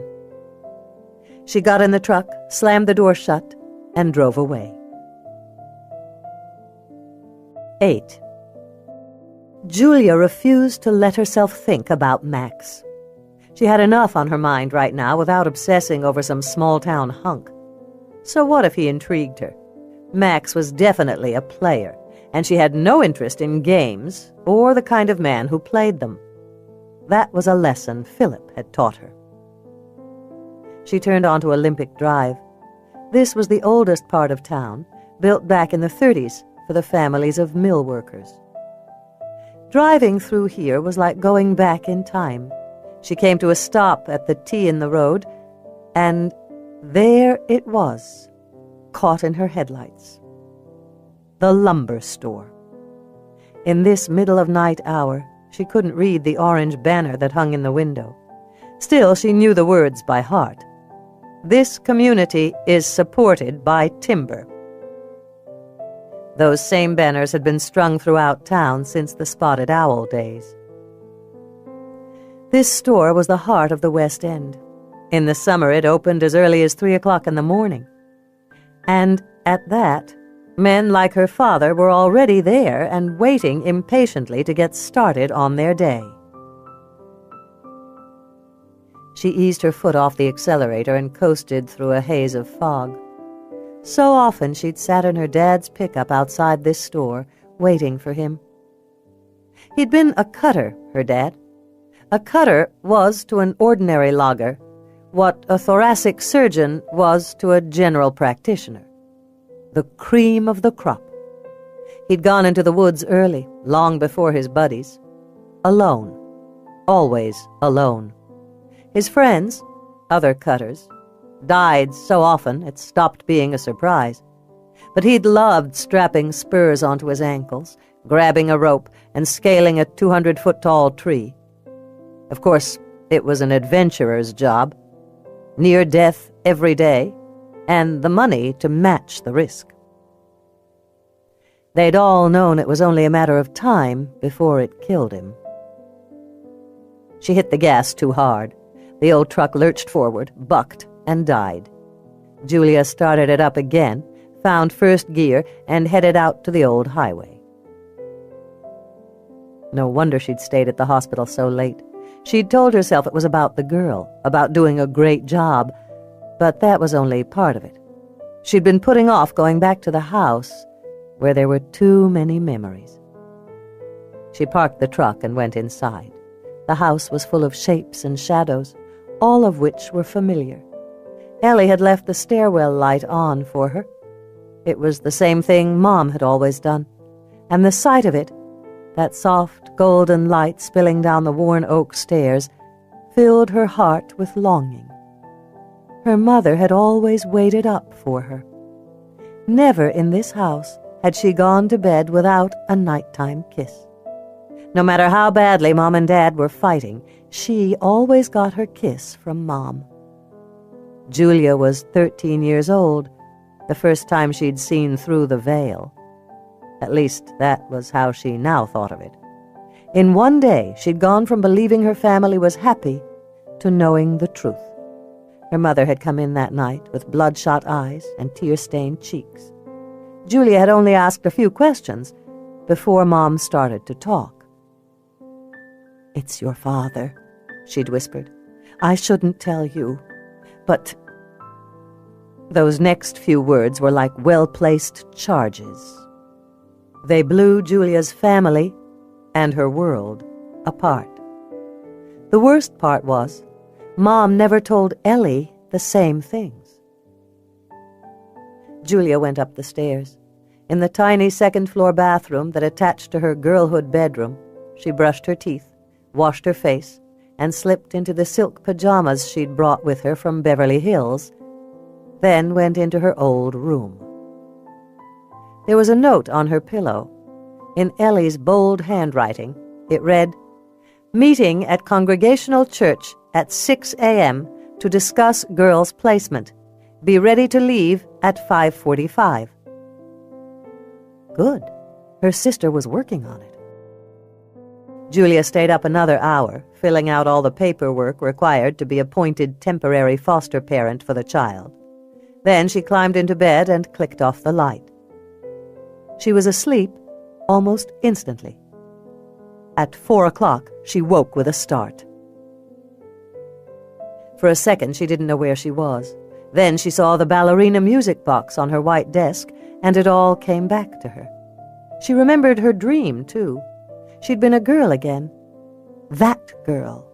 The scarecrow-thin, socially awkward daughter of Big Tom Cates.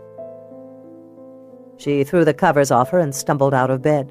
Within minutes she was in her jogging clothes and outside, running down the old highway past the entrance to the national park. By 5:15 she was back home, breathing hard, feeling like her grown-up self again. Pale gray pre-dawn light, as watery as everything else in this rainforest climate, shone in flashlight beams through the stand of hemlock trees that grew along the river. She didn't decide to move, didn't want to, but before she knew it, she was walking across the yard to the river. Move back a little bit. Out of my way. I can hardly concentrate on my fishing with you skulking beside me. No wonder she had moved away from here and stayed away. The memories were everywhere. Like the trees, they seemed to draw nutrients from the land and the rain. She turned and went back into the house. Julia and Ellie were the first to arrive. They pulled up into a spot near the church's front door and got out of the car. Ellie started to say something, but the words were lost in the crunching sound of wheels on gravel. A snake of cars rolled into the parking lot, lining up side by side. The doors opened. People poured out. They were all talking at once. Their voices were loud and scratchy, competitive. Each one wanted their opinion heard. Earl and Myra were the first people out of their car. Earl was in full dress uniform, but his wife had on fuzzy pink sweats. Her hair was up in rollers and covered by a bright scarf. Ellie took Julia by the arm and hurried her into the church. The door clanged shut behind them. Julia couldn't help feeling a twinge of nerves. It pissed her off, that weakness. None of this old crap should bother her now.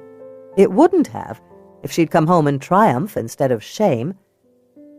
I don't care what they think anymore. I really don't. So why... I never understood why you let it all get to you. Who cares if they don't like you? Girls like you can't understand, Julia said. And it was true. Ellie had always been popular. She didn't know that some hurts were like a once-broken bone.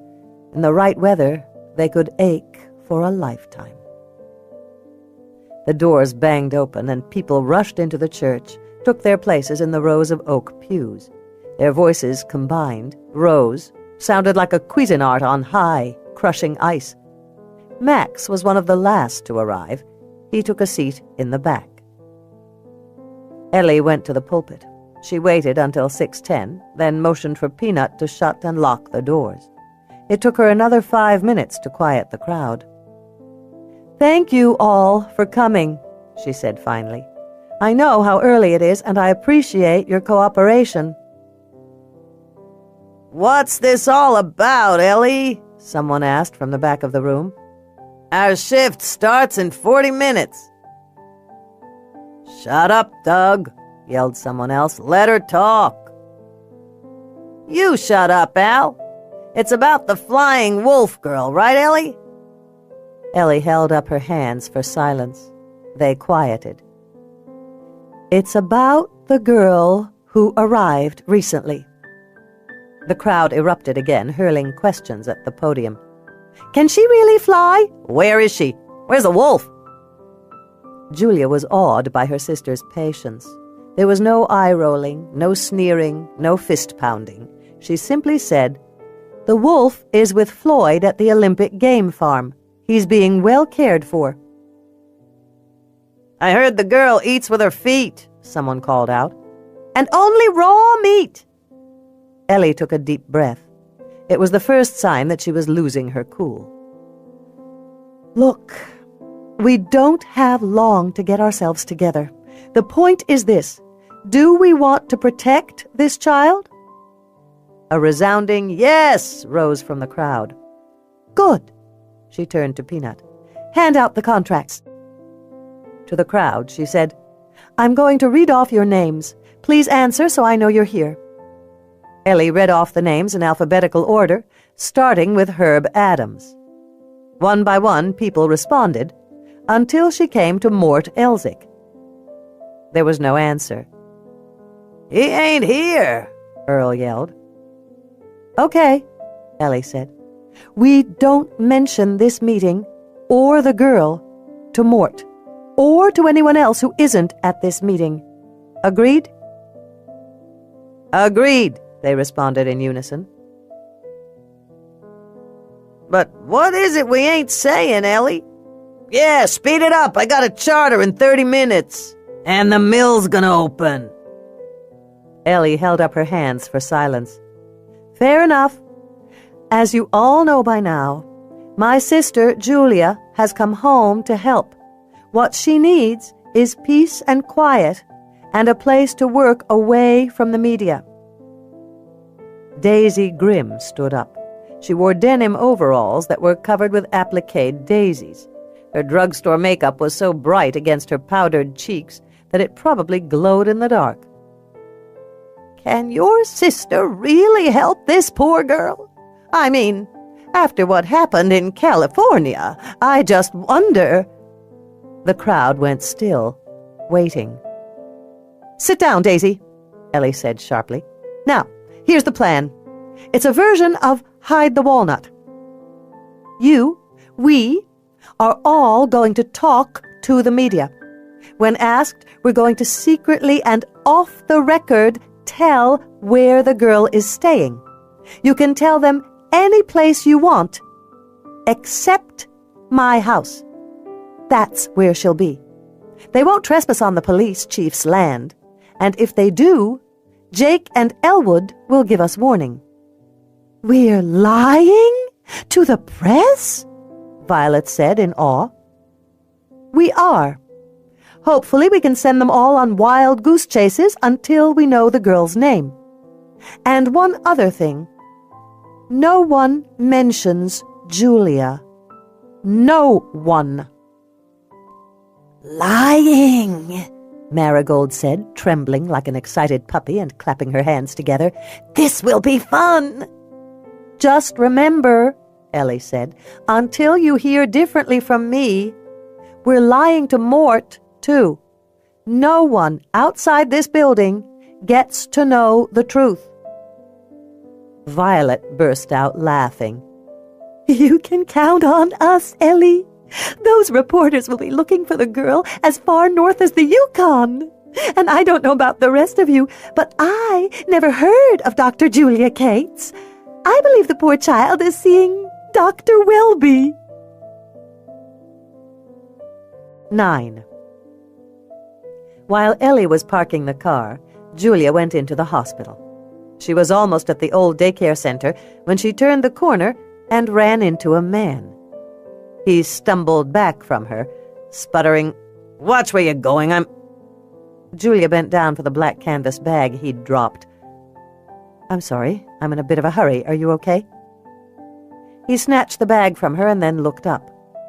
She frowned. He looked vaguely familiar, with his rust-colored crew cut and Coke bottle glasses. "Do I know you?" "Nope, sorry," he mumbled, glancing away quickly. Without another word, he took off, running down the hallway. She sighed. People had been doing that a lot lately. No one quite knew how to treat her since the media frenzy and the Silverwood tragedy. She picked up her briefcase and walked down the hallway to the daycare center. A few minutes later, Peanut, Max, and Ellie arrived. They stood at the window outside the daycare center, looking in. The room was full of shadows.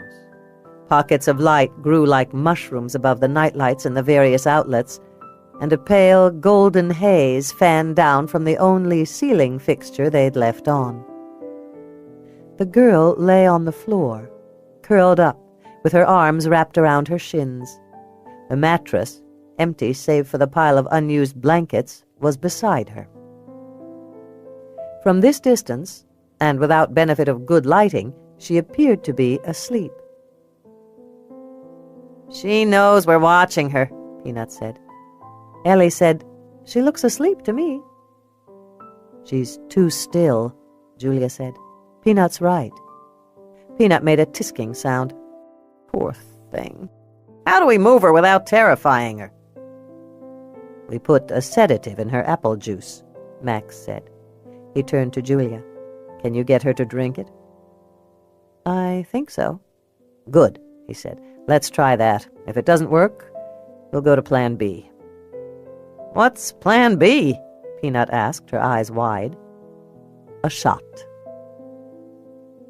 30 minutes later, Julia went into the daycare center, flipping on the lights as she went. Although the team had moved away from the window, she knew they were standing in the shadows, watching her through the glass. The girl didn't move a finger or bat an eyelash. She simply lay there, coiled up like a snail, holding her legs close to her chest. "I know you're awake," Julia said conversationally. She set down her tray on the table. On it was a plate filled with scrambled eggs and toast. A green plastic sippy cup held apple juice. She sat down on the child-sized chair and ate a bite of toast. This is good, but it makes me thirsty." She pretended to take a sip. Nothing. No reaction. Julia sat there for almost 30 minutes, pretending to eat and drink, talking out loud to the child who didn't respond. Every second bothered her. They needed to move this girl fast before the press came looking for her here. Finally, she pushed back from the table. The chair legs screeched against the linoleum floor. Before Julia knew what had happened, all hell broke loose. The girl screamed. She jumped to her feet and started clawing at her face and blowing her nose. "It's okay," Julia said evenly. "You're upset. Scared. You know that word? You're scared. That's all. It was a loud, ugly noise, and it scared you. That's all. You're fine. See how quiet everything is?" Julia moved toward the girl, who was standing in the corner, thumping her forehead against the wall. Thud! Thud! Thud! Julia winced at each blow. "You're upset. Scared. That's okay. The noise scared me, too." Very slowly, Julia reached out, touched the child's rail-thin shoulder. "Shh," she said. The girl went totally still. Julia could feel the tension in the girl's shoulder and back, the tightening up. "You are okay now. Okay. No hurt. No hurt." She touched the girl's other shoulder and gently turned her around. The girl stared up at her through wary blue-green eyes. A purplish bruise was already forming on her forehead, and the scratches on her cheeks were bleeding. At this proximity, the smell of urine was almost overwhelming. "No hurt," Julia said again, expecting the girl to pull free and run. But she stood there, breathing like a deer caught between two headlights, too fast, her whole body trembling. She was weighing the situation, cataloging her options. "You're trying to read me," Julia said, surprised. just like I'm trying to read you. I'm Julia. She patted her chest. Julia. The girl glanced away, disinterested. The trembling in her body eased, her breathing regulated. No hurt, Julia said. Food. Hungry? The girl looked at the table, and Julia thought, bingo, you know what I said. What I meant, anyway. Eat, she said, finally letting go and stepping aside. The girl sidled past her, moving cautiously, never taking her gaze off Julia's face. When there was a safe distance between them, the girl pounced on the food. She washed it all down with the apple juice. After that, Julia waited. Their early morning journey from town to the edge of the deep woods had the hazy feel of a dream. In the miles from the hospital to the old highway, no one spoke. For Max, there was something about this clandestine rescue that precluded the luxury of talk. He assumed it was the same for his co-conspirators, for although they told themselves this move was in the girl's best interest, and indeed believed it, there was still a nagging worry, an unbound thread. At least, at the hospital, she was safe. The door locked. The glass was too thick to break.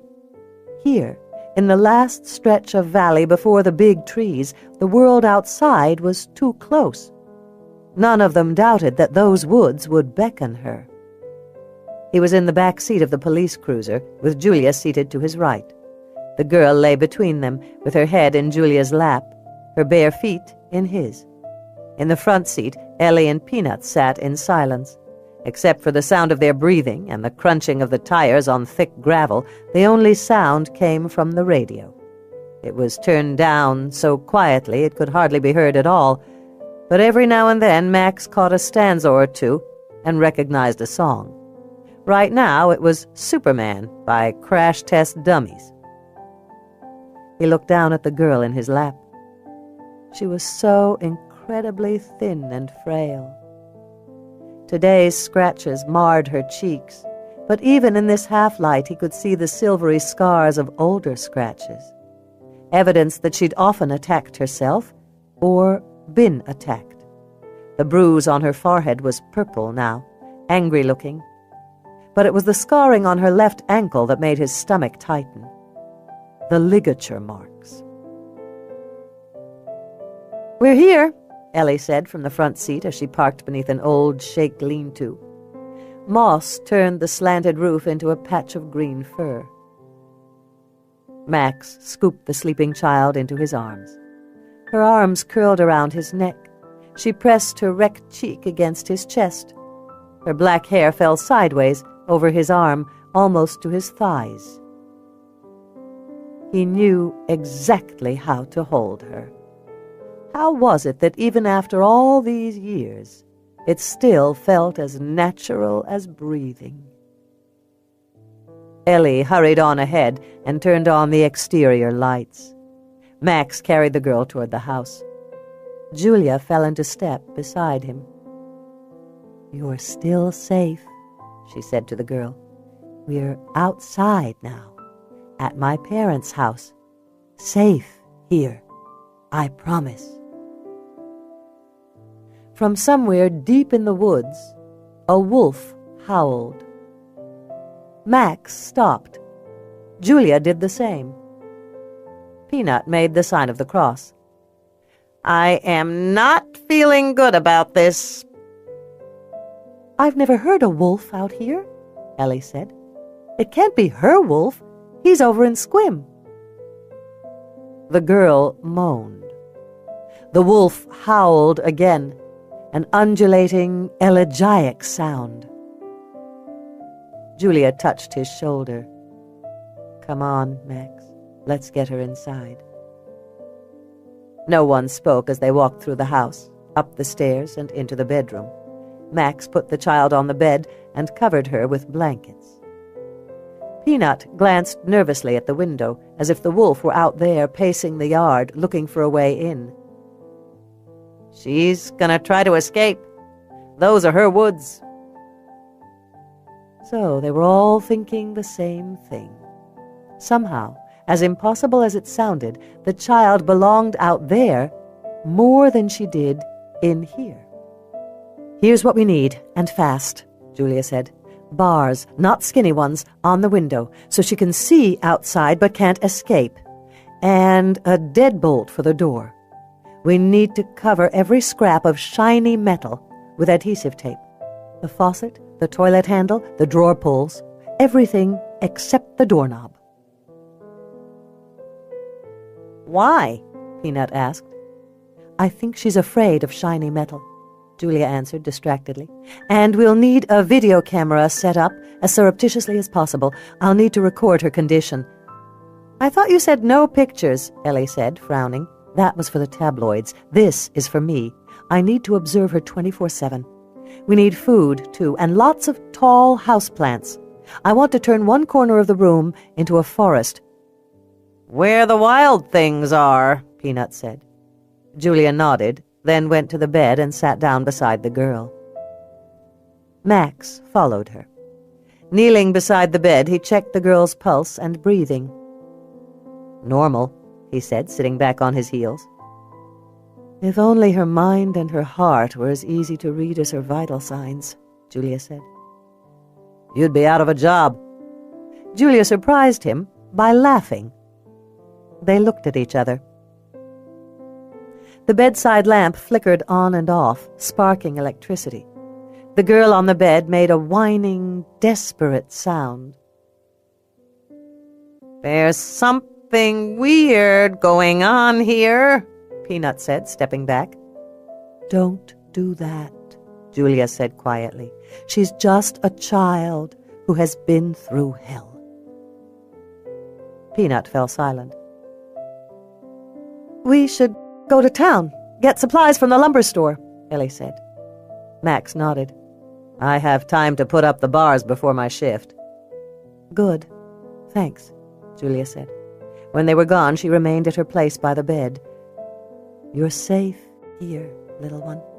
I promise." Julia said it over and over again, keeping her voice as gentle as a caress.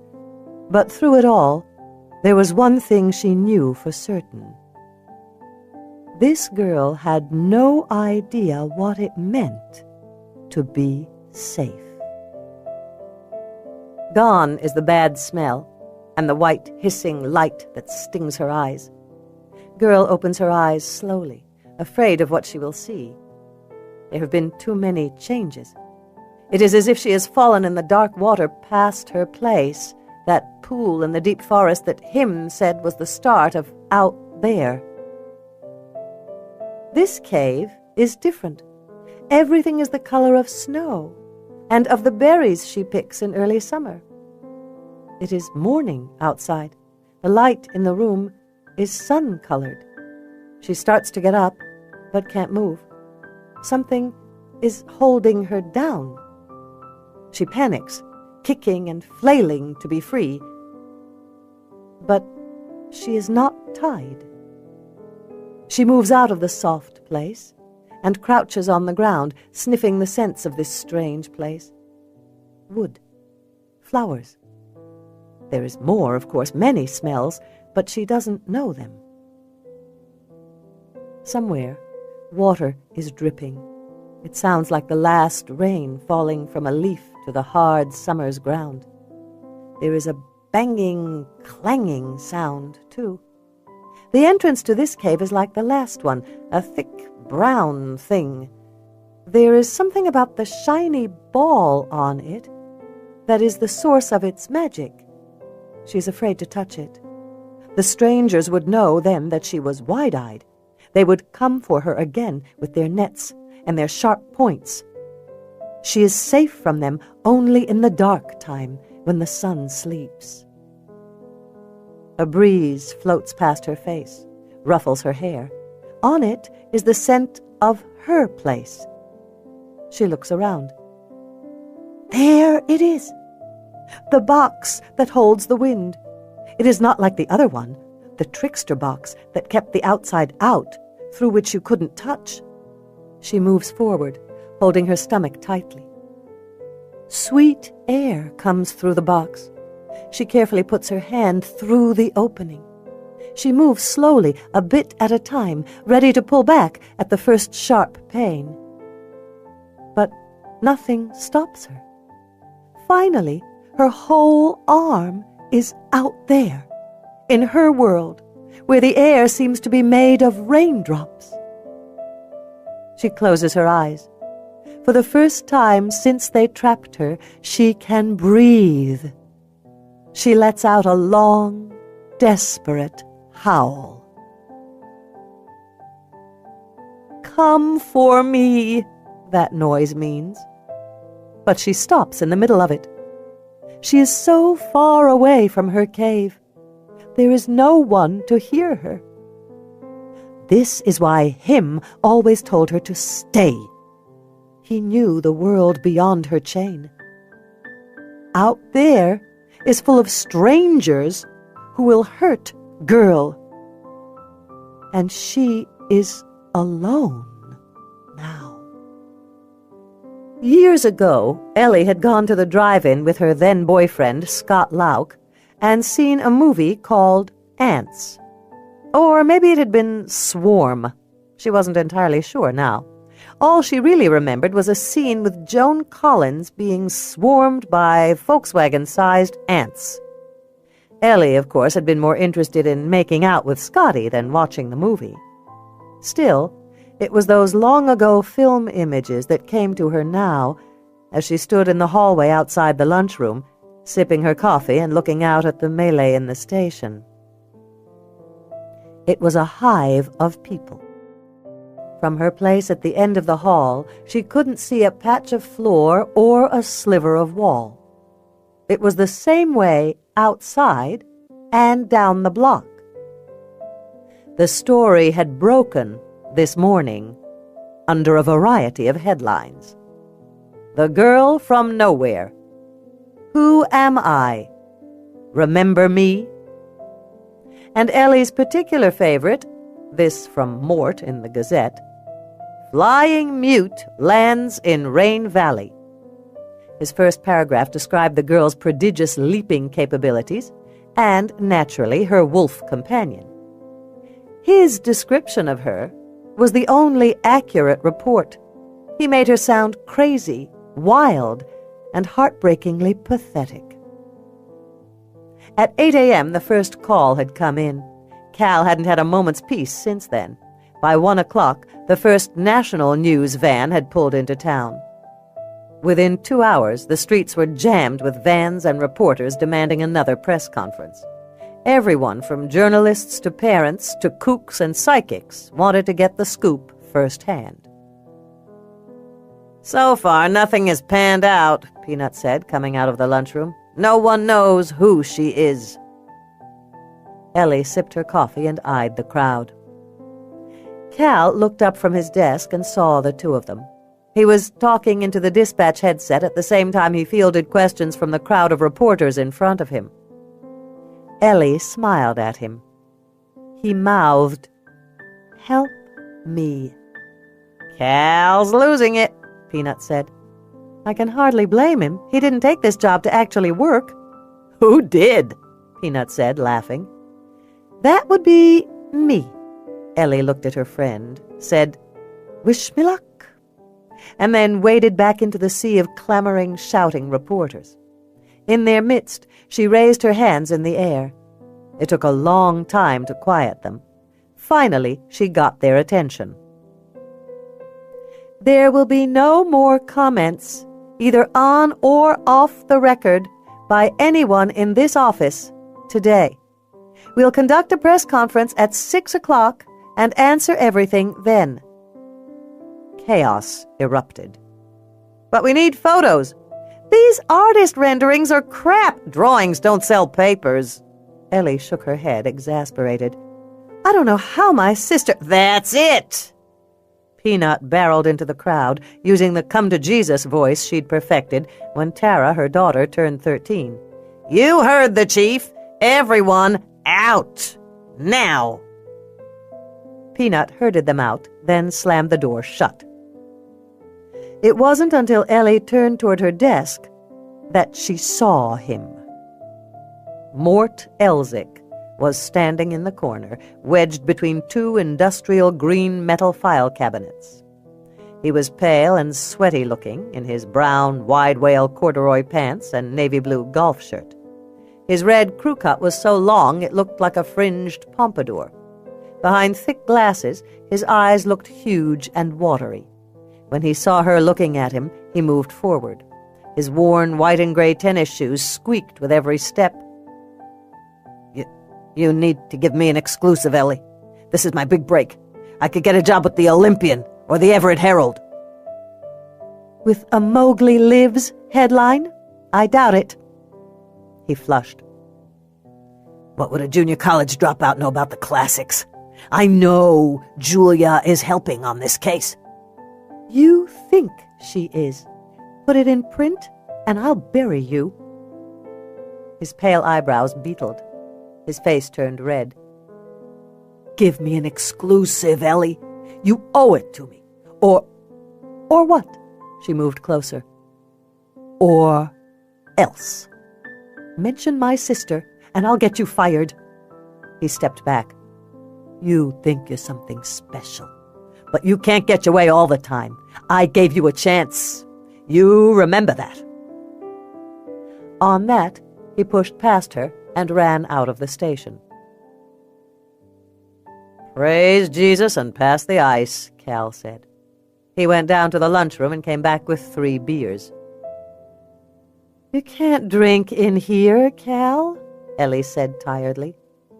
Bite me, he said, and I mean that in the nicest possible way. If I'd wanted an actual job, I wouldn't have answered your ad. I haven't been able to read a comic book in peace all week. He handed her a Corona. No thanks, Peanut said when he offered her a beer. She went into the lunchroom, then came back out holding a mug. Ellie looked at her friend. Cabbage soup, Peanut said, shrugging. Cal sat on his desk, feet swinging, and drank his beer. His Adam's apple slid up and down his throat like a swallowed fishbone. His black hair reflected the light in waves of blue. Good for you, P. I was afraid you were going to try the heroin diet next. Peanut laughed. To be honest, that smoking really sucked. Benji wouldn't even kiss me goodnight. And you two were always making out, Cal said. Ellie heard something in Cal's voice, a rawness that confused her. She looked at him. For a moment she saw him as he used to be, a gawky kid with features too sharp for childhood. His eyes had always been shadowed then, full of wariness. He set his beer down and sighed. For the first time she noticed how tired he looked. His mouth, usually curled in an irritatingly buoyant smile, was a thin, pale line. She couldn't help feeling sorry for him. She knew exactly what the problem was. Cal had worked for her now for 2.5 years, full-time. Before that, he'd been an at-home dad. His wife, Lisa, was a sales rep for a New York company and was gone more than she was home. When the kids were all in school, Cal took the dispatch job to fill the empty hours while they were gone. Mostly he read comic books during the day and drew action figures in his sketch pad. He was a good dispatcher, as long as the biggest emergency was a cat stuck in a tree. The past few days seemed to have undone him.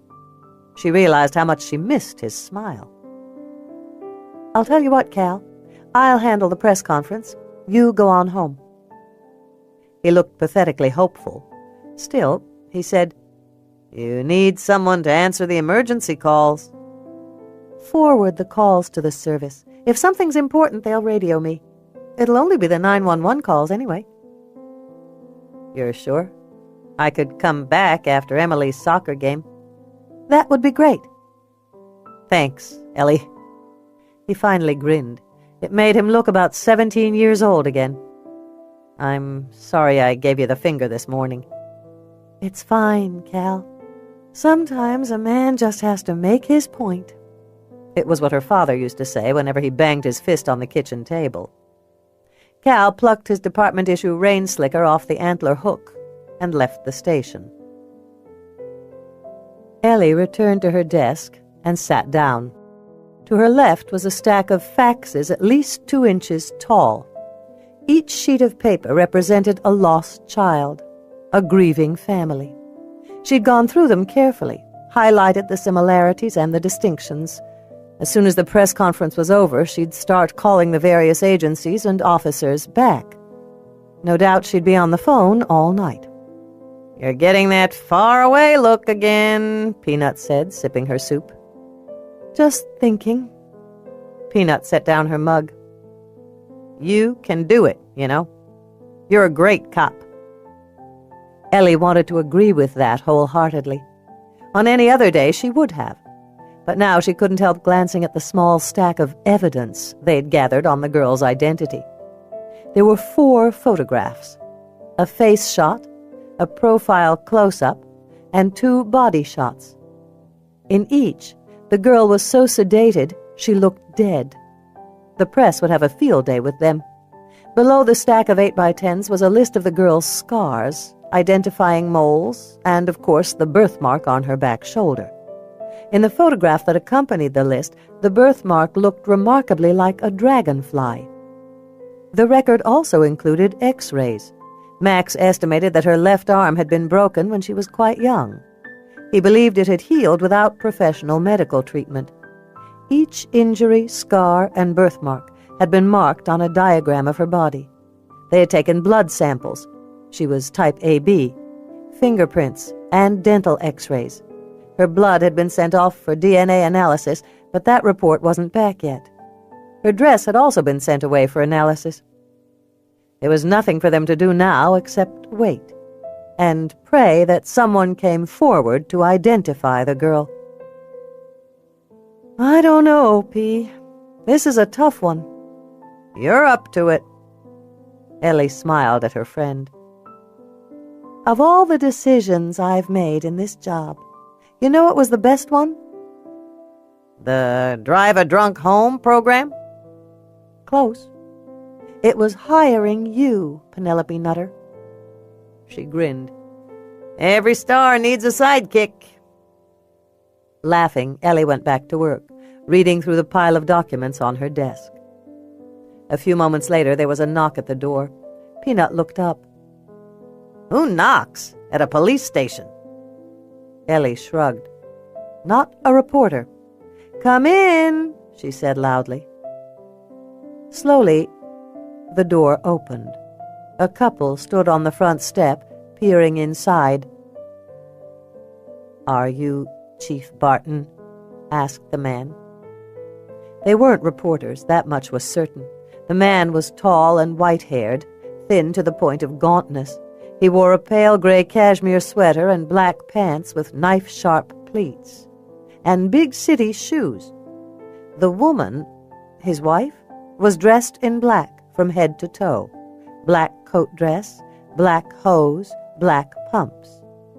Her hair, an expensive trio of blondes, was drawn back from her pale face and coiled in a French twist. Ellie stood. "Come on in." The man touched the woman's elbow, guided her to Ellie's desk. "Chief Barton, I'm Dr. Isaac Stern. This is my wife, Barbara." Ellie shook both of their hands, noticing how cold their skin was. "It's nice to meet you." A blast of wind hit the open door, made it smack hard against the wall. "Excuse me." Ellie went to shut the door. "How can I help you?" Dr. Stern looked at her. "I'm here about my daughter, Ruthie. Our daughter," he corrected, looking at his wife. "She disappeared in 1996. There are many of us here. Parents." Ellie glanced outside. The reporters were still congregated in the street, talking among themselves and waiting for the press conference, but it was the line of people that caught her attention. Parents. There had to be 100 of them. "Please," said a man standing on the steps. "You threw us out with the press, but we need to talk to you. Some of us have come a long way." "Of course I'll talk to you," Ellie said. "One at a time, though. Pass the word down the line. We'll be here all night if we need to." While the news was being spread, Ellie heard several women burst into quiet sobs. She shut the door as gently as she could. Steeling herself, she headed back to her desk and took her seat. "Sit down," she said, indicating the 2 chairs in front of the desk. "Penelope," she said, "you can interview people too. Just take down names, contact numbers, and any information they have." "Sure, Chief." Peanut immediately headed for the door.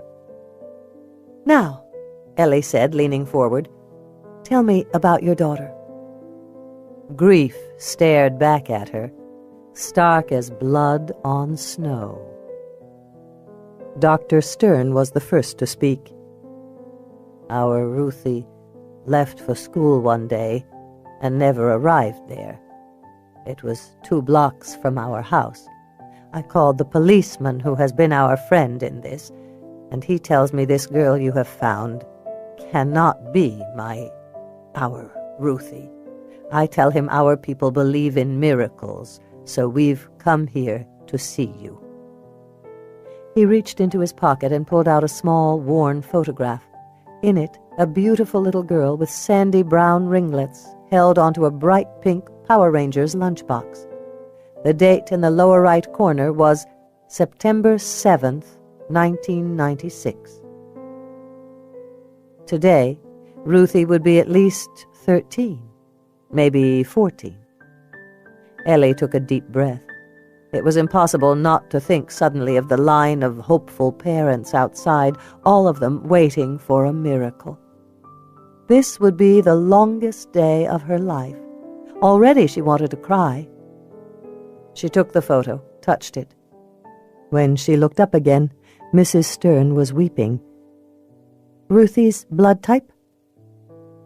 "Oh," Mrs. Stern said, wiping her eyes and waiting. "I'm sorry," Ellie said. "So very sorry." Across the room, Peanut opened the door. Another couple walked in, clutching a color photograph to their chest. "Please, God," Ellie prayed, closing her eyes for just a moment, a heartbeat. "Let me be strong enough for this." Then Mrs. Stern started to talk.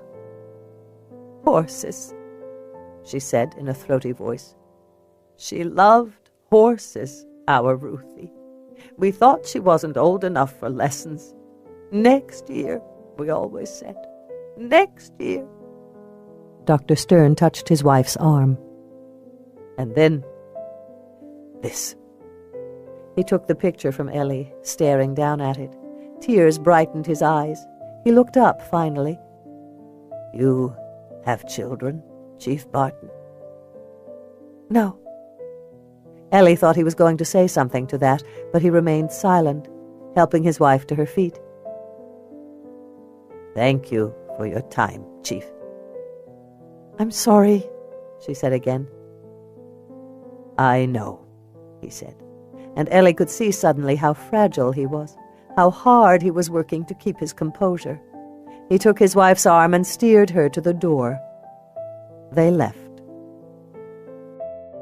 A moment later, a man walked in. He wore a battered, patched pair of faded overalls and a flannel shirt. An orange steel chainsaw baseball cap covered his eyes, and a gray beard consumed the lower half of his face. He clutched a photograph to his chest. It was of a blonde cheerleader, Ellie could see from here. "Chief Barton?" he said in a hopeful voice. "That's me," she answered. "Please, come sit down." 10. Last night, Julia had transformed her girlhood bedroom into a safety zone for her and her patient. The 2 twin beds still graced the left wall, but now the spaces beneath them were filled to block hiding places. In the corner by the window, she'd gathered almost 12 tall potted plants and created a mini forest. A long formica table took up the center of the room, serving as a desk and study space. 2 chairs sat tucked up beside it. Now, however, she realized what she'd missed: a comfortable chair. For the past 6 hours, the child had stood at the barred open window with her arms stuck outside. Come rain or shine, she held her hand out there. Somewhere around noon, a robin had landed on the windowsill and stayed there. Now, in the pale gray sunlight that followed the last hour's rain, a brightly colored butterfly landed on her outstretched hand, fluttering there for the space of a single breath, then flew off. If Julia hadn't written it down, she would have stopped believing she'd seen it. After all, it was autumn, hardly the season for butterflies, and even in the full heat of summer, they rarely landed on a little girl's hand, not even for an instant. But she had written it down, made a note of it in the permanent file. And so there it was now, a fact to be considered, another oddity among the rest. Perhaps it was the girl's stillness. She hadn't moved in hours. Not a shifting of her weight, not a changing of her arm, not a turn of her head. Not only did she evidence no repetitive or obsessive movements, she was as still as a chameleon. The social worker who had come this morning to conduct the home study to determine Julia's fitness as a temporary foster parent had been shocked, though she tried to hide it. As she closed her notebook, the woman had thrown a last worried glance at the girl before whispering to Julia, "Are you sure?" "I am," Julia had said. And she was. Helping this child had already become something of a quest. Last night, after preparing the bedroom, she had stayed up late, sitting at the kitchen table, making notes, and reading everything she'd been able to find on the few true wild children on record. It was both fascinating and wrenchingly sad. Their cases all followed a similar pattern, whether they'd been found 300 years ago in the dense woods of Bavaria or in this century in the wilds of Africa. All of them were discovered, usually by hunters, hiding in deep, dark forests. More than a third of them ran on all fours. Very few had been able to speak. Several of them, including Peter the wild boy in 1726, Memi the so-called savage girl in France, and most famously Victor the wild boy of Aveyron in 1797, had become media sensations in their day. Scientists and doctors and language theorists flocked to their sides, each hoping their wild child would answer the most elemental human nature questions. Kings and princesses brought them to court as oddities, entertainments.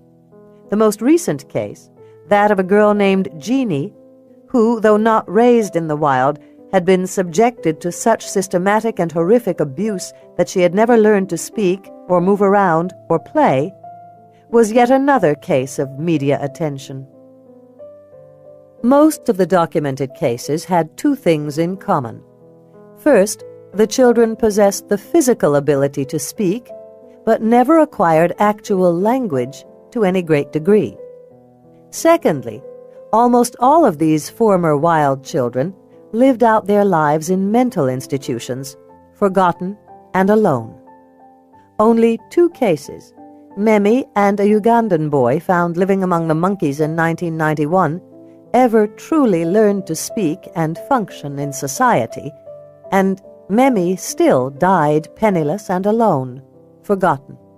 She had never been able to tell people what had happened to her in her youth, how she'd ended up in the dark woods. One after another, scientists and doctors had been drawn to the challenge these children presented. The so-called professionals wanted to know and understand, and, yes, to save a human being totally unlike all others, one who could be seen as more pure, more untouched than anyone born in 1,000 years. A person unsocialized, uncorrupted by man's teachings. One by one, they had failed in their quest. Why? Because they cared too little about their patients. It was not a mistake she would make. She wouldn't be like the doctors who'd gone before her, who'd sucked the soul from their patients, furthered their own careers, and then moved on, leaving their silent, broken patients locked behind bars, more confused and alone than they'd been in the woods. "It's your heart that matters, isn't it, little one?" she said, looking up again. As Julia watched, another bird landed on the windowsill by the girl's outstretched hand. The bird cocked its head and warbled a little song. The girl imitated the sound perfectly. The bird appeared to listen, then sang again. The girl responded. Julia glanced at the video camera set up in the corner. The red light was on. This bizarre conversation was being recorded. "Are you communicating with him?" Julia asked, making a note of it in her records. She knew it would sound ridiculous, but she was seeing it. The girl and the bird seemed to understand each other. At the very least, the child was an accomplished mimic. Then again, if she'd grown up in the woods, alone, or among a pack of animals, she wouldn't necessarily make the distinctions between man and animals that were commonplace in our civilized world. "Do you know the difference between man and animal, I wonder?" She tapped her pen on the pad of paper. At the gentle thudding sound, the bird flew away. Julia reached sideways for the books on the table that served as her makeshift desk. There were 4 of them: The Secret Garden, Andersen's Fairy Tales, Alice in Wonderland, and The Velveteen Rabbit. These were only 4 of the many books donated by the generous townspeople. Early this morning, while the girl was still asleep, Julia had changed her diaper and then searched the boxes for anything that might help her communicate with her patient. She'd chosen crayons and paper, a pair of old Barbie dolls, still dressed for disco, and these books. She opened the top one, The Secret Garden, and began to read out loud. "When Mary Lennox was sent to Misselthwaite Manor to live with her uncle, everybody said she was the most disagreeable-looking child ever seen." For the next hour, Julia read the beloved children's story aloud, concentrating on giving her voice a gentle sing-song cadence. There was no doubt in her mind that her patient didn't know most of these words, and thus couldn't follow the story. And yet, like all pre-verbal children, the girl liked the sound of it. At the end of a chapter, Julia gently closed the book. "I'm going to take a short break here. I'll be right back." "Back," she repeated, in case the word was familiar. She stood slowly, stretching. Long hours spent sitting in this chair, tucked up to a makeshift desk at the end of her girlhood bed, had left her with a crick in her neck.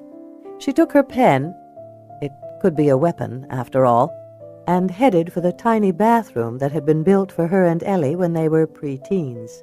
It connected to their bedroom through a door by the dresser. Julia went into the bathroom and closed the door just enough for privacy. She didn't want her voice to be lost. Pulling down her pants, she sat on the toilet and said, "I'm just going to go to the bathroom, honey. I'll be right back. I want to know what happens to Mary, too. Do you think she really hears crying? Do you cry? Do you know what—" The girl skidded to a stop in the doorway and shoved the door open, wincing when it banged against the wall. She slapped her cheeks and shook her head. Snot flew from her nose as she blew it, hard. "You're upset," Julia said in a soothing voice. "Upset. You're getting angry. Did you think I was leaving?" At the sound of Julia's voice, the girl quieted. She looked nervously at the door, sidling away from it. "We'll keep the door open from now on, but I need to go potty." "You know that word? Potty?" Perhaps there was the merest flinch at the word, a flash of recognition. Perhaps not. The girl just stood there, watching her. "I need privacy. You should—" "Oh, hell." None of the social niceties mattered here. The girl frowned and took a step closer. She cocked her head in the same way the blue jay had, as if to see things from a preferable angle.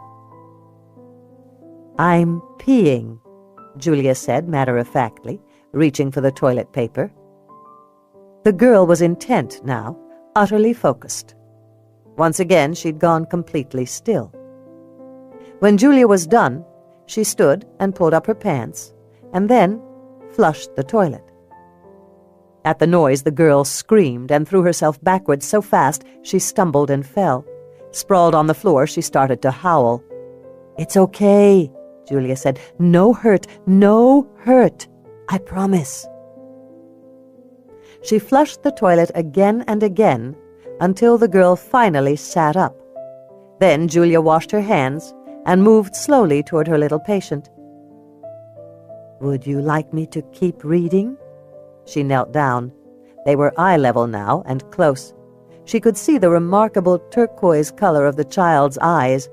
The irises were flecked with amber. Thick black lashes lowered slowly, then opened.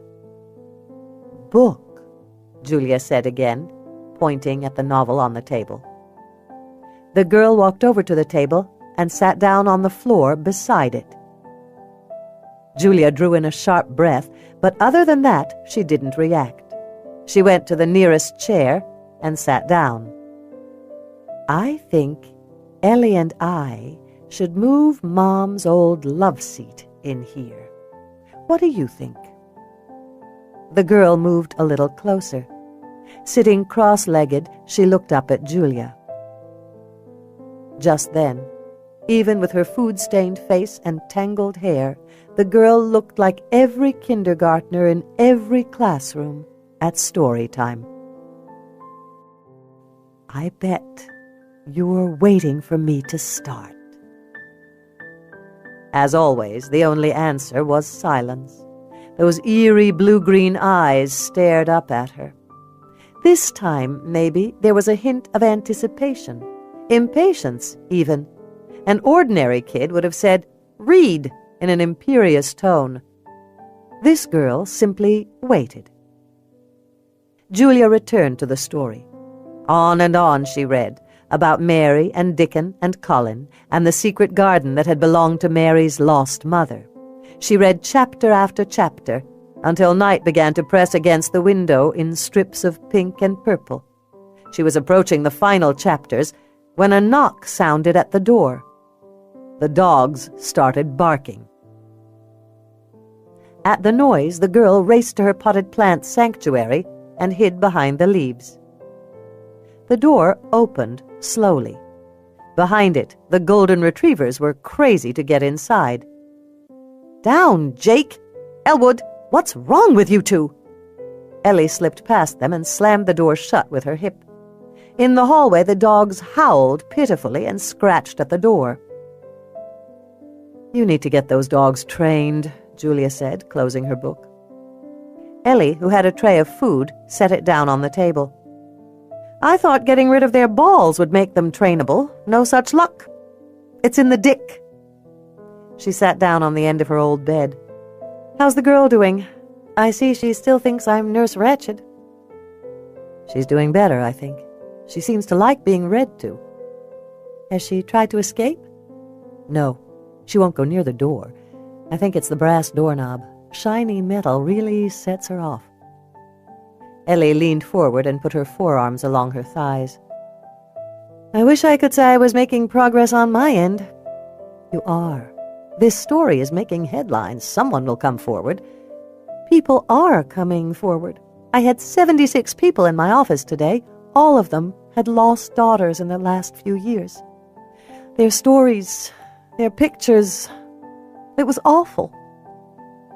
It's incredibly painful to sit witness to such grief. How do you do it? Listen to sad stories all day long. Julia had never seen her job that way. A story is only sad if there's no happy ending. I guess I always believe in that ending. A closet romantic? Who'd have thought? Julia laughed. Hardly. So, how did the press conference go? Long, boring, full of stupid questions. The national networks are just as bad.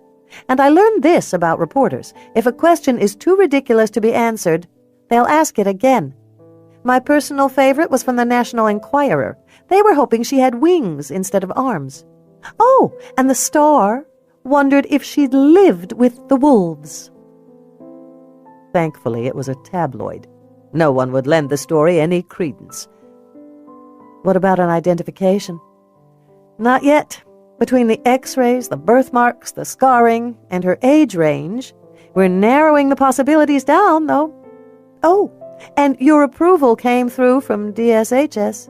You're officially her temporary foster parent. The girl crept out from her hiding place. Nostrils flaring, she paused, smelled the air, then streaked across the room, running low to the ground. Julia had never seen a kid move so fast. She disappeared into the bathroom. Ellie whistled. So that's what Daisy meant when she said the girl ran like the wind. Julia slowly walked toward the bathroom. Ellie followed her. The girl was sitting on the toilet, with her pull-up big kid diaper around her ankles. Holy cow, Ellie whispered. Did you teach her that? Julia couldn't believe it herself. She walked in on me today when I was going to the bathroom. The sound of the flushing scared her to death.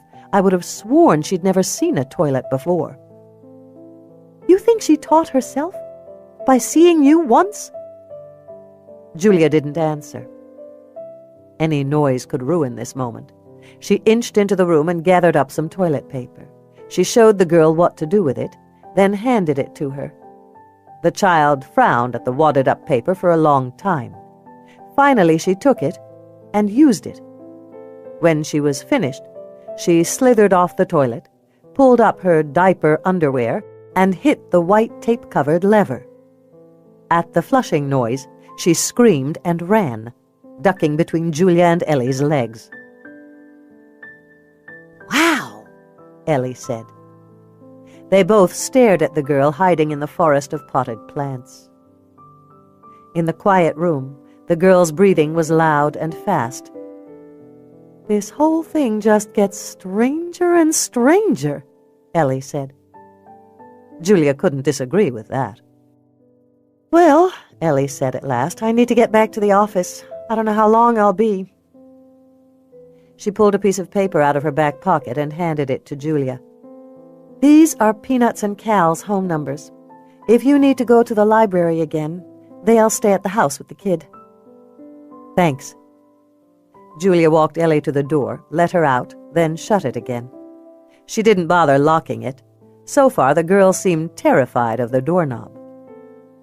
She went to the table, where she made a few more notes, then set her paper and pen away. It's dinner time. The girl remained hidden in the plants, watching her. Food. She tapped the tray Ellie had left. This time the girl moved. She crept out from the cover of green leaves and came to the table, where she started to attack the food in her usual way. Julia grabbed her wrist. No. Their gazes clashed. You're too smart for this, aren't you? Julia got up, still holding the bird-thin wrist, and moved around to stand beside the girl. Sit. She pulled out a chair and patted the seat. Sit. For the next 30 minutes, they stood there, locked in a battle with a one-word soundtrack. Sit.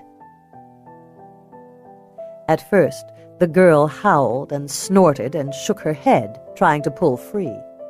Julia simply held on to her, shaking her head, saying, "Sit."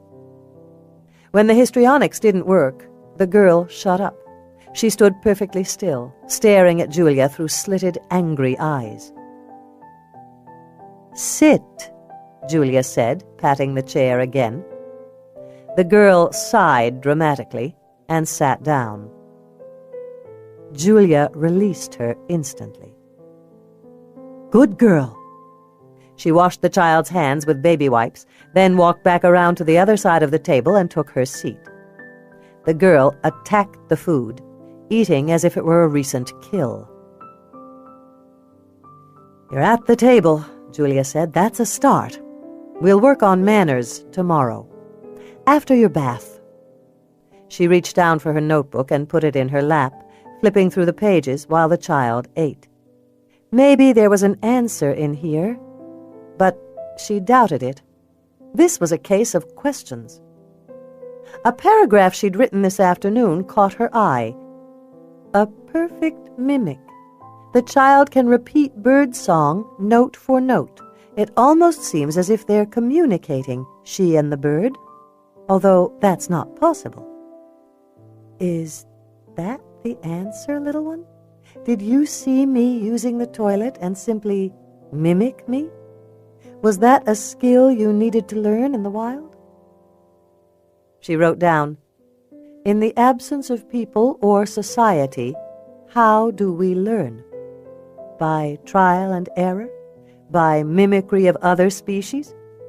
Perhaps she learned to learn fast and by observation."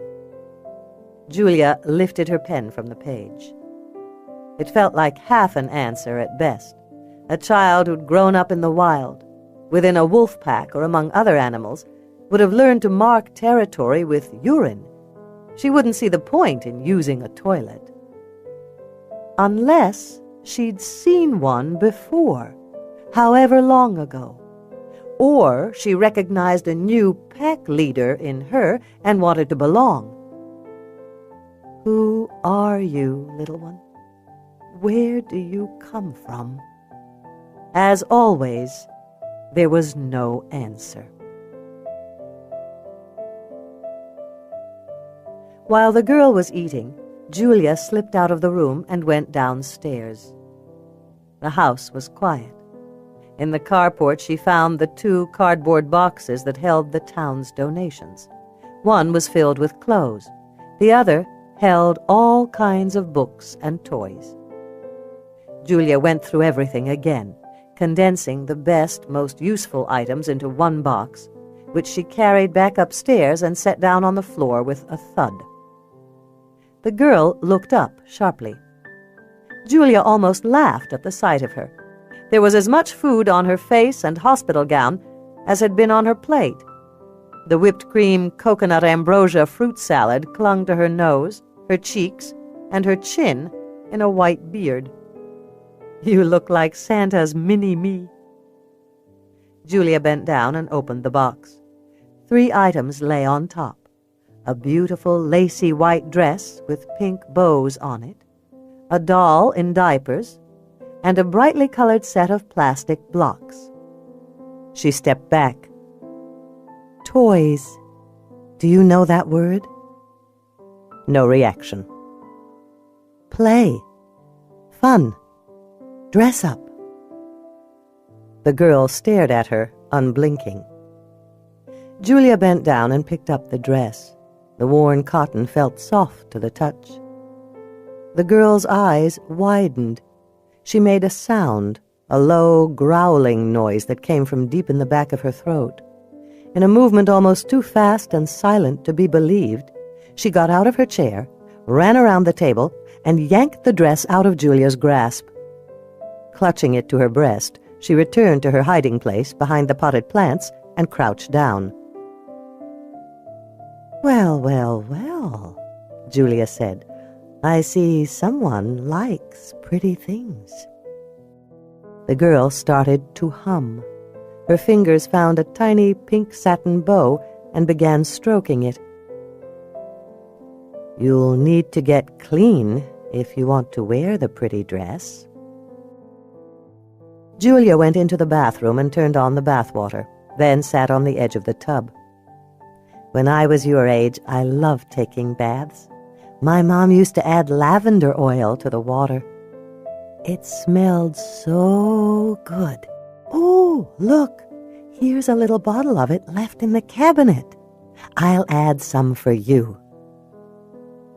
When she turned around again, the girl was there, standing just inside the open door, looking in.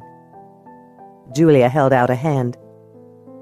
"No hurt," she said gently, turning off the water. "No hurt."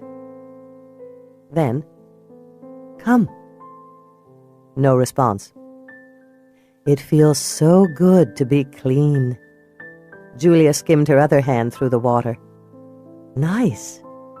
Come on." The girl's steps forward were so small as to be almost non-existent, and yet she was moving. Her gaze ping-ponged between the adhesive tape-covered faucet and Julia's hand. "Have you seen running water before?" Julia let the water stream from her fingers. "Water. Water." The girl was at the bathtub's edge now. She was staring at the water with a mixture of fear and fascination. Very slowly, Julia bent down to undress the girl, who offered no opposition at all. It surprised Julia, that easy compliance. What did it mean, if anything? She took the hospital gown away, looped it over the towel rack, then took hold of the girl's bird-thin wrist and gently urged her toward the tub. "Touch the water. Just try." She showed her how, hoping the action would be mimicked. It took a long time, but the girl finally dipped her hand in the water. The girl's eyes widened. She made a sound that was half sigh and half growl. Julia stripped down to her bra and panties, then got into the tub. "You see?" she said, smiling. "This is what I want you to do." When the girl stepped closer, Julia got out of the tub and sat on the cool porcelain edge. "Your turn. Go ahead." Cautiously, the girl climbed over the tub's porcelain edge and lowered herself into the water. The minute she was in, she made a sound, almost like a purr, and looked up at Julia. Then she slapped at the water and kicked her feet and splashed around and set about exploring. She licked the tiles and touched the grout and sniffed the faucets. She cupped water in her hands and drank it, a habit to be broken, of course, but later. Finally, Julia reached for the bar of lavender-scented soap in the dish. This she handed to the girl, who smelled it, then tried to eat it. Julia couldn't help laughing. "No, icky!" She made a face. "Icky!" The child frowned, tried to grab it. Julia rubbed her hands together to make a soapy foam. "Okay, I'm going to bathe you now. Clean. Soap." Very slowly she reached out, took the girl's hand in hers, and began washing. The girl watched her with the intensity of a magician's apprentice trying to learn a new trick. Slowly, as Julia kept washing her hands, the girl began to relax. She was pliable when Julia gently turned her around in the tub and began washing her hair.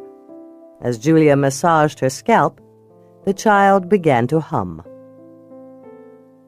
It took Julia a moment to realize that there was a tune within the notes. "Twinkle, twinkle, little star." Julia straightened. Of all the unexpected twists today, this one was the most important. "Somebody sang that to you, little one," Who was it? The girl kept humming, her eyes closed. Julia rinsed the long black hair, noticing how thick and curly it was. Tendrils coiled around her fingers like vines. She saw, too, the network of scars that crisscrossed the tiny back. There was one near her shoulder that was especially ugly. Where have you been? The song was a glimpse into a part of this girl's true history, the first one they'd seen. More questions were unlikely to solicit answers. Julia knew what she needed was more primal than that. She decided to sing along with the humming. How I wonder what you are. The girl splashed around until she was facing Julia.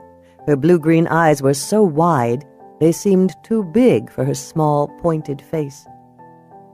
Julia finished the song, then planted a hand to her chest and said, Julia.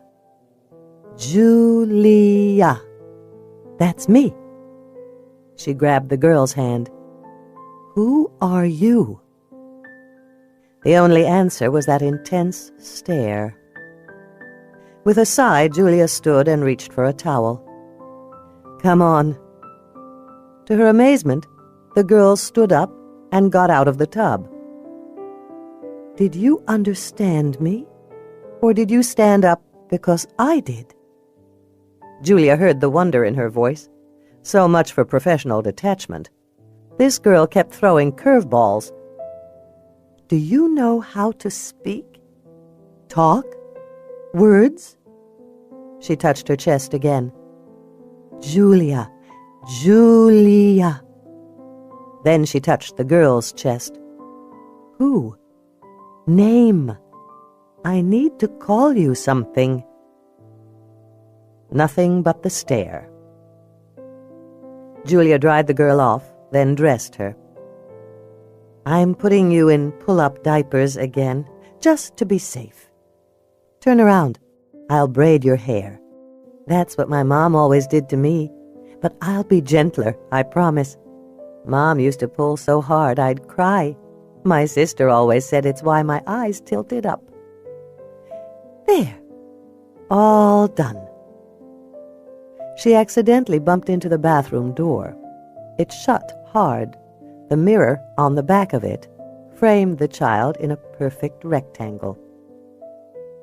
The girl gasped so loudly it sounded as if she'd just washed up on shore. She reached out for the mirror, trying to touch the other little girl in the room. Have you ever seen yourself before? Julia asked. But even as she asked the question, she knew the answer. None of this made sense. The pieces didn't fit together. The wolf, the eating habits, the song, the toilet training. They were tiny pieces that made up the puzzle's border, but the central image, the point, was unseen yet. Certainly she would have seen her reflection, in water at least. That's you, honey. You. See the beautiful blue-green eyes, the long black hair? You look so pretty in that dress. The girl punched her reflection. When her knuckles hit the hard glass, she yelped loudly in pain. Julia moved in beside her and knelt down. Now they were both in the mirror, side by side, their faces close. The girl was breathtakingly beautiful. She reminded Julia of a young Elizabeth Taylor. You see? That's me, Julia. And you. Julia saw when understanding dawned. Very slowly, the girl touched her chest and mouthed a sound. Her reflection did the same. Did you say something? Your name? The girl stuck out her tongue. For the next 40 minutes, the child played in front of the mirror. At one point, Julia left long enough to get her notebook and digital camera. When she returned to the bathroom, the girl was clapping her hands and bouncing up and down in time with her reflection. Julia took several photographs. close-ups of the girl's face, then put the camera away. Notebook in hand, Julia wrote, "Discovery of Self," and documented every moment. It went on for hours. The child stared at herself in the mirror long after the sky had gone dark and shown its cache of stars. Finally, Julia couldn't write any more. Her hand was starting to spasm. "That's it. Come on. Bedtime." She walked out of the bathroom. When the girl didn't follow, Julia reached down for a book. They finished The Secret Garden, so she chose Alice in Wonderland. "Fitting, wouldn't you say?" she commented to herself. After all, she was alone in the room when she said it, and equally alone when she began to read aloud. Alice was beginning to get very tired of sitting by her sister on the bank and of having nothing to do. Once or twice she had peeped into the book her sister was reading, but it had no pictures or conversations in it. And what's the use of a book, thought Alice, without pictures or conversation? In the bathroom, the jumping stopped. Julia smiled and kept reading. She had just introduced the white rabbit when the girl came out of the bathroom. In her pretty white eyelet dress with pink ribbons and her hair braided and tamed, she looked like any little girl. The only hint of wildness was in her eyes. Too big for her face and too earnest for her age, they fixed on Julia, who very calmly kept reading. The girl came up beside her, sidled close. Julia stared at her. "Hello, little one. You like it when I read?" The girl's hand thumped down hard on the book. Julia was too startled by the unexpected movement to respond. This was the first time the girl had really tried to communicate, and she was being quite forceful about it. The girl smacked the book again and looked at Julia. Then she touched her chest. It was the movement Julia had made to emphasize her own name. "Alice?" she whispered, feeling a kind of awe move through her. "Is your name Alice?" The girl thumped the book again. When Julia didn't respond, the girl thumped it again. Julia closed the book. On the cover of this ancient, well-worn edition was a painting of a pretty, blonde-haired Alice with a large, brightly dressed Queen of Hearts. She touched the picture of the girl. "Alice," she said. Then she placed her hand on the flesh-and-blood girl beside her. "Is that you, Alice?" The girl grunted and opened the book, smacking the page. It was where they'd left off. The exact page. Amazing! Julia didn't know if the reaction had been to the name or the reading, but it didn't matter. For whatever reason, the little girl had finally stepped into this world. Julia almost laughed out loud. That was how good she felt right now. The girl hit the book again. "Okay, I'll keep reading, but from now on, you're Alice.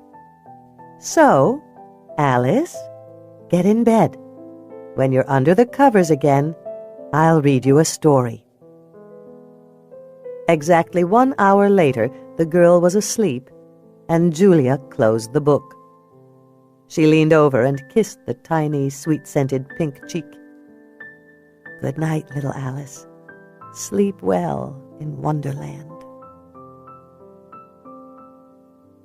11. Ellie was alone in the police station, going through her notes from this afternoon. All those grieving parents and their missing children were counting on her. She was terrified she'd disappoint them. It was the fear that drove her, kept her butt in this seat and her tired eyes focused on the pile of reports on her desk. But she'd been at it too long. She couldn't be objective anymore, couldn't make any more notes about blood types and dental records and abduction dates. All she saw when she closed her eyes were broken families, people who still put up Christmas stockings every year for their missing children. It broke her heart. "I could hear you crying outside." She looked up sharply, sniffing hard. "I wasn't crying.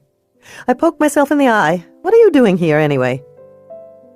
Cal stood there, smiling gently, his hands shoved deeply in his pockets.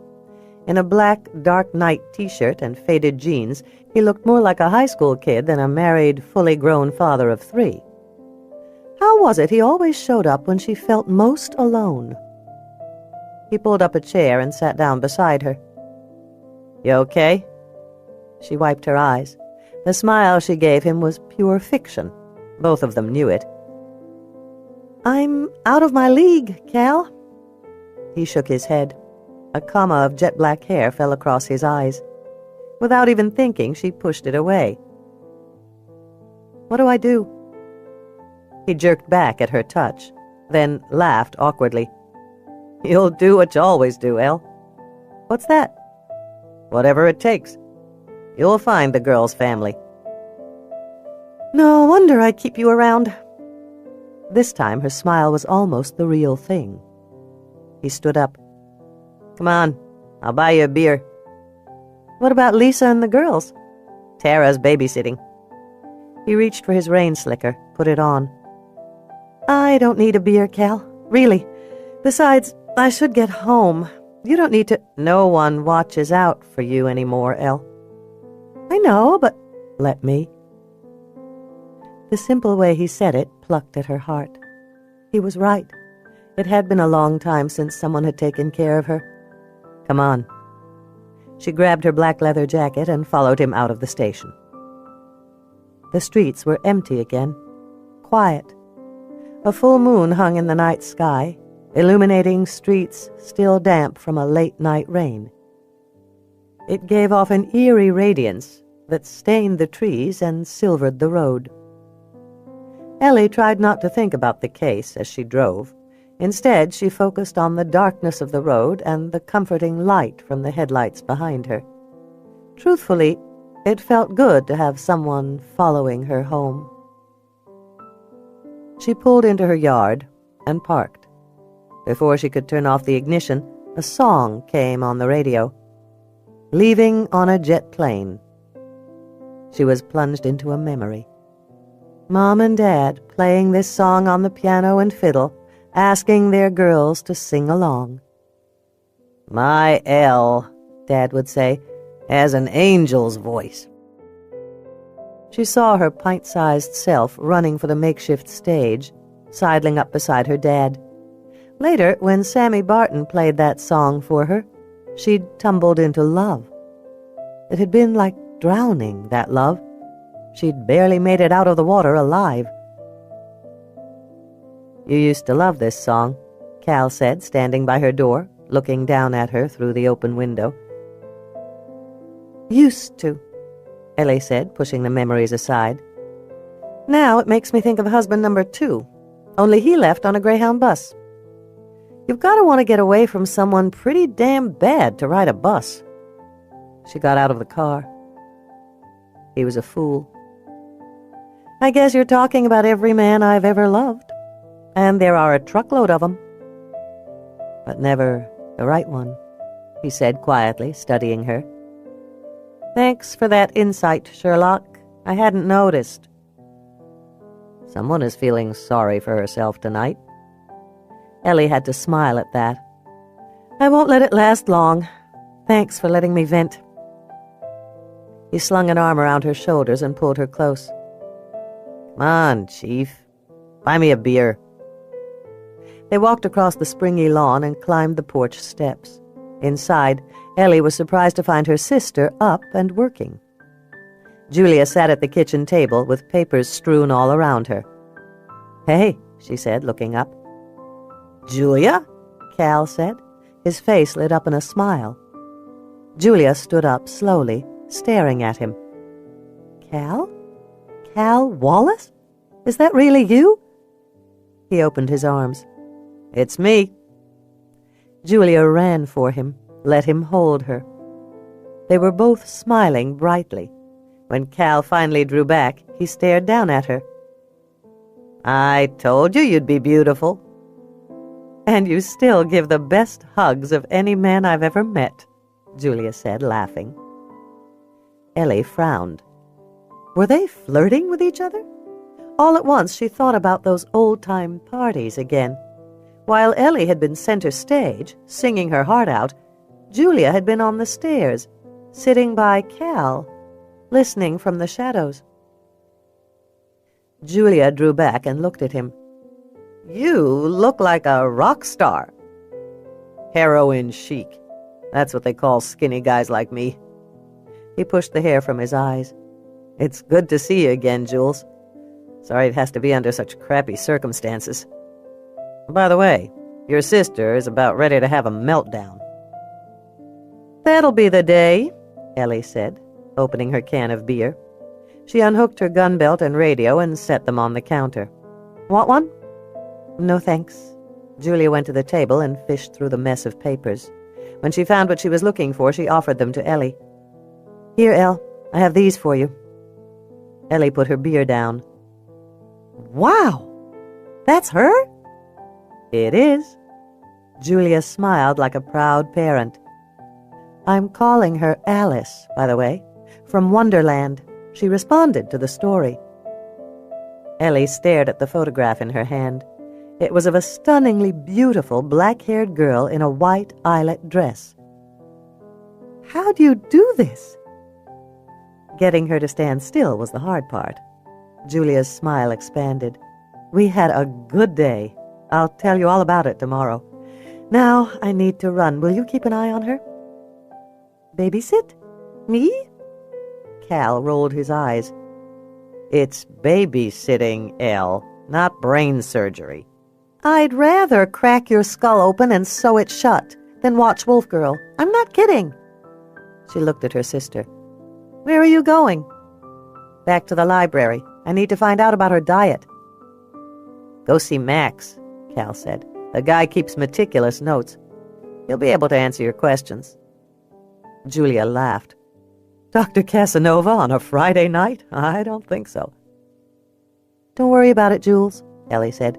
You're hardly his type. Julia's smile faded. That's not what I meant, but thanks for the tip.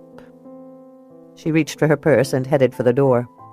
And thanks for babysitting, Elle. Good to see you again, Cal. Are you a moron? Cal said to Ellie the minute Julia left. I believe there's some kind of law against calling your police chief a moron. No, there's a law against my police chief being a moron. Did you see the look on your sister's face when you said she wasn't Max's type? You hurt her feelings. Come on, Cal. I saw a picture of her last boyfriend. Mr. World-famous scientist did not look like Max. Cal sighed and stood up. You'll never get it. Get what? He looked down at her a long time, long enough that she started to wonder what he saw. Finally, he shook his head. I'm out of here. See you at work tomorrow. Don't leave mad. He paused at the door and turned to her. Mad? His voice dropped. I'm hardly mad, Ellie. But how would you know that? The only emotions you really understand are your own. And then he was gone. Ellie finished her beer and opened a second. By the time she emptied that can, she'd forgotten all about Cal's dramatics. They'd had plenty of fights and arguments in their time. What mattered was that tomorrow they'd be fine. Cal would smile at her as if it had never happened. It had always been that way between them. Finally, she went upstairs. At her old room, she stopped. Turning the knob, she went inside. The girl was sleeping peacefully, and though she looked like any other kid now, she was still curled up tightly, as if to protect herself from a cruel world. "Who are you, little one?" Ellie whispered, feeling that weight of responsibility again. "I'll find your family. I swear I will." 40 years ago, when the Rose Theater was built, it had been on the far edge of town. Old-timers still called the neighborhood Back East. It had been given that nickname when Azalea Street seemed miles away. Now, of course, it was practically in town. All around it, there were small two-story homes built in the timber-rich years to house mill workers. Across the street was the library, and just down the road a block or two was the new hardware store. South Park, where the girl had first shown up, was kitty corner to it. Max came to the movies every Friday night, alone. At first there had been talk about the weirdness of his habit, and women had shown up accidentally to sit with him, but in time it had settled into a routine, and there was nothing the people of Rain Valley liked better than routine. He waved to the theater's owner, who stood at the tiny concession counter, carefully rearranging the boxes of candy. He didn't stop to chat, knowing that any conversation would inevitably circle back to the man's bursitis. Hey, Doc, how'd you like the movie? Max turned to his left and found Earl and his wife Myra beside him. They, too, were at the movies every Friday night, cuddling in their seats like teenagers. "Hey, Earl, Myra, it's good to see you." That was some great movie, Earl said. "You love every movie," Myra said to her husband, "especially the romances." They fell into step. "How's the search going?" Max asked Earl. It ain't no picnic, that's for sure. The phone is ringing off the hook, and the leads are pouring in like the whole river in spring. There are so many lost girls out there. It breaks your danged heart.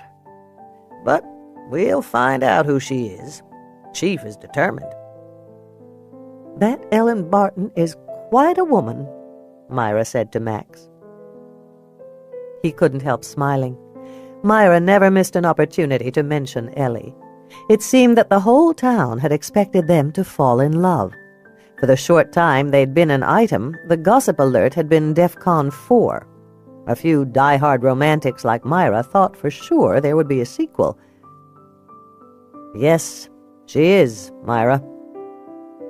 They were outside now, standing on the wide concrete path that connected the entrance of the theater to the sidewalk. On this unexpectedly dry night, the other moviegoers drifted toward their cars, talking among themselves. The crowd dissipated slowly. For a few moments people gathered in small groups along the sidewalk and in the street, neighbors talking to one another on this beautiful night. The sound of their voices carried on the still, clean air. Earl and Myra were among the first to leave. One by one the cars drove away until the street was empty except for an old white Suburban and his pickup truck. Max was halfway to his truck when a movement across the street caught his eye. A woman was leaving the library, her arms full of books. Light from a street lamp fell down on her, made her look too alive somehow, an angel against the dark night. Julia. Across the street, she opened the passenger door of the Suburban and tossed her books onto the seat. She was almost to the driver's side when he said her name. She paused and looked up. "Hey, Julia," he said, coming up to her. "You're working late?" She laughed. It sounded nervous. "Obsessive is a word that's often been used about me." "How's your patient?" "Actually, I'd like to talk to you about her. Later. At the hospital." "How about right now? We could go to my house." Julia looked confused. "Oh, I don't think this is as good a time as any." "I do have a babysitter right now." "Then it's settled. Follow me." Before she could say no, he walked over to his truck and climbed into the driver's seat. As he started the engine, he watched her in the rearview mirror. She stared at his truck, biting her lip, then finally got into her own car. On either side of the road, a thicket of black trees stood watch, their tops pressed into the starry underbelly of the night sky. Moonlight turned the ordinary asphalt into a ribbon of tarnished silver that snaked between the twin curtains of trees. At the turnoff, an old brown and yellow Forest Service wooden sign pointed the way to Spirit Lake. Julia hadn't been out this way in years. Even now, with all the growth that had taken place on the peninsula in the 2 decades since high school, this was still the boonies. The locals called it the End, not only because of its location, but because of its isolation. It was a stunningly beautiful, majestic corner of the rainforest, but she couldn't quite match it to Dr. Casanova. He definitely struck her as a big city guy.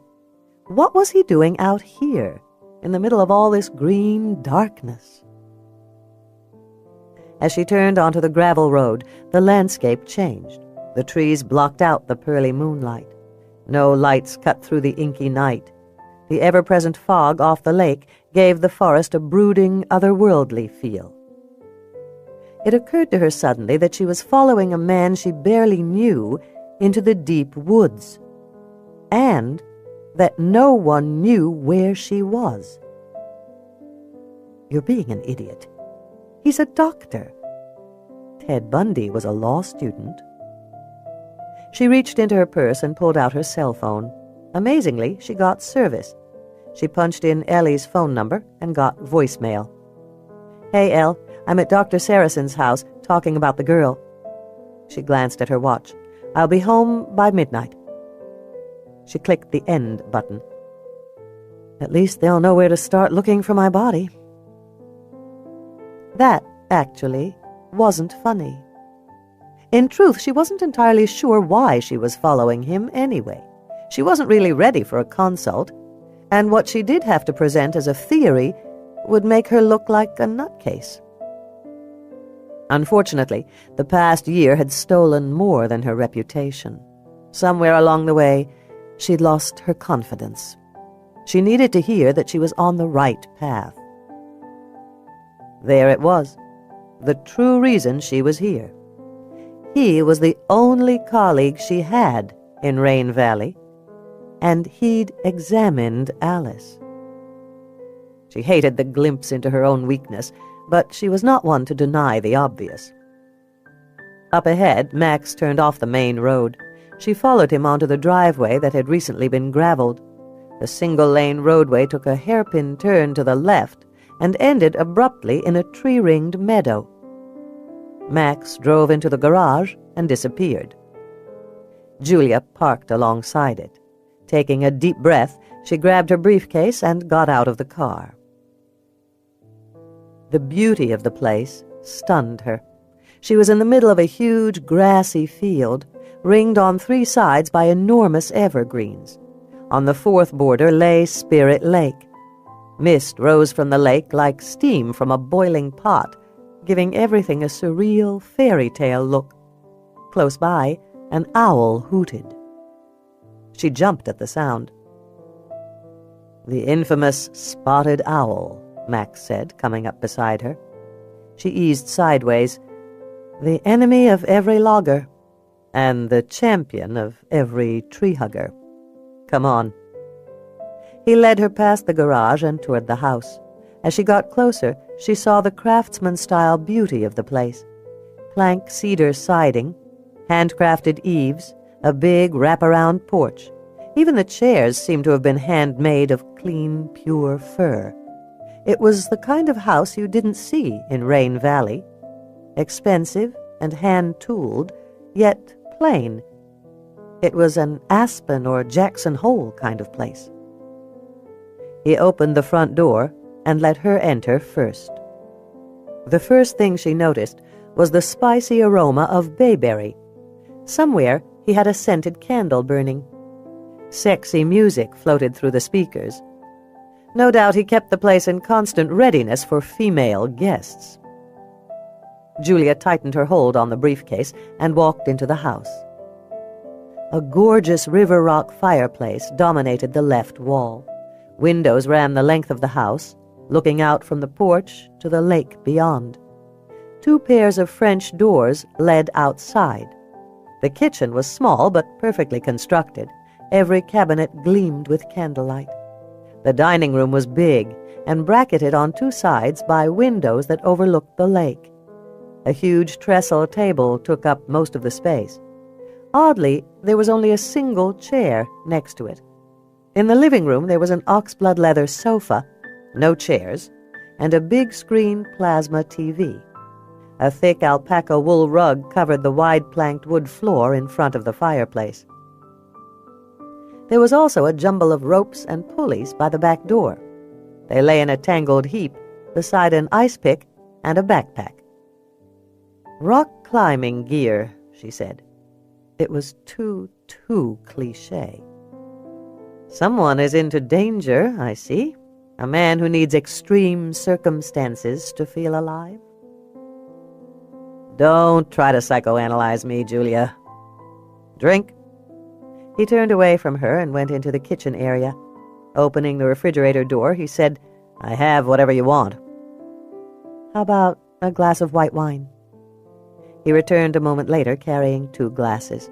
White wine for her, Scotch on the rocks for himself. She took the one he offered and sat down at the very end of the sofa, close to the arm. "Thanks." He smiled. "You don't have to look so terrified, Julia. I'm not going to attack you." For a moment she was caught by the low, soft tone of his voice and the blue of his eyes. It was a little spark, barely anything, but it made her angry. She needed to get back on solid ground. "Let me guess again, Dr. Saracen. If I went out to the garage, I'd find a Porsche or a Corvette?" "Nope. Sorry to disappoint you." "Upstairs, I'd find a king-sized bed with expensive silk sheets, maybe a faux fur coverlet, and a nightstand drawer full of condoms that are ribbed for her pleasure." A frown pulled at his forehead. She got the distinct feeling that he was toying with her. "Her pleasure is always important to me." "I'm sure it is, as long as her pleasure doesn't require any real emotion on your part, or, God forbid, a commitment. Believe me, Max, I've known men like you before. As appealing as the Peter Pan syndrome is to some women, it's lost its charm for me." "Who was he?" "Who?" "The man who hurt you so badly." Julia was surprised by the perceptiveness of the question. Even more surprising was how it made her feel, almost as if he knew her. But he didn't. He was just fishing, casting the kind of line that only men like him could handle. His gift was the appearance of sincerity, of depth. For some bizarre reason, when she looked at him now, she saw a kind of loneliness in his gaze, an understanding that made her want to answer him. And then she would be caught. "May we please keep ourselves on track?" "Ah, business. Tell me about the girl." He sat down close to her, but not too close. "I'm calling her Alice for now, from Alice in Wonderland." She responded to the story. "Seems like a good choice." He waited for more. Suddenly she wished she weren't here. He might be a player and a flirt, but he was also a colleague, and as such, he could ruin her with a word. "Julia?" She started slowly. "When you first examined her, did you see any evidence of what her diet had been?" "You mean beyond the dehydration and malnutrition?" "Yes." "Facts? No. Ideas? I have a few. I'd say some meat and fish and fruit. I would guess she ate no dairy and no grains at all." Julia looked at him. "In other words, the kind of diet that would come from living off the land for a long time." "Maybe. How long do you think she was out there?" There it was, the question whose answer could both make and break her. "You'll think I'm crazy," she said after too long a silence. "I thought you shrinks didn't use that word." "Don't tell." "You're safe with me." She laughed at that. "Hardly." "Start talking, Julia," he said, sipping his drink. The ice rattled in his glass. "Okay." She started with the easy stuff. "I'm sure she's not deaf, and I strongly question the idea of autistic.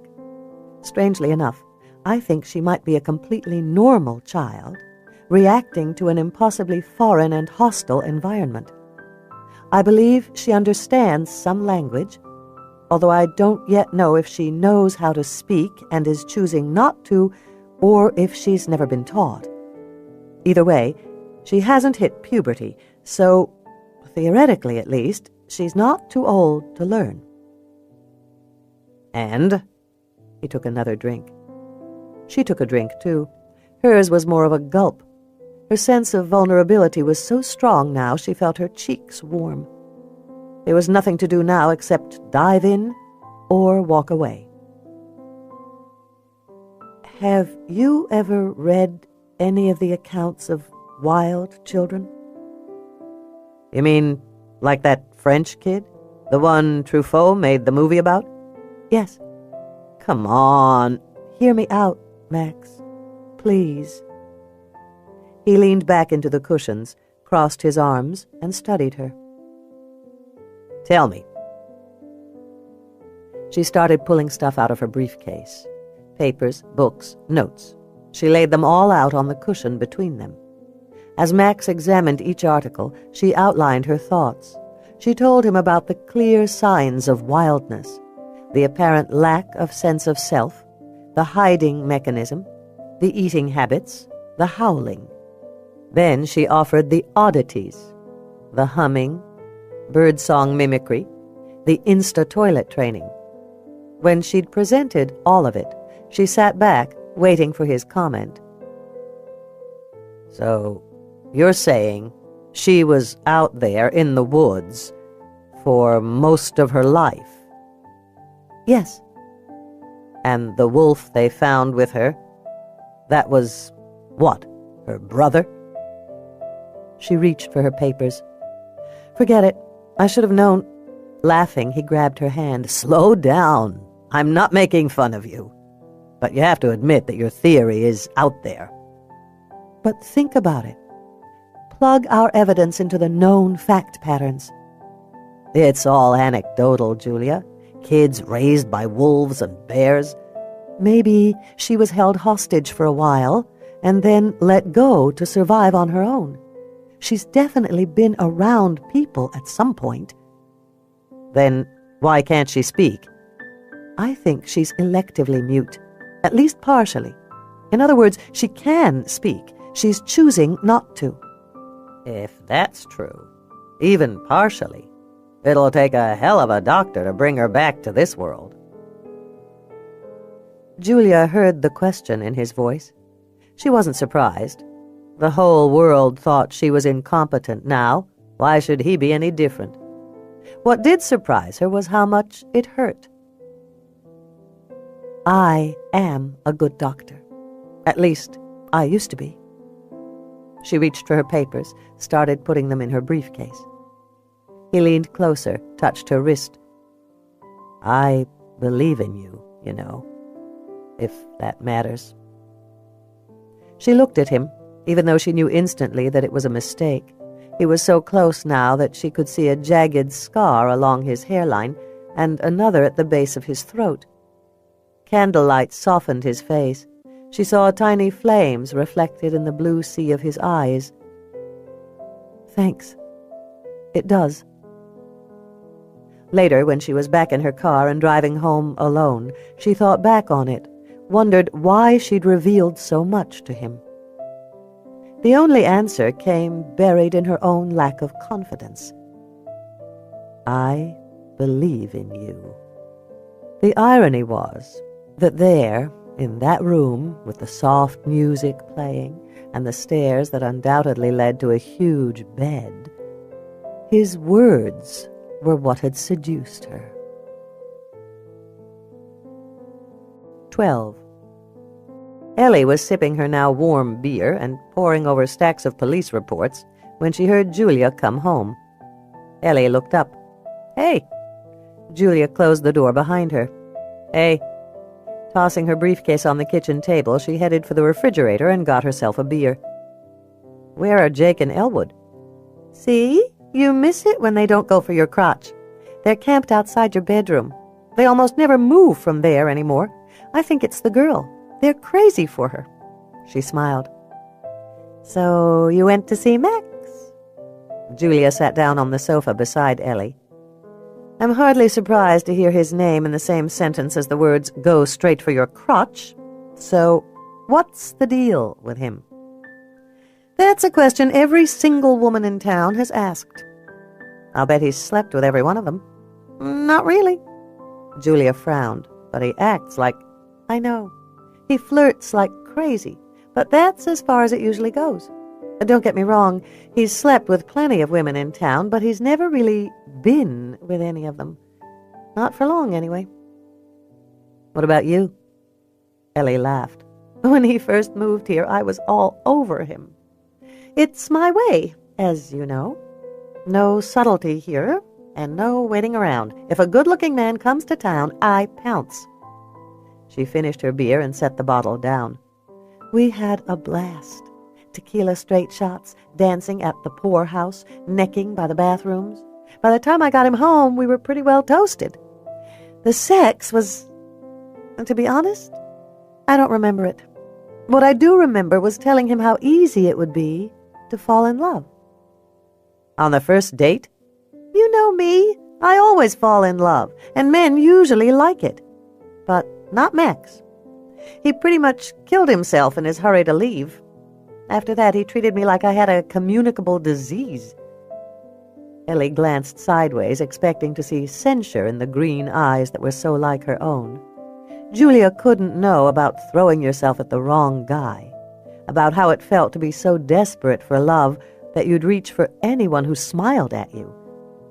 But what she saw in her sister's eyes surprised her. Julia looked fragile, suddenly, as if the talk of love had upset her. "Are you okay?" "Fine." But Ellie could see the lie on her sister's face, and for the first time she understood. Her sister had been broken by love, too. Maybe not as often as she had, or as publicly, but Julia had been hurt. "What happened with him, with Philip? You guys were together for a long time. I thought you'd get married." "I thought so, too. I was so in love with him I ignored the signs. I found out too late that he'd been screwing around for most of the last year we were together. Now he's married to a dental hygienist and living in Pasadena. Last I heard, he was screwing around on her, too. Some psychiatrist, huh? I miss the problems in my own relationship. He sounds like a real asshole." "It would be easier if that were true." "I'm sorry." For the first time, Ellie felt as if she understood her sister. Julia might be brilliant, but when it came to love, that was no protection. Every heart could be broken. "You better stay away from Max, you know." Julia sighed. "Believe me, I know. A guy like that." "Yeah, he could hurt a woman like you." "Like us," Julia said softly. So she felt it too, this new connection. "Yeah," Ellie agreed. "Like us." The next morning, Ellie was parked in front of the Ancient Grounds coffee stand when her radio beeped.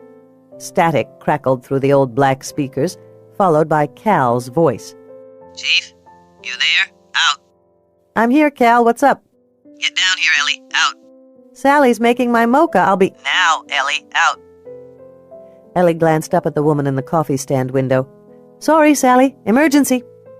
She put the car in drive and hit the gas. 2 blocks later, she turned onto Cates Avenue and almost slammed into a news van. There were dozens parked along and in the center of the street. White satellite dishes stood out against the gray sky. Reporters were huddled in clusters along the sidewalk, their black umbrellas open. She hadn't taken more than 3 steps when the reporters pounced on her. Comment on the report. No one is telling us where the exact location. She pushed through the crowd and yanked the station door open. Slipping through, she slammed the door shut behind her and leaned against it. Shit! You haven't seen anything yet, Cal said. They were camped out there at 8 o'clock when I got to work. Now they're waiting for your 9 o'clock update. What 9 o'clock update? The one I scheduled to get them the hell out of here. I couldn't answer the phones with them yelling at me. Peanut came around the corner holding a plastic mug the size of a gallon of paint. She was back on the grapefruit juice diet. A rolled-up newspaper was tucked under her arm. "You'd better sit down," she said. Ellie immediately looked at Cal. He nodded, mouthed, "I would."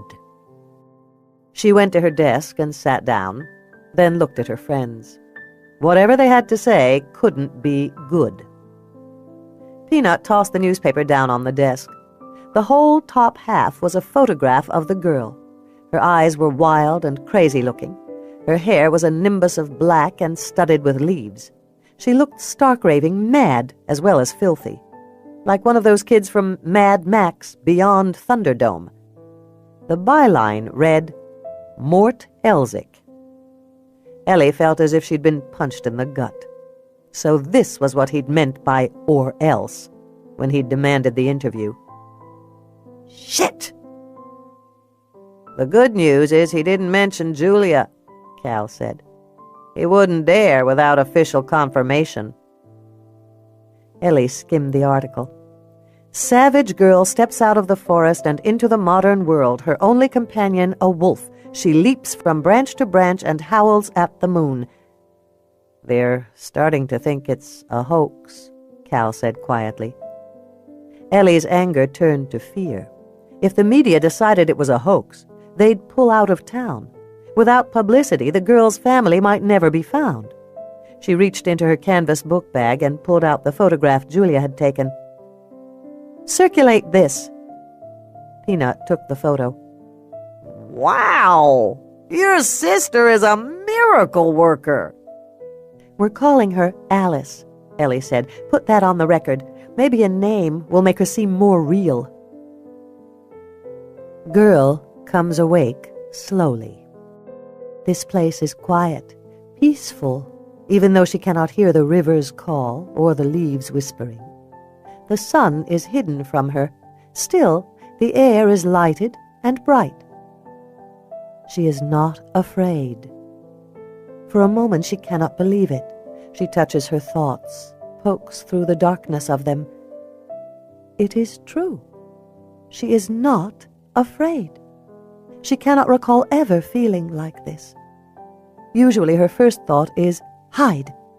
She has spent so long trying to make herself as small as possible. She can breathe here, too, in this strange, squared world where light comes from a magical touch and the ground is hard and level. She can breathe. It does not hold on to the bad smells of him. She likes it here. If Wolf were with her, she would stay in this square forever, marking her territory in the swirling water and sleeping on the place she is told to, where it is soft and smells of flowers. "I see you are awake, little one." It is the sun-haired her who has spoken. She is at the eating place, with the thin stick in her hand again, the tool that leaves blue markings behind. Girl gets up and goes into the cleaning place, where the magical pool is now empty. She pulls down her pants and sits on the cold circle. When she is done peeing, she hits the white thing. In the other room, her stands up. She is hitting her hands together, making a sound like a hunter's shot, and smiling. Girl likes that smile. It makes her feel safe. From the babble of forbidden sounds, Girl hears, "Come." She moves slowly, hunched over, holding her insides tightly. She knows how dangerous a moment like this can be, especially when her guard is down. She should always stay afraid. But the smile and the air and the softness of the sleeping place make her forget the cave. Him. She sits where Sunhair wants her to. I'll be good, she thinks, looking up, trying to force the happy face. Sunhair brings her food to eat. Girl remembers the rules, and she knows the price of disobeying. It is a lesson Him taught her lots of times. She waits for Sunhair to smile and nod, to say something. When it is done, Girl eats the sweet, sticky food. When she is finished, Sunhair takes the rest of the food away. Girl waits. Finally, Sunhair sits across from Girl. She touches her chest and says the same thing over and over. Julia. Then she touches Girl. Alice. Alice. Girl wants to be good, wants to stay in this place with this her that smiles, and she knows that something is expected of her now, but she has no idea what she should do. It seems as if Sunhair wants Girl to make the bad sounds, but that can't be true. Her heart is beating so fast it makes her feel sick and dizzy. Finally, Sunhair pulls back her hand. She reaches into the square hole beside her and begins putting things on the table. Girl is mesmerized. She has never seen any of these things. She wants to touch them, taste and smell them. Sunhair takes one of the pointed sticks and touches it to the book of lines. Behind her touch, everything is red. Crayon. Color book. Girl makes a sound of wonder. Sunhair looks up. She is talking to Girl now. In all the babble of sound, she begins to hear a repetition. Alice, play. Play. Girl frowns, trying to understand. She almost knows these sounds. But Sunhair keeps talking, keeps pulling things out of the secret place until Girl can't remember what she is trying to remember. Every new object seizes hold of her, makes her want to reach out. Then, when Girl is almost ready to make her move, to touch the pointed red stick, Sunhair pulls it out. Girl screams and scrambles backward, but she is trapped by this cage on which she sits. She falls, hits her head, and screams again, then crawls on her hands and knees toward the safety of the trees. She knew she shouldn't have let her guard down. So what that she can breathe here? It is a little thing, a trick. Sunhair is frowning at her, talking in a haze of white noise. Girl can make out no sounds at all. Her heart is beating so fast it sounds like the drums of the tribe that fish along the river. There is almost no space between them now. Sunhair holds it out. Girl screams again and claws at her hair, blowing her nose. Him is here. He knows she likes Sunhair, and he will hurt her now. All she can think is the sound she knows best of all. No!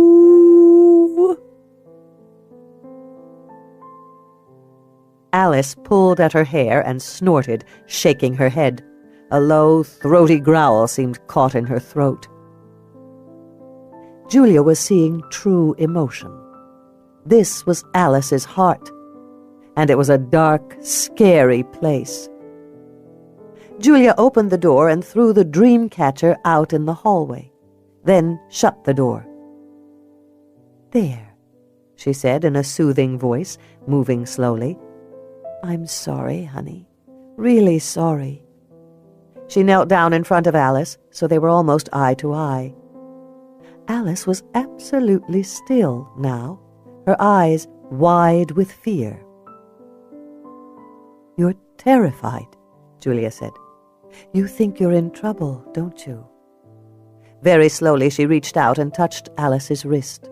The touch was fleeting and as soft as a whisper. It's okay, Alice. You don't have to be scared. At the touch, Alice made a strangled, desperate sound and stumbled backward. She hid behind the plants and began a quiet, desperate howling. The child had no idea how to be comforted. Another of the many heartbreaks of her life. Julia said, making a great show of looking around the room. What shall we do now? After a few moments, she picked up the old battered copy of Alice in Wonderland. Where did we leave young Alice? She went back to the bed and sat down. With the book open on her lap, she looked up. Between two green fronds, a tiny, earnest face peered at her. Come, Julia said softly. No hurt. Alice made a pathetic little sound, a mewl of sorts. It tugged at Julia's heart, that whimper that sounded at once too old and too young. It was a distillation of longing from fear. Come, she said again, patting the bed. No hurt. Still, Alice remained in her safe spot.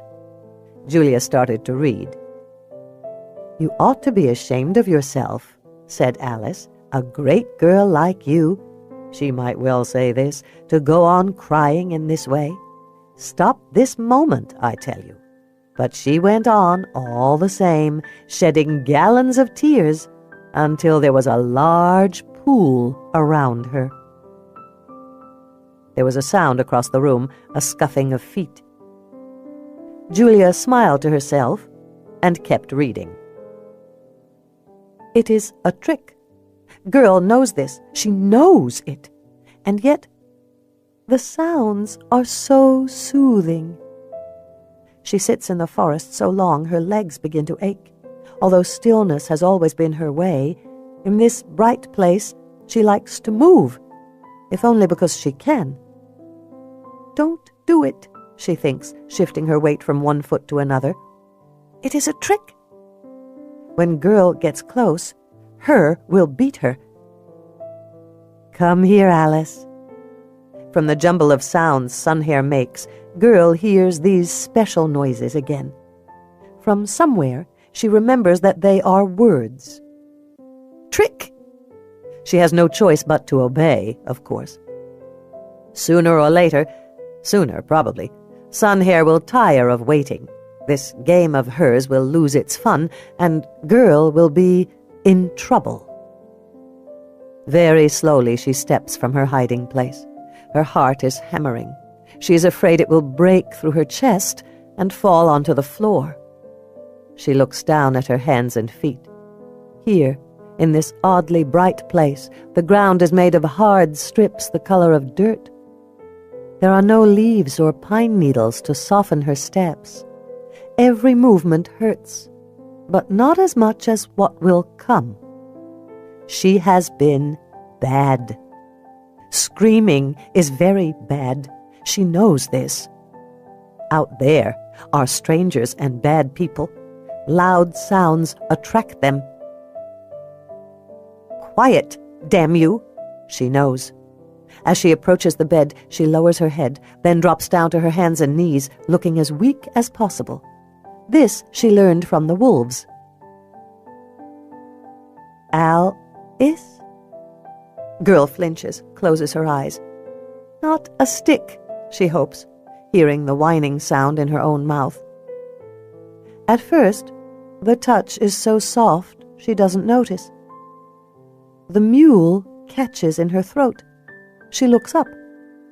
Sunhair is closer now, smiling down at her. She is talking. Always she is talking in that sunlight voice of hers. It sounds like a river in the last days of summer, soft and soothing. Her eyes are wide open, as green as new leaves. There is no anger on her face. And she is stroking Girl's hair, touching her gently. Is okay, no hurt. Girl leans forward, but just a little. She wants Sunhair to keep touching her. It feels so good. Come here, Alice. Sunhair pats the soft place beside her. In a single motion, Girl leaps up and curls next to her. It is the safest she has felt in a long time. When Sunhair starts to talk again, Girl closes her eyes and listens. Julia sat very still, although her mind was moving at light speed. What was the story with the dream catcher?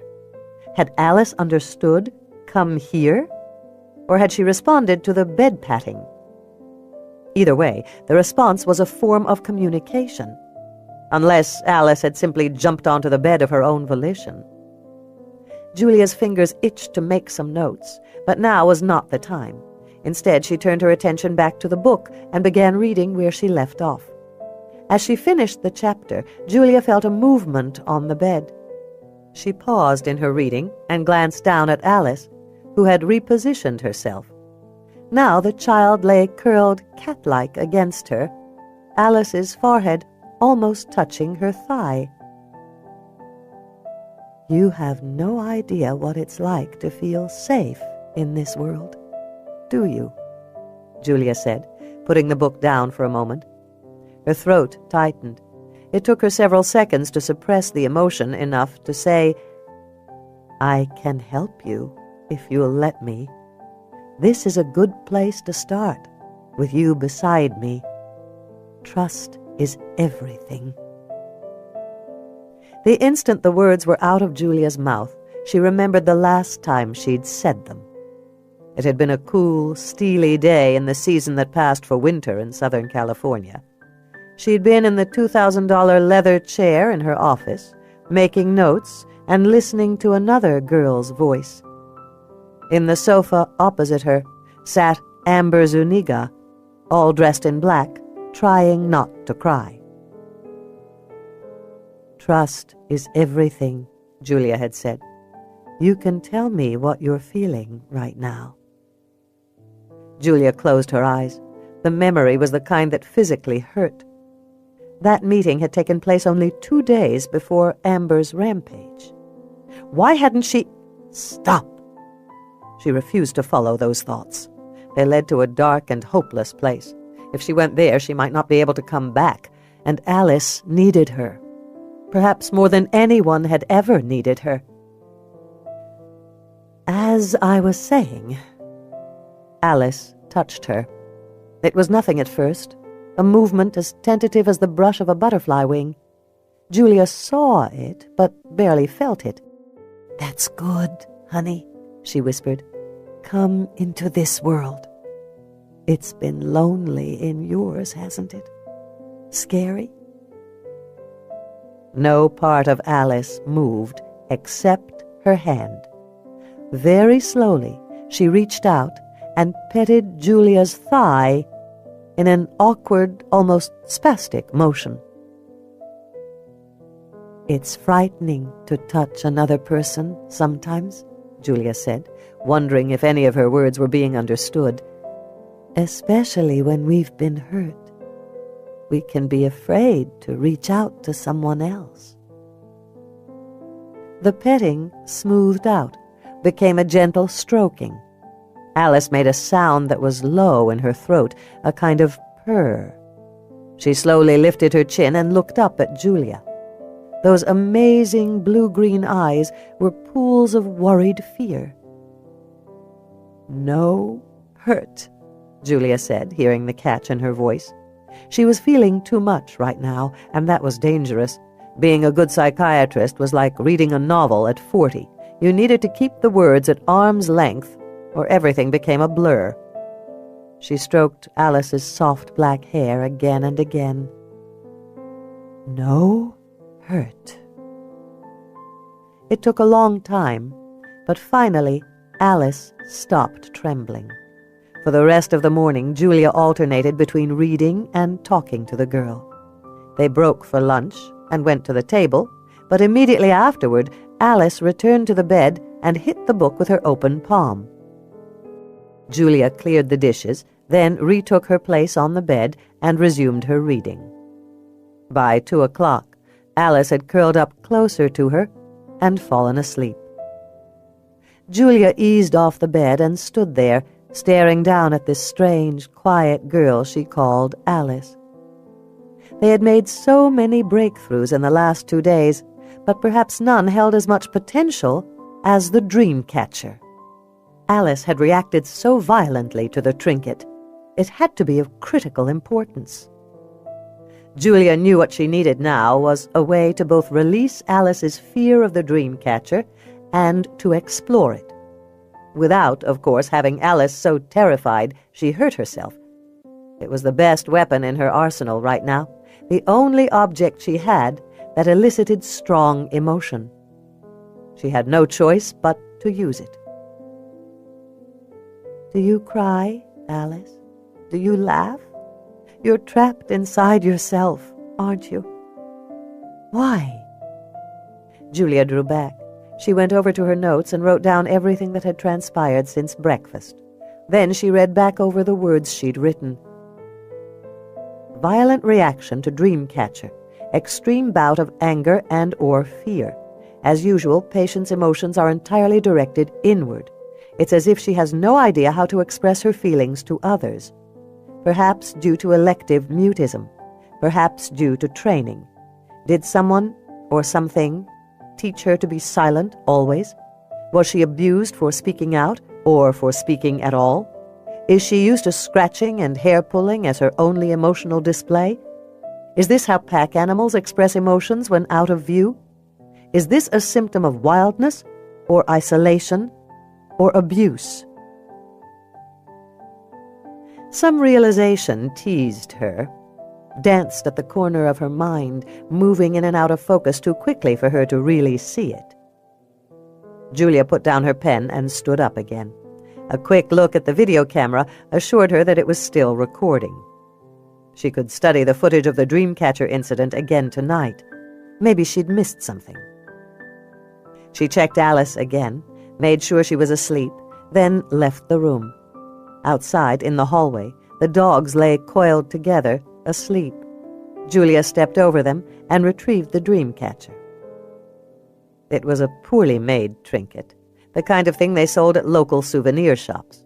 No bigger than a tea saucer, and as thin as the twigs that formed its circular perimeter. It was hardly threatening. Several cheap, shiny blue beads glittered amidst a string web. She suspected they usually came with a designer tag that detailed their importance to the local tribes of the Quinault and the Hoh. What was its connection to Alice? Was she Native American? Was that a piece of the puzzle? Or was it not the Dreamcatcher in total that had frightened her, but rather some piece of it? The beads, the twigs, or the string? String, a cousin to rope. Ligature marks. Perhaps that was the connection. The string could have reminded Alice of being tied up. There was no way to know these answers until Alice herself revealed them. In ordinary therapy, bound by the normal conventions of time and money, it could take months for a child to confront such fears, perhaps years. But this case was far from ordinary. The longer Alice remained in her solitary, isolated world, the less likely it was that she would ever emerge. Therefore, they didn't have the luxury of time. She needed to force a confrontation between the two Alices, the child lost in the woods and the girl who'd been returned to the world. These two halves needed to integrate into a single personality, or Alice's future would be at risk. Desperate times called for desperate measures. There was only one thing to do, and it wouldn't be pretty. She went downstairs to call her sister. 15 minutes later, Ellie and Peanut walked through the front door. "Hey," Peanut said, grinning broadly and fluttering her bright pink star-spangled fingernails. Julia reached into her pocket and pulled out the Dreamcatcher. "Either one of you recognize this?" "Sure, it's a Dreamcatcher," Peanut said, pulling a baggie full of carrot sticks out of her purse. "My son used to have one hanging from his bed. I think he bought it on a field trip up to Nia Bay. They're a Native American tradition. The idea is that they protect a sleeping child from nightmares. The bad dreams get caught in the web, while the good ones slip quietly through that hole in the middle. She grinned. Discovery Channel, Native American History Week. Why? Ellie asked Julia. Alice had a severe emotional response to this thing. Snorting, scratching herself, screaming. It seemed to scare the crap out of her. Ellie reached over and picked up the dream catcher, examining it. You think it's the bad dream thing? No, I think it's more personal. Maybe she was hurt in a room that had one, or by a person who made them. Or perhaps the string reminded her of the rope that was used to tie her ankle. I'm not sure yet, but there's something about it that set her off. I'll check it out, Ellie said. Clues are damn few and far between. I'll send Earl up to the reservation. Maybe we'll get lucky. It's about time for some luck, Julia agreed, picking her purse up off the sofa. Where could I find a bunch of them for sale? Swain's General Store, Peanut answered. They have a local souvenir aisle. Great. I'll be back as soon as I can. Better wear a mask, Peanut muttered. She and Ellie exchanged worried glances. Julia frowned. What's going on? You remember Mort Elzick? Ellie asked. So it was small-town gossip. She should have known. No. Julia glanced at her watch. She wanted to be back, with the dream catchers, when Alice woke from her nap. I really don't have time for this now. I don't know how long Alice will sleep. She headed for the door. He published a photo of Alice in the Rain Valley Gazette. The headline called her Wolf Girl, Peanut said, chewing loudly. Julia stopped. All at once she remembered Mort from high school. And from that night at the hospital. He'd bumped into her in the hallway. Of course! The bag he'd dropped held camera equipment. That was why he hadn't been at the meeting in the church. He'd used that time to sneak into the hospital. Slowly she turned. Any mention of me? Both women shook their heads. The town is protecting you, Ellie added. He knows you're here, but no one will confirm that you're helping Alice. I knew there'd be a leak. There always is. We're fine if... Peanut and Ellie exchanged another worried look. What? There's more? Julia demanded. Some of the reporters are leaving town. They think the whole thing is a hoax. Julia cursed under her breath. That was the one thing they couldn't afford. If the media withdrew now, they might never find out who Alice really was. The new photos, mine, I mean, should help. Also, release some bit of information, something scientific. Put someone in uniform on camera to talk about the search. Use lots of missing kids statistics. Make every word sound official. That should buy us some time. You need to get her talking, Jules. No kidding. In the old days, her word would have been enough to convince the media. Now it would mean nothing. You want me to go get you the dream catchers? Peanut said gently. Julia hated to bend to pressure, but she had no choice. She couldn't let Mort get a photo of her. She tossed her purse back onto the sofa. Thanks, P. I'd appreciate that. 13. An hour later, Ellie and Peanut were back in the cruiser, heading for town. We need her to talk, Ellie said quietly. No matter how much evidence they accumulated, the truth always boiled down to that. Julia's doing her best, but it could take a while. I know. And what if Mort's photo ruins everything? If the legitimate media thinks we're some hicks trying to put our city on the map, it's over. Don't go looking for trouble, Elle. My Benji says... The car radio squawked. Ellie, are you there? I'm not answering, Ellie said. It's never good news anymore. That's a responsible choice. Probably just a 10-car pileup on the interstate anyway. Or a hostage situation. Another clatter of static. Chief, Julia says you're in the car. If you don't answer, I'm going to tell everyone you wrote a letter to Rick Springfield in the 8th grade. Over. Ellie hit the talk button. Don't force me to bring out the photos of you with a perm, Cal. There you are. Thank God, El. You need to get here now. Over. What's going on? The kooks have landed, I swear to God. Ellie cursed under her breath. She hit the siren and gas at the same time. In minutes, she was pulling into the parking lot and getting out of the car. There were people everywhere, though not as many as yesterday. News vans clogged the street in front of the station, and a line of people snaked from the front door and down the sidewalk. They weren't the kind of people who'd shown up before. No cops from other precincts, or private detectives, or reporters, or parents. This group looked like the Rocky Horror audience. She brushed past them, ignoring their clamoring voices, and went into the station. Cal was at his desk, looking dazed and confused. Earl sat at the other patrol desk. At Ellie's entrance, he smiled tiredly and said, I just took a statement from a man who lives on the planet Rebar. Ellie frowned. What? That's who came looking for the girl. A man. No, an ambassador from Rebar. He had a tinfoil hat and black lips. Ellie sat down at her desk with a sigh. Let him in, Earl, one at a time. You're going to talk to them? Cal asked. Just 'cause they're crazy doesn't mean they don't know something. Earl went to the door and opened it. The woman he let in wore a flowing purple dress, cowboy boots, and a blue suede headband. In her hands, she held a baseball-sized crystal ball. Another psychic. Ellie smiled and reached for her pen.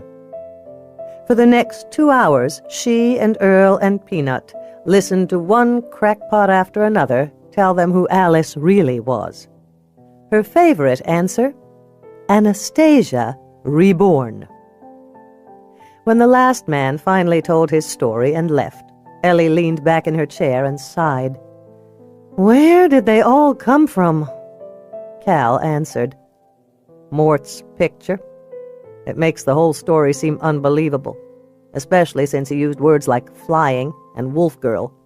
His story hinted that she eats only live insects and does sign language with her feet. I heard CNN pulled out of town. This is so not good, Peanut said, reaching for her grapefruit juice. Cal jumped down from the desk. His tennis shoes hit with a little thump on the hardwood floor. Use her, he said quietly. It's our only choice. Ellie didn't have to ask who Cal meant. She'd had the same thought herself. Julia? Peanut said in a spiky voice. But they'll only care about what happened in Silverwood. They'll crucify her, Ellie said, looking up at Cal. Wolf girl works with disgraced doctor. What choice do we have? I don't know, Ellie said. Today, when she heard about Mort's photo, she looked as fragile as I've ever seen her. She'll do it for Alice, Cal said. Julia was still trying to formulate a dreamcatcher use plan when Ellie barged into the room. Her keys and handcuffs jangled with every step. Behind her, the dogs howled and scratched at the door, barking when she shut them out. Alice ran for the plants and hid there. Ellie clasped her keys and handcuffs, stilling them. I need to talk to you. Julia fought the urge to roll her eyes. The interruption had come at a particularly tender time. Fine. Ellie stood there a moment longer, then she said, I'll wait for you in the kitchen, and left the bedroom. Julia hid her pens and paper and notebooks. I'll be right back, Alice. Alice stayed hidden in her sanctuary, but when Julia reached for the knob, the child started to whimper. You're upset, Julia said softly. You're feeling afraid that I won't come back, but I will. There was nothing else she could say. She could only teach Alice about trust by returning. One of the fundamental truths of psychiatry was that sometimes you had to leave a patient who needed you.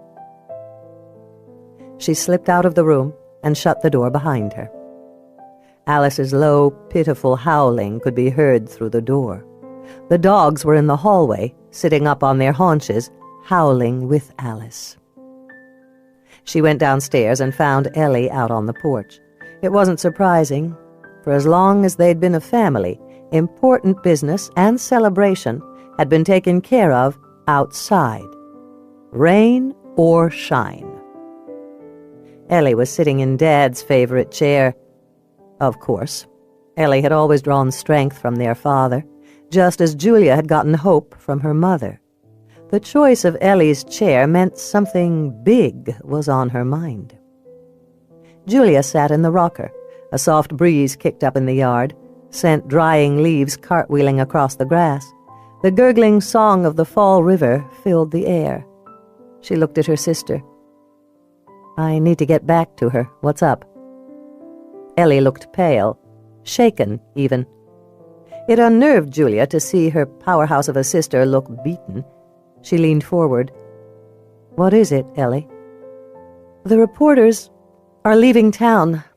They think the whole wild child thing is a hoax. By tomorrow, the Gazette and maybe the Olympian will be the only papers still writing about this story." Julia knew suddenly what this was about, why Ellie looked nervous. "We need you to talk to the press," Ellie said softly, as if the tenor of her voice could remove the sting from the words. "Do you know what you're asking of me?" "What choice do we have? If the story dies, we may never know who she is. And you know what happens to abandoned kids. The state will warehouse her, ignore her." "I can get her to talk." "I know. But what if she doesn't know her name? We need her family to come forward." Julia couldn't deny it. As painful as this decision was, the stakes were clear. It came down to her best interest versus Alice's. "I wanted to have something to tell them. A success that could be balanced against the failures. They won't—" "What?" "Believe in me," she thought, but said, "Nothing." Julia looked away. The silvery river caught her gaze, reflecting like a strand of sunlight against the green lawn. In that instance of brightness, she recalled the flash of the camera lights and the barrage of ugly questions.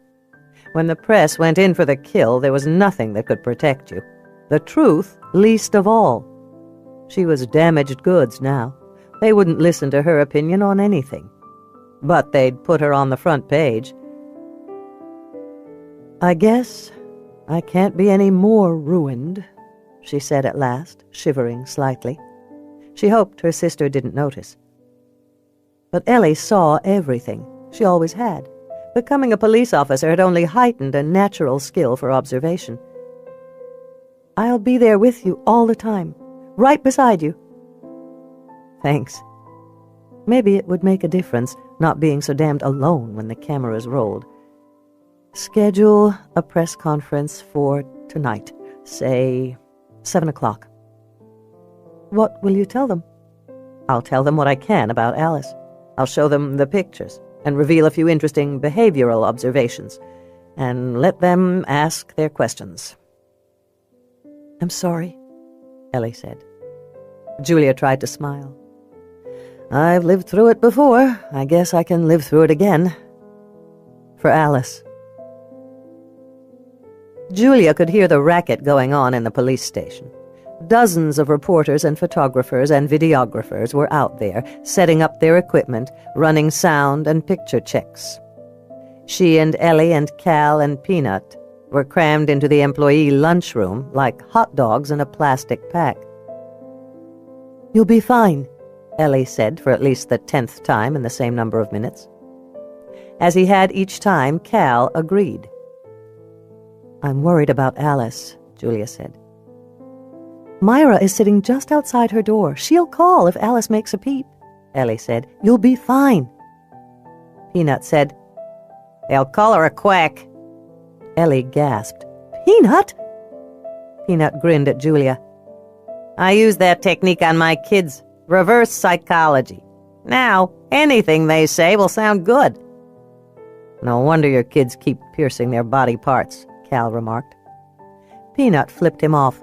"At least I don't go to conventions in costume." "I haven't worn a costume in 20 years. Earl appeared at the door.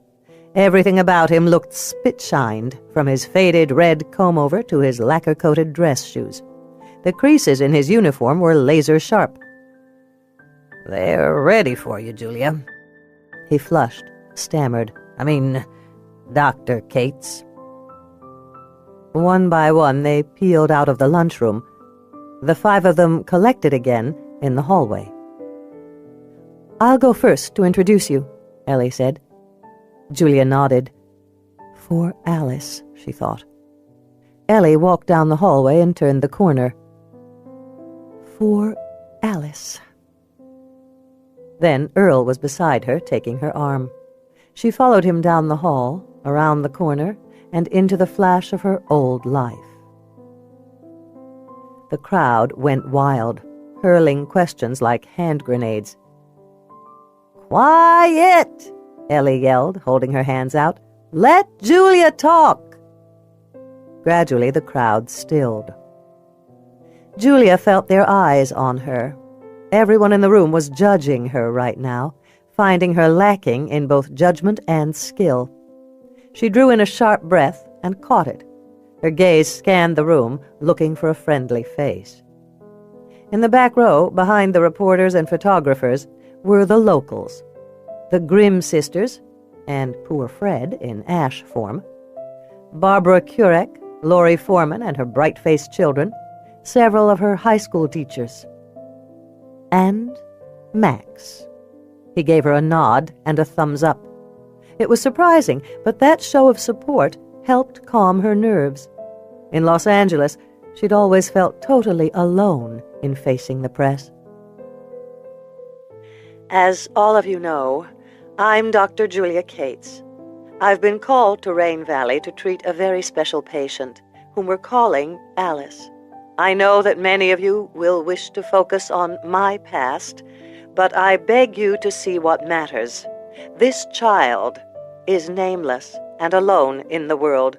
We need your help in finding her family. She held up a photograph. This is the girl we're calling Alice. As you can see, she has dark hair and blue-green eyes. "Dr. Cates, what would you say to the parents of those children who died in Silverwood?" Once she'd been interrupted, all hell broke loose. The questions came at her like shrapnel. "How do you live with the guilt? Did you know Amber had purchased a gun? Have you listened to the death knell lyrics? Played the Doomsday Cavern video game? Did you test her for an allergy to Prozac?" Julia kept talking until her voice gave out. By the time it was over and the reporters had all run off to meet their deadlines, she felt utterly spent. Alone at the podium, she watched the people leave. Finally, Ellie came up to her. "Jesus, Jules, that was bad," she said, looking almost as shaken as Julia felt. "I'm sorry. I didn't know—" "You couldn't have. Can I do something to help?" Julia nodded. "Watch Alice for me, will you? I need to be alone for a while." Ellie nodded. Julia tried not to make eye contact with Peanut or Cal. They stood near his desk holding hands. Both of them were pale. Peanut's bright pink cheeks were streaked with tears. Julia walked down the steps and into the cold lavender night. At the sidewalk, she turned left for no particular reason. "Julia." She turned. He stood in the shadow of the street, almost lost in the shade from a giant evergreen. "I bought the motorcycle when I worked near Watts. Sometimes a man needs to clear his head. 75 miles an hour on a bike will do it." She should walk away, maybe even laugh, but she couldn't do it. In all of Rain Valley, he was probably the only person who really understood how she felt right now. How she knew that she couldn't have said. It made no sense, but the notion stuck with her. I think 40 miles an hour would do it. I have a smaller head. Smiling, he handed her a helmet. She put it on and climbed onto the bike behind him, circling him with her arms. They drove down the cool, gray streets of town, past the pod of news vans and the parking lot full of school buses. Wind beat at her sleeves and tugged at her hair when they turned onto the highway. They drove and drove through the night, along the narrow, bumpy highway. She clung to him. When he turned off the highway and onto his gravel driveway, she didn't care. In the back of her mind, she'd known when she climbed onto this man's motorcycle where they would end up. Tomorrow, she would question her judgment, or lack thereof, but for now it felt good to have her arms around him. It felt good not to be alone. He parked the motorcycle in the garage. Wordlessly, they went into the house. She took a seat on the sofa while Max brought her a glass of white wine, then built a fire in the imposing River Rock fireplace and turned on the stereo. The first song that came on was something soft and jazzy.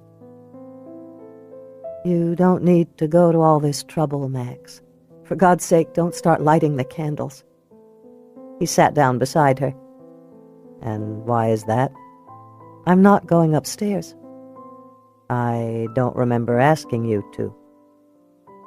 She couldn't help smiling at that. Leaning back in the soft cushions, she looked at him over the rim of her wine glass.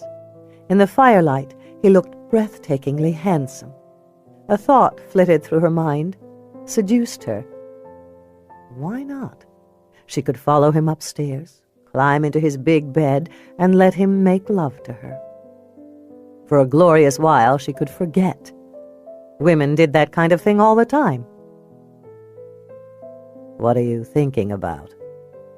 She was sure he could read her mind. A man like him knew every nuance of desire on a woman's face. She felt her cheeks grow warm.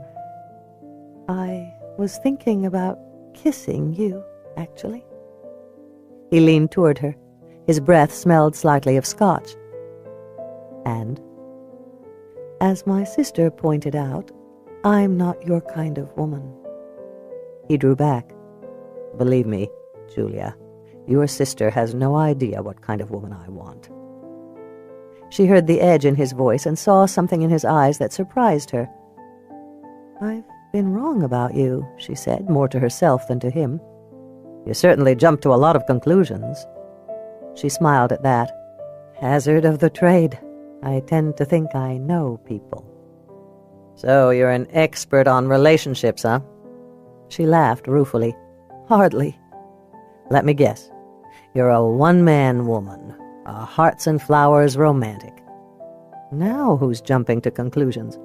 Am I wrong? She shrugged. I don't know how romantic I am, but I only know one way to love. How's that? All the way. A frown creased his forehead. That's dangerous. Says the rock climber. When you climb, you risk your life. When I love, I risk my heart. All or nothing. I'm sure it sounds stupid to you.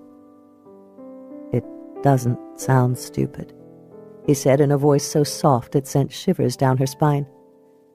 You have that same passion for your work, I can tell. Yes, she said, surprised by the observation. That's why today was so hard. For a long moment they stared at each other. Max seemed to be looking for something in her eyes, or seeing something he didn't understand. Finally he said, When I worked in L.A., we used to get gang shootings almost every night. One bleeding, dying kid after another. The first few I stayed with long after my shift was over, and then talked to their brothers and sisters, trying to make them understand how their lives would unfold if they didn't change. By the end of the first year, I quit giving them the speech, and I quit standing by the bedsides all night. I couldn't save them all. Their gazes locked. She felt as if she were falling into the endless sky of his eyes. On good days, I know that. Today was not a good day. Or a good year, actually. Tomorrow will be better. He reached for her, pushed a thin strand of hair from her eyes. It would have taken nothing to kiss him then, just a slight movement toward him. "You're good at it," she said shakily, drawing back. "What?" "Seducing women." "I'm not seducing you." "But you are," she thought. She put down her wine glass and stood. She needed some distance between them. "Thanks for all of this, Max. You really saved me tonight. I need to get back to Alice, though. I can't be gone long."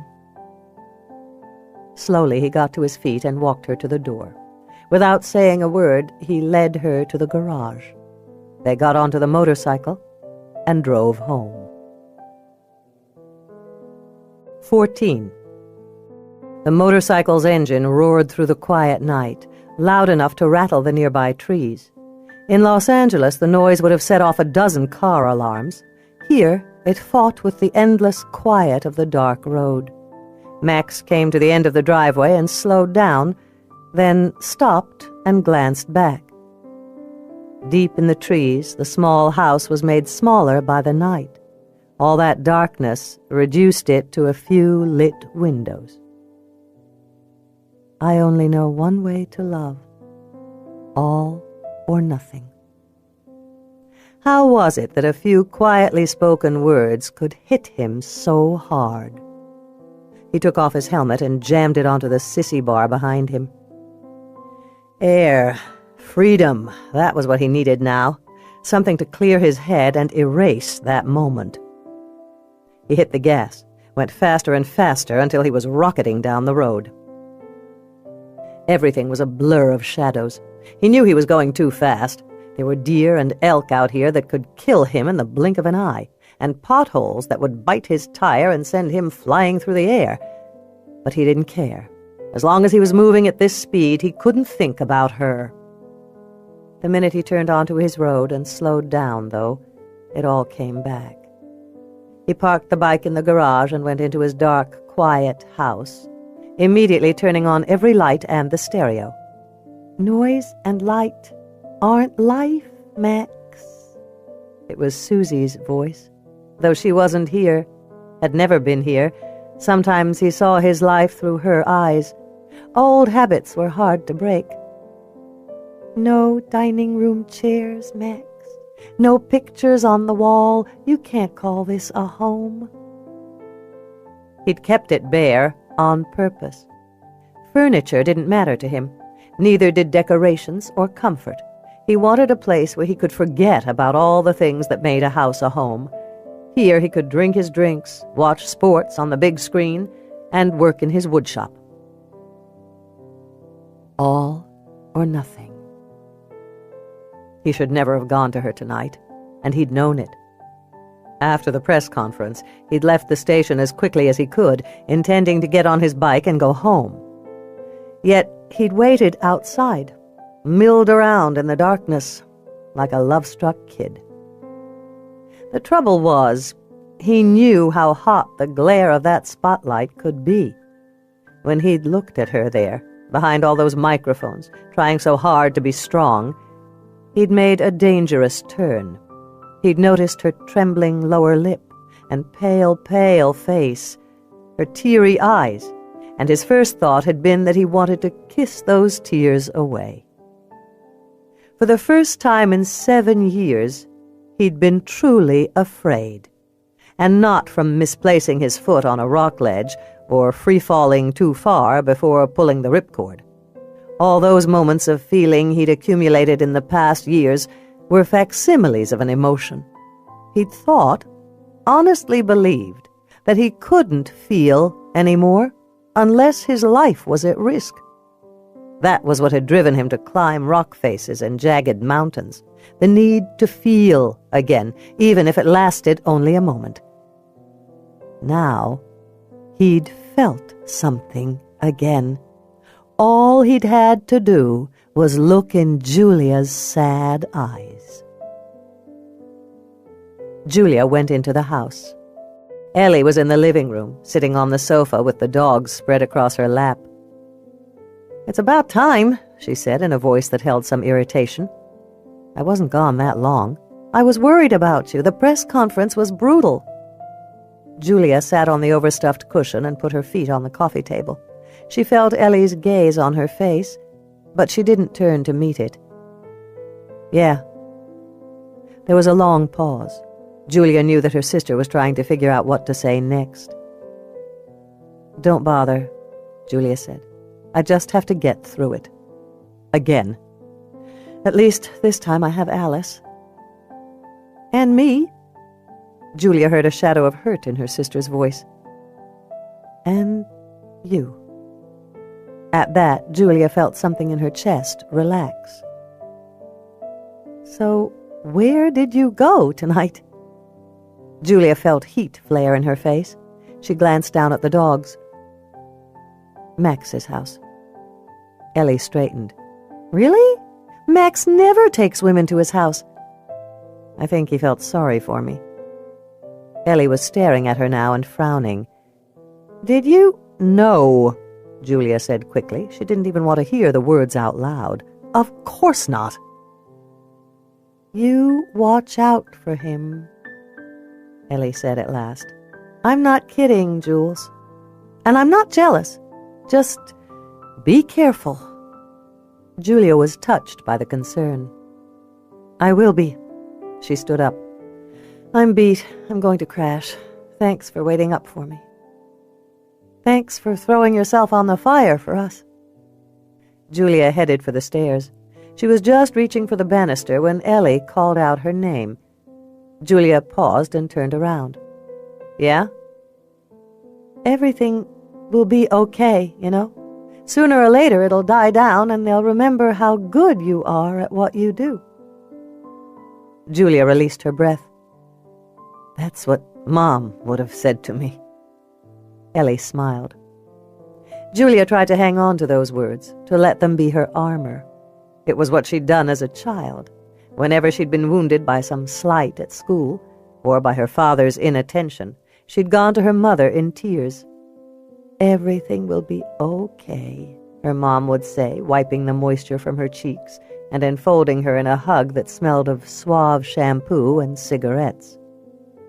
She climbed the stairs to her room and went directly to the twin bed by the window. Julia pulled the blankets up and covered the child, then bent down slowly and kissed her sweet, soft cheek. She meant to rise, but knelt by the bed instead.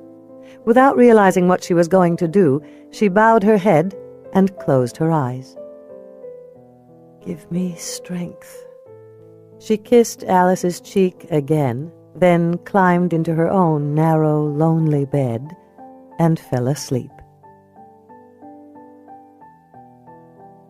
Something is wrong. Girl senses it the second she opens her eyes. She stands still, sniffing the air. Many things, she has learned, can be sensed if one is quiet. The coming of snow smells like apples and makes her littlest fingers swell up. A hunting bear makes a sound like snoring. Danger can be heard in plenty of time if one is still and quiet. This was a lesson her could never learn. In the lazy other days that she sometimes visits in her sleep, she remembers how her used to try talking to girl. Always the noise and the trouble that came afterward. Now, in her safe place, hidden by the small trees, she stares through the leaves at the sun-haired her who is so silent. Has girl done something wrong? Across the room, Sunhair looks up. She looks sad, like maybe her eyes are going to start leaking again. And tired. That was how her looked before she got dead. "Come here, Alice." Sunhair pats the bed. Girl knows that movement, the touching of the bed. It means that Sunhair will open the magic pictures and talk and talk. Girl loves that. The sound of her voice, the way she lets Girl be so close, the safety of curling up beside her. "Come here, Alice." Girl eases around the plants and shuffles forward, trying to be as small and still as possible, just in case she has done something bad. She wishes Sunhair would have on the happy face again. That makes Girl feel light. She keeps her head down, careful not to make eye contact. At Sunhair's feet, she drops to her knees. The touch on her forehead is soft and gentle. Girl looks up. "This is going to be difficult, Alice." She sighs. "Trust me, okay?" Girl doesn't know what to do, how to show her obedience. Another little sound escapes her. "I'm sorry." Sunhair reaches into a box on the floor and pulls out it. For a split second, Girl freezes, too frightened to move. She glances around the room, expecting him to break into this too-light place. She scrambles backward. Finally, she screams. Once she starts, she can't stop.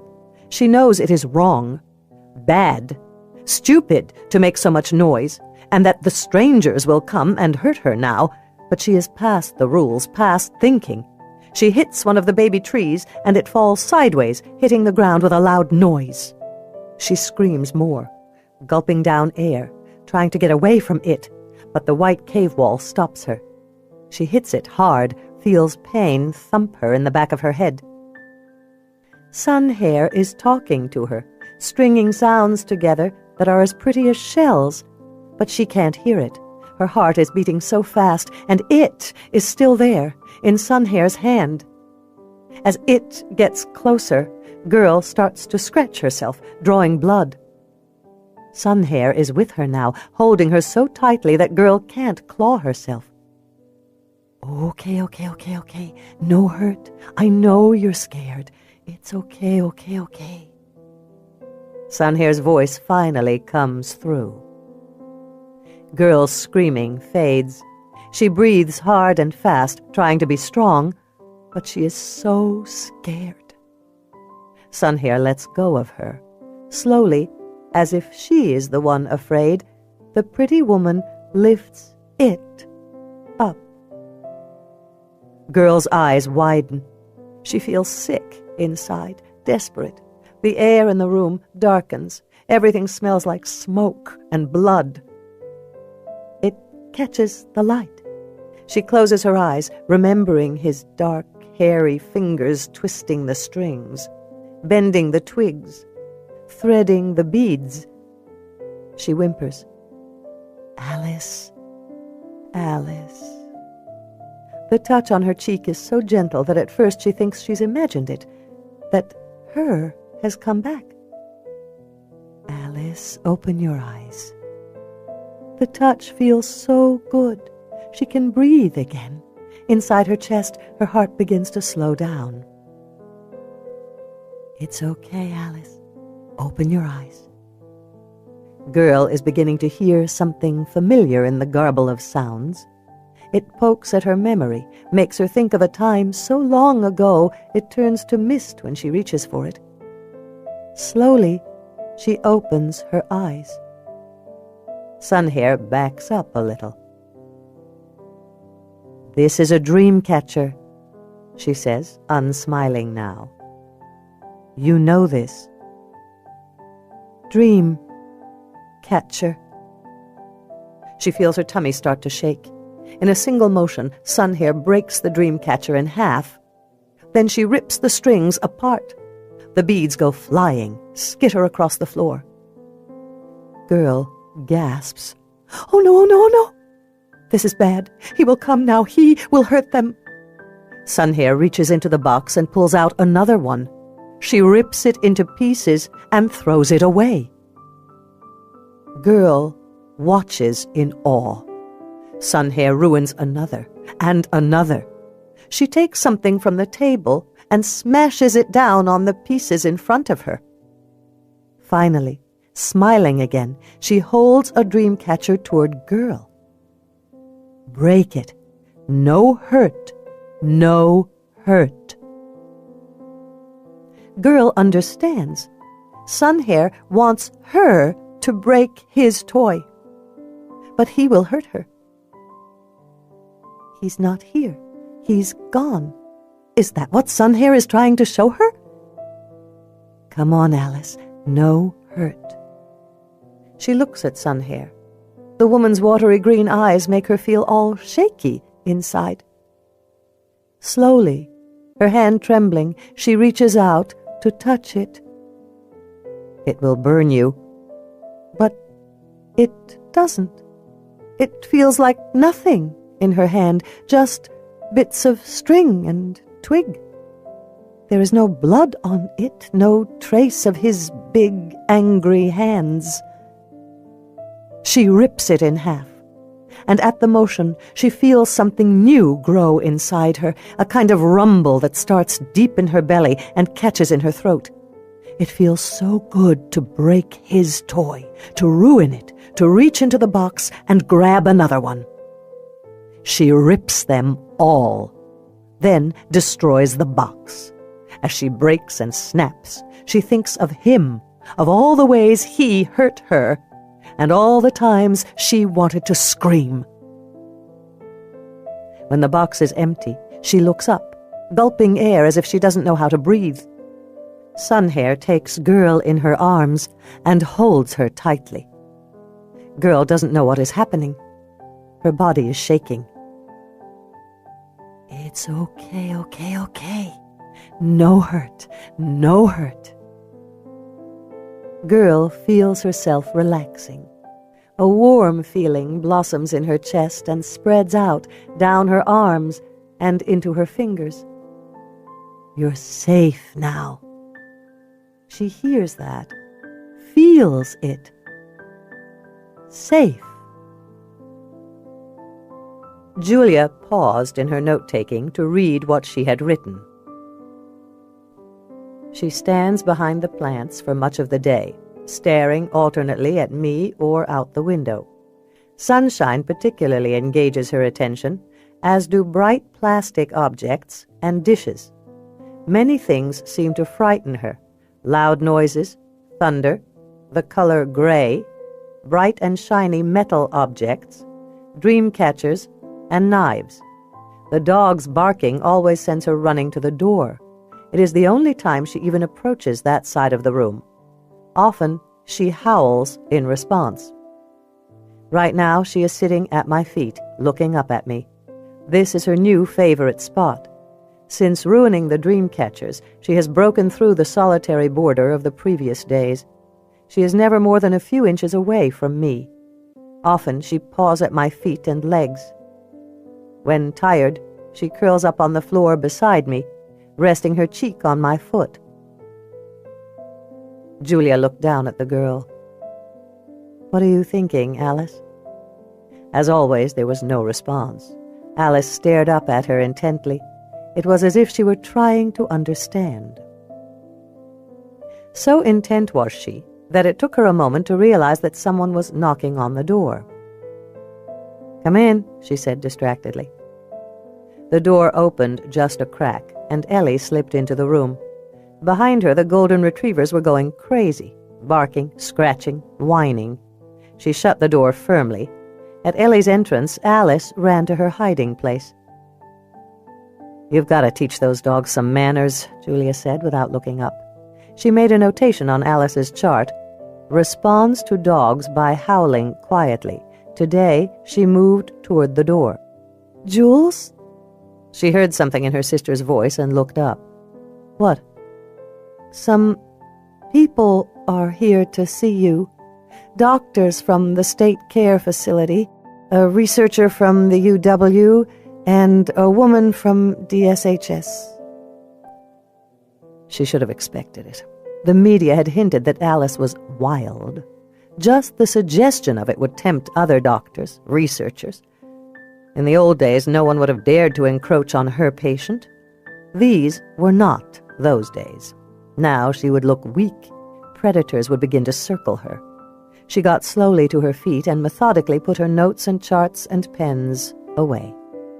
All the while, Alice watched her, looking worried.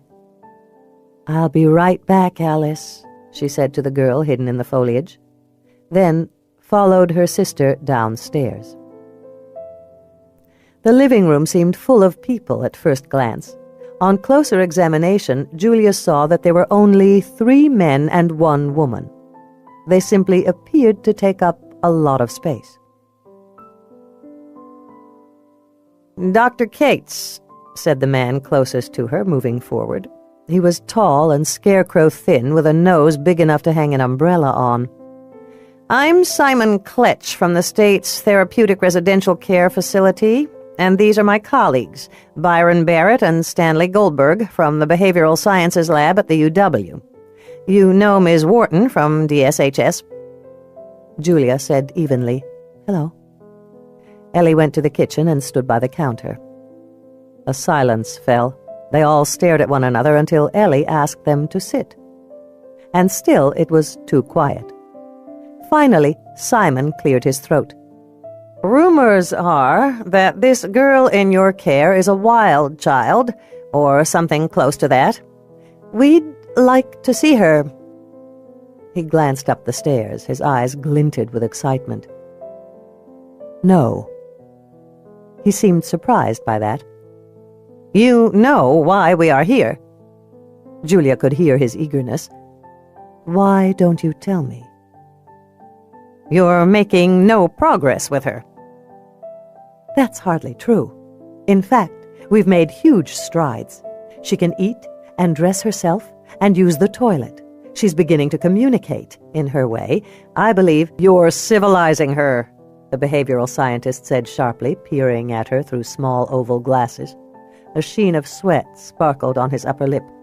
"We need to study her, Dr. Cates, as she is. We men of science have sought a child like this for decades. If taught to talk, she can be a goldmine of information. Think of it. Who are we in the absence of one another? What is true human nature? Is language instinctive? And what is the link between language and humanity? Do words allow us to dream, to think, or vice versa? She can answer all these questions. Even you must see that." "Even I? What does that mean?" she asked, although she knew. "Silverwood," Dr. Kletch said. "You never lost a patient?" she said sharply to him. "Of course I have. We all have. But your failure was public. I'm getting a lot of pressure to take over this girl's case." "I'm her foster parent as well as her therapist," Julia said. She didn't call Dr. Kletch a bottom feeder by sheer force of will. Of course, he wanted to help Alice.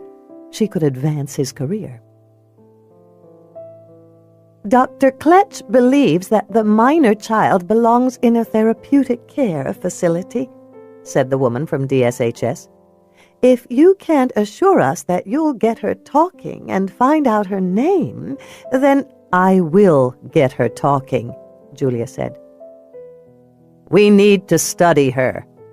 This from the behavioral scientist. "And learn from her," added Dr. Kletch. Julia stood.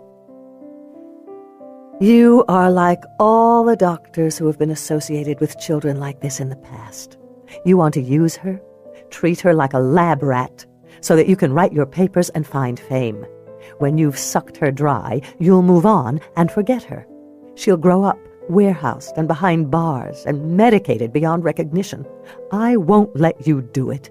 She's my foster child and my patient. The state has authorized me to care for her, and that's what I intend to do."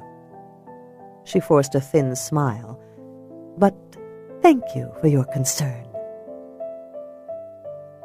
No one spoke for a moment. Julia turned to the social worker. "Don't be fooled by them, Ms. Wharton. I'm the one who cares about this child." Ms. Wharton bit her lip nervously and looked at the doctors, then at Julia. "Get the child talking, Dr. Cates. There's a lot of interest in this case, a lot of pressure being put on our office to move her into therapeutic residential care. Your history and the media frenzy doesn't sit well with my boss. No one wants another incident." Ellie stepped forward. "And that's the end of the meeting. Thank you all for coming." She walked through the room, herded the crowd toward the door. The doctors were arguing, sputtering, gesturing with their hands.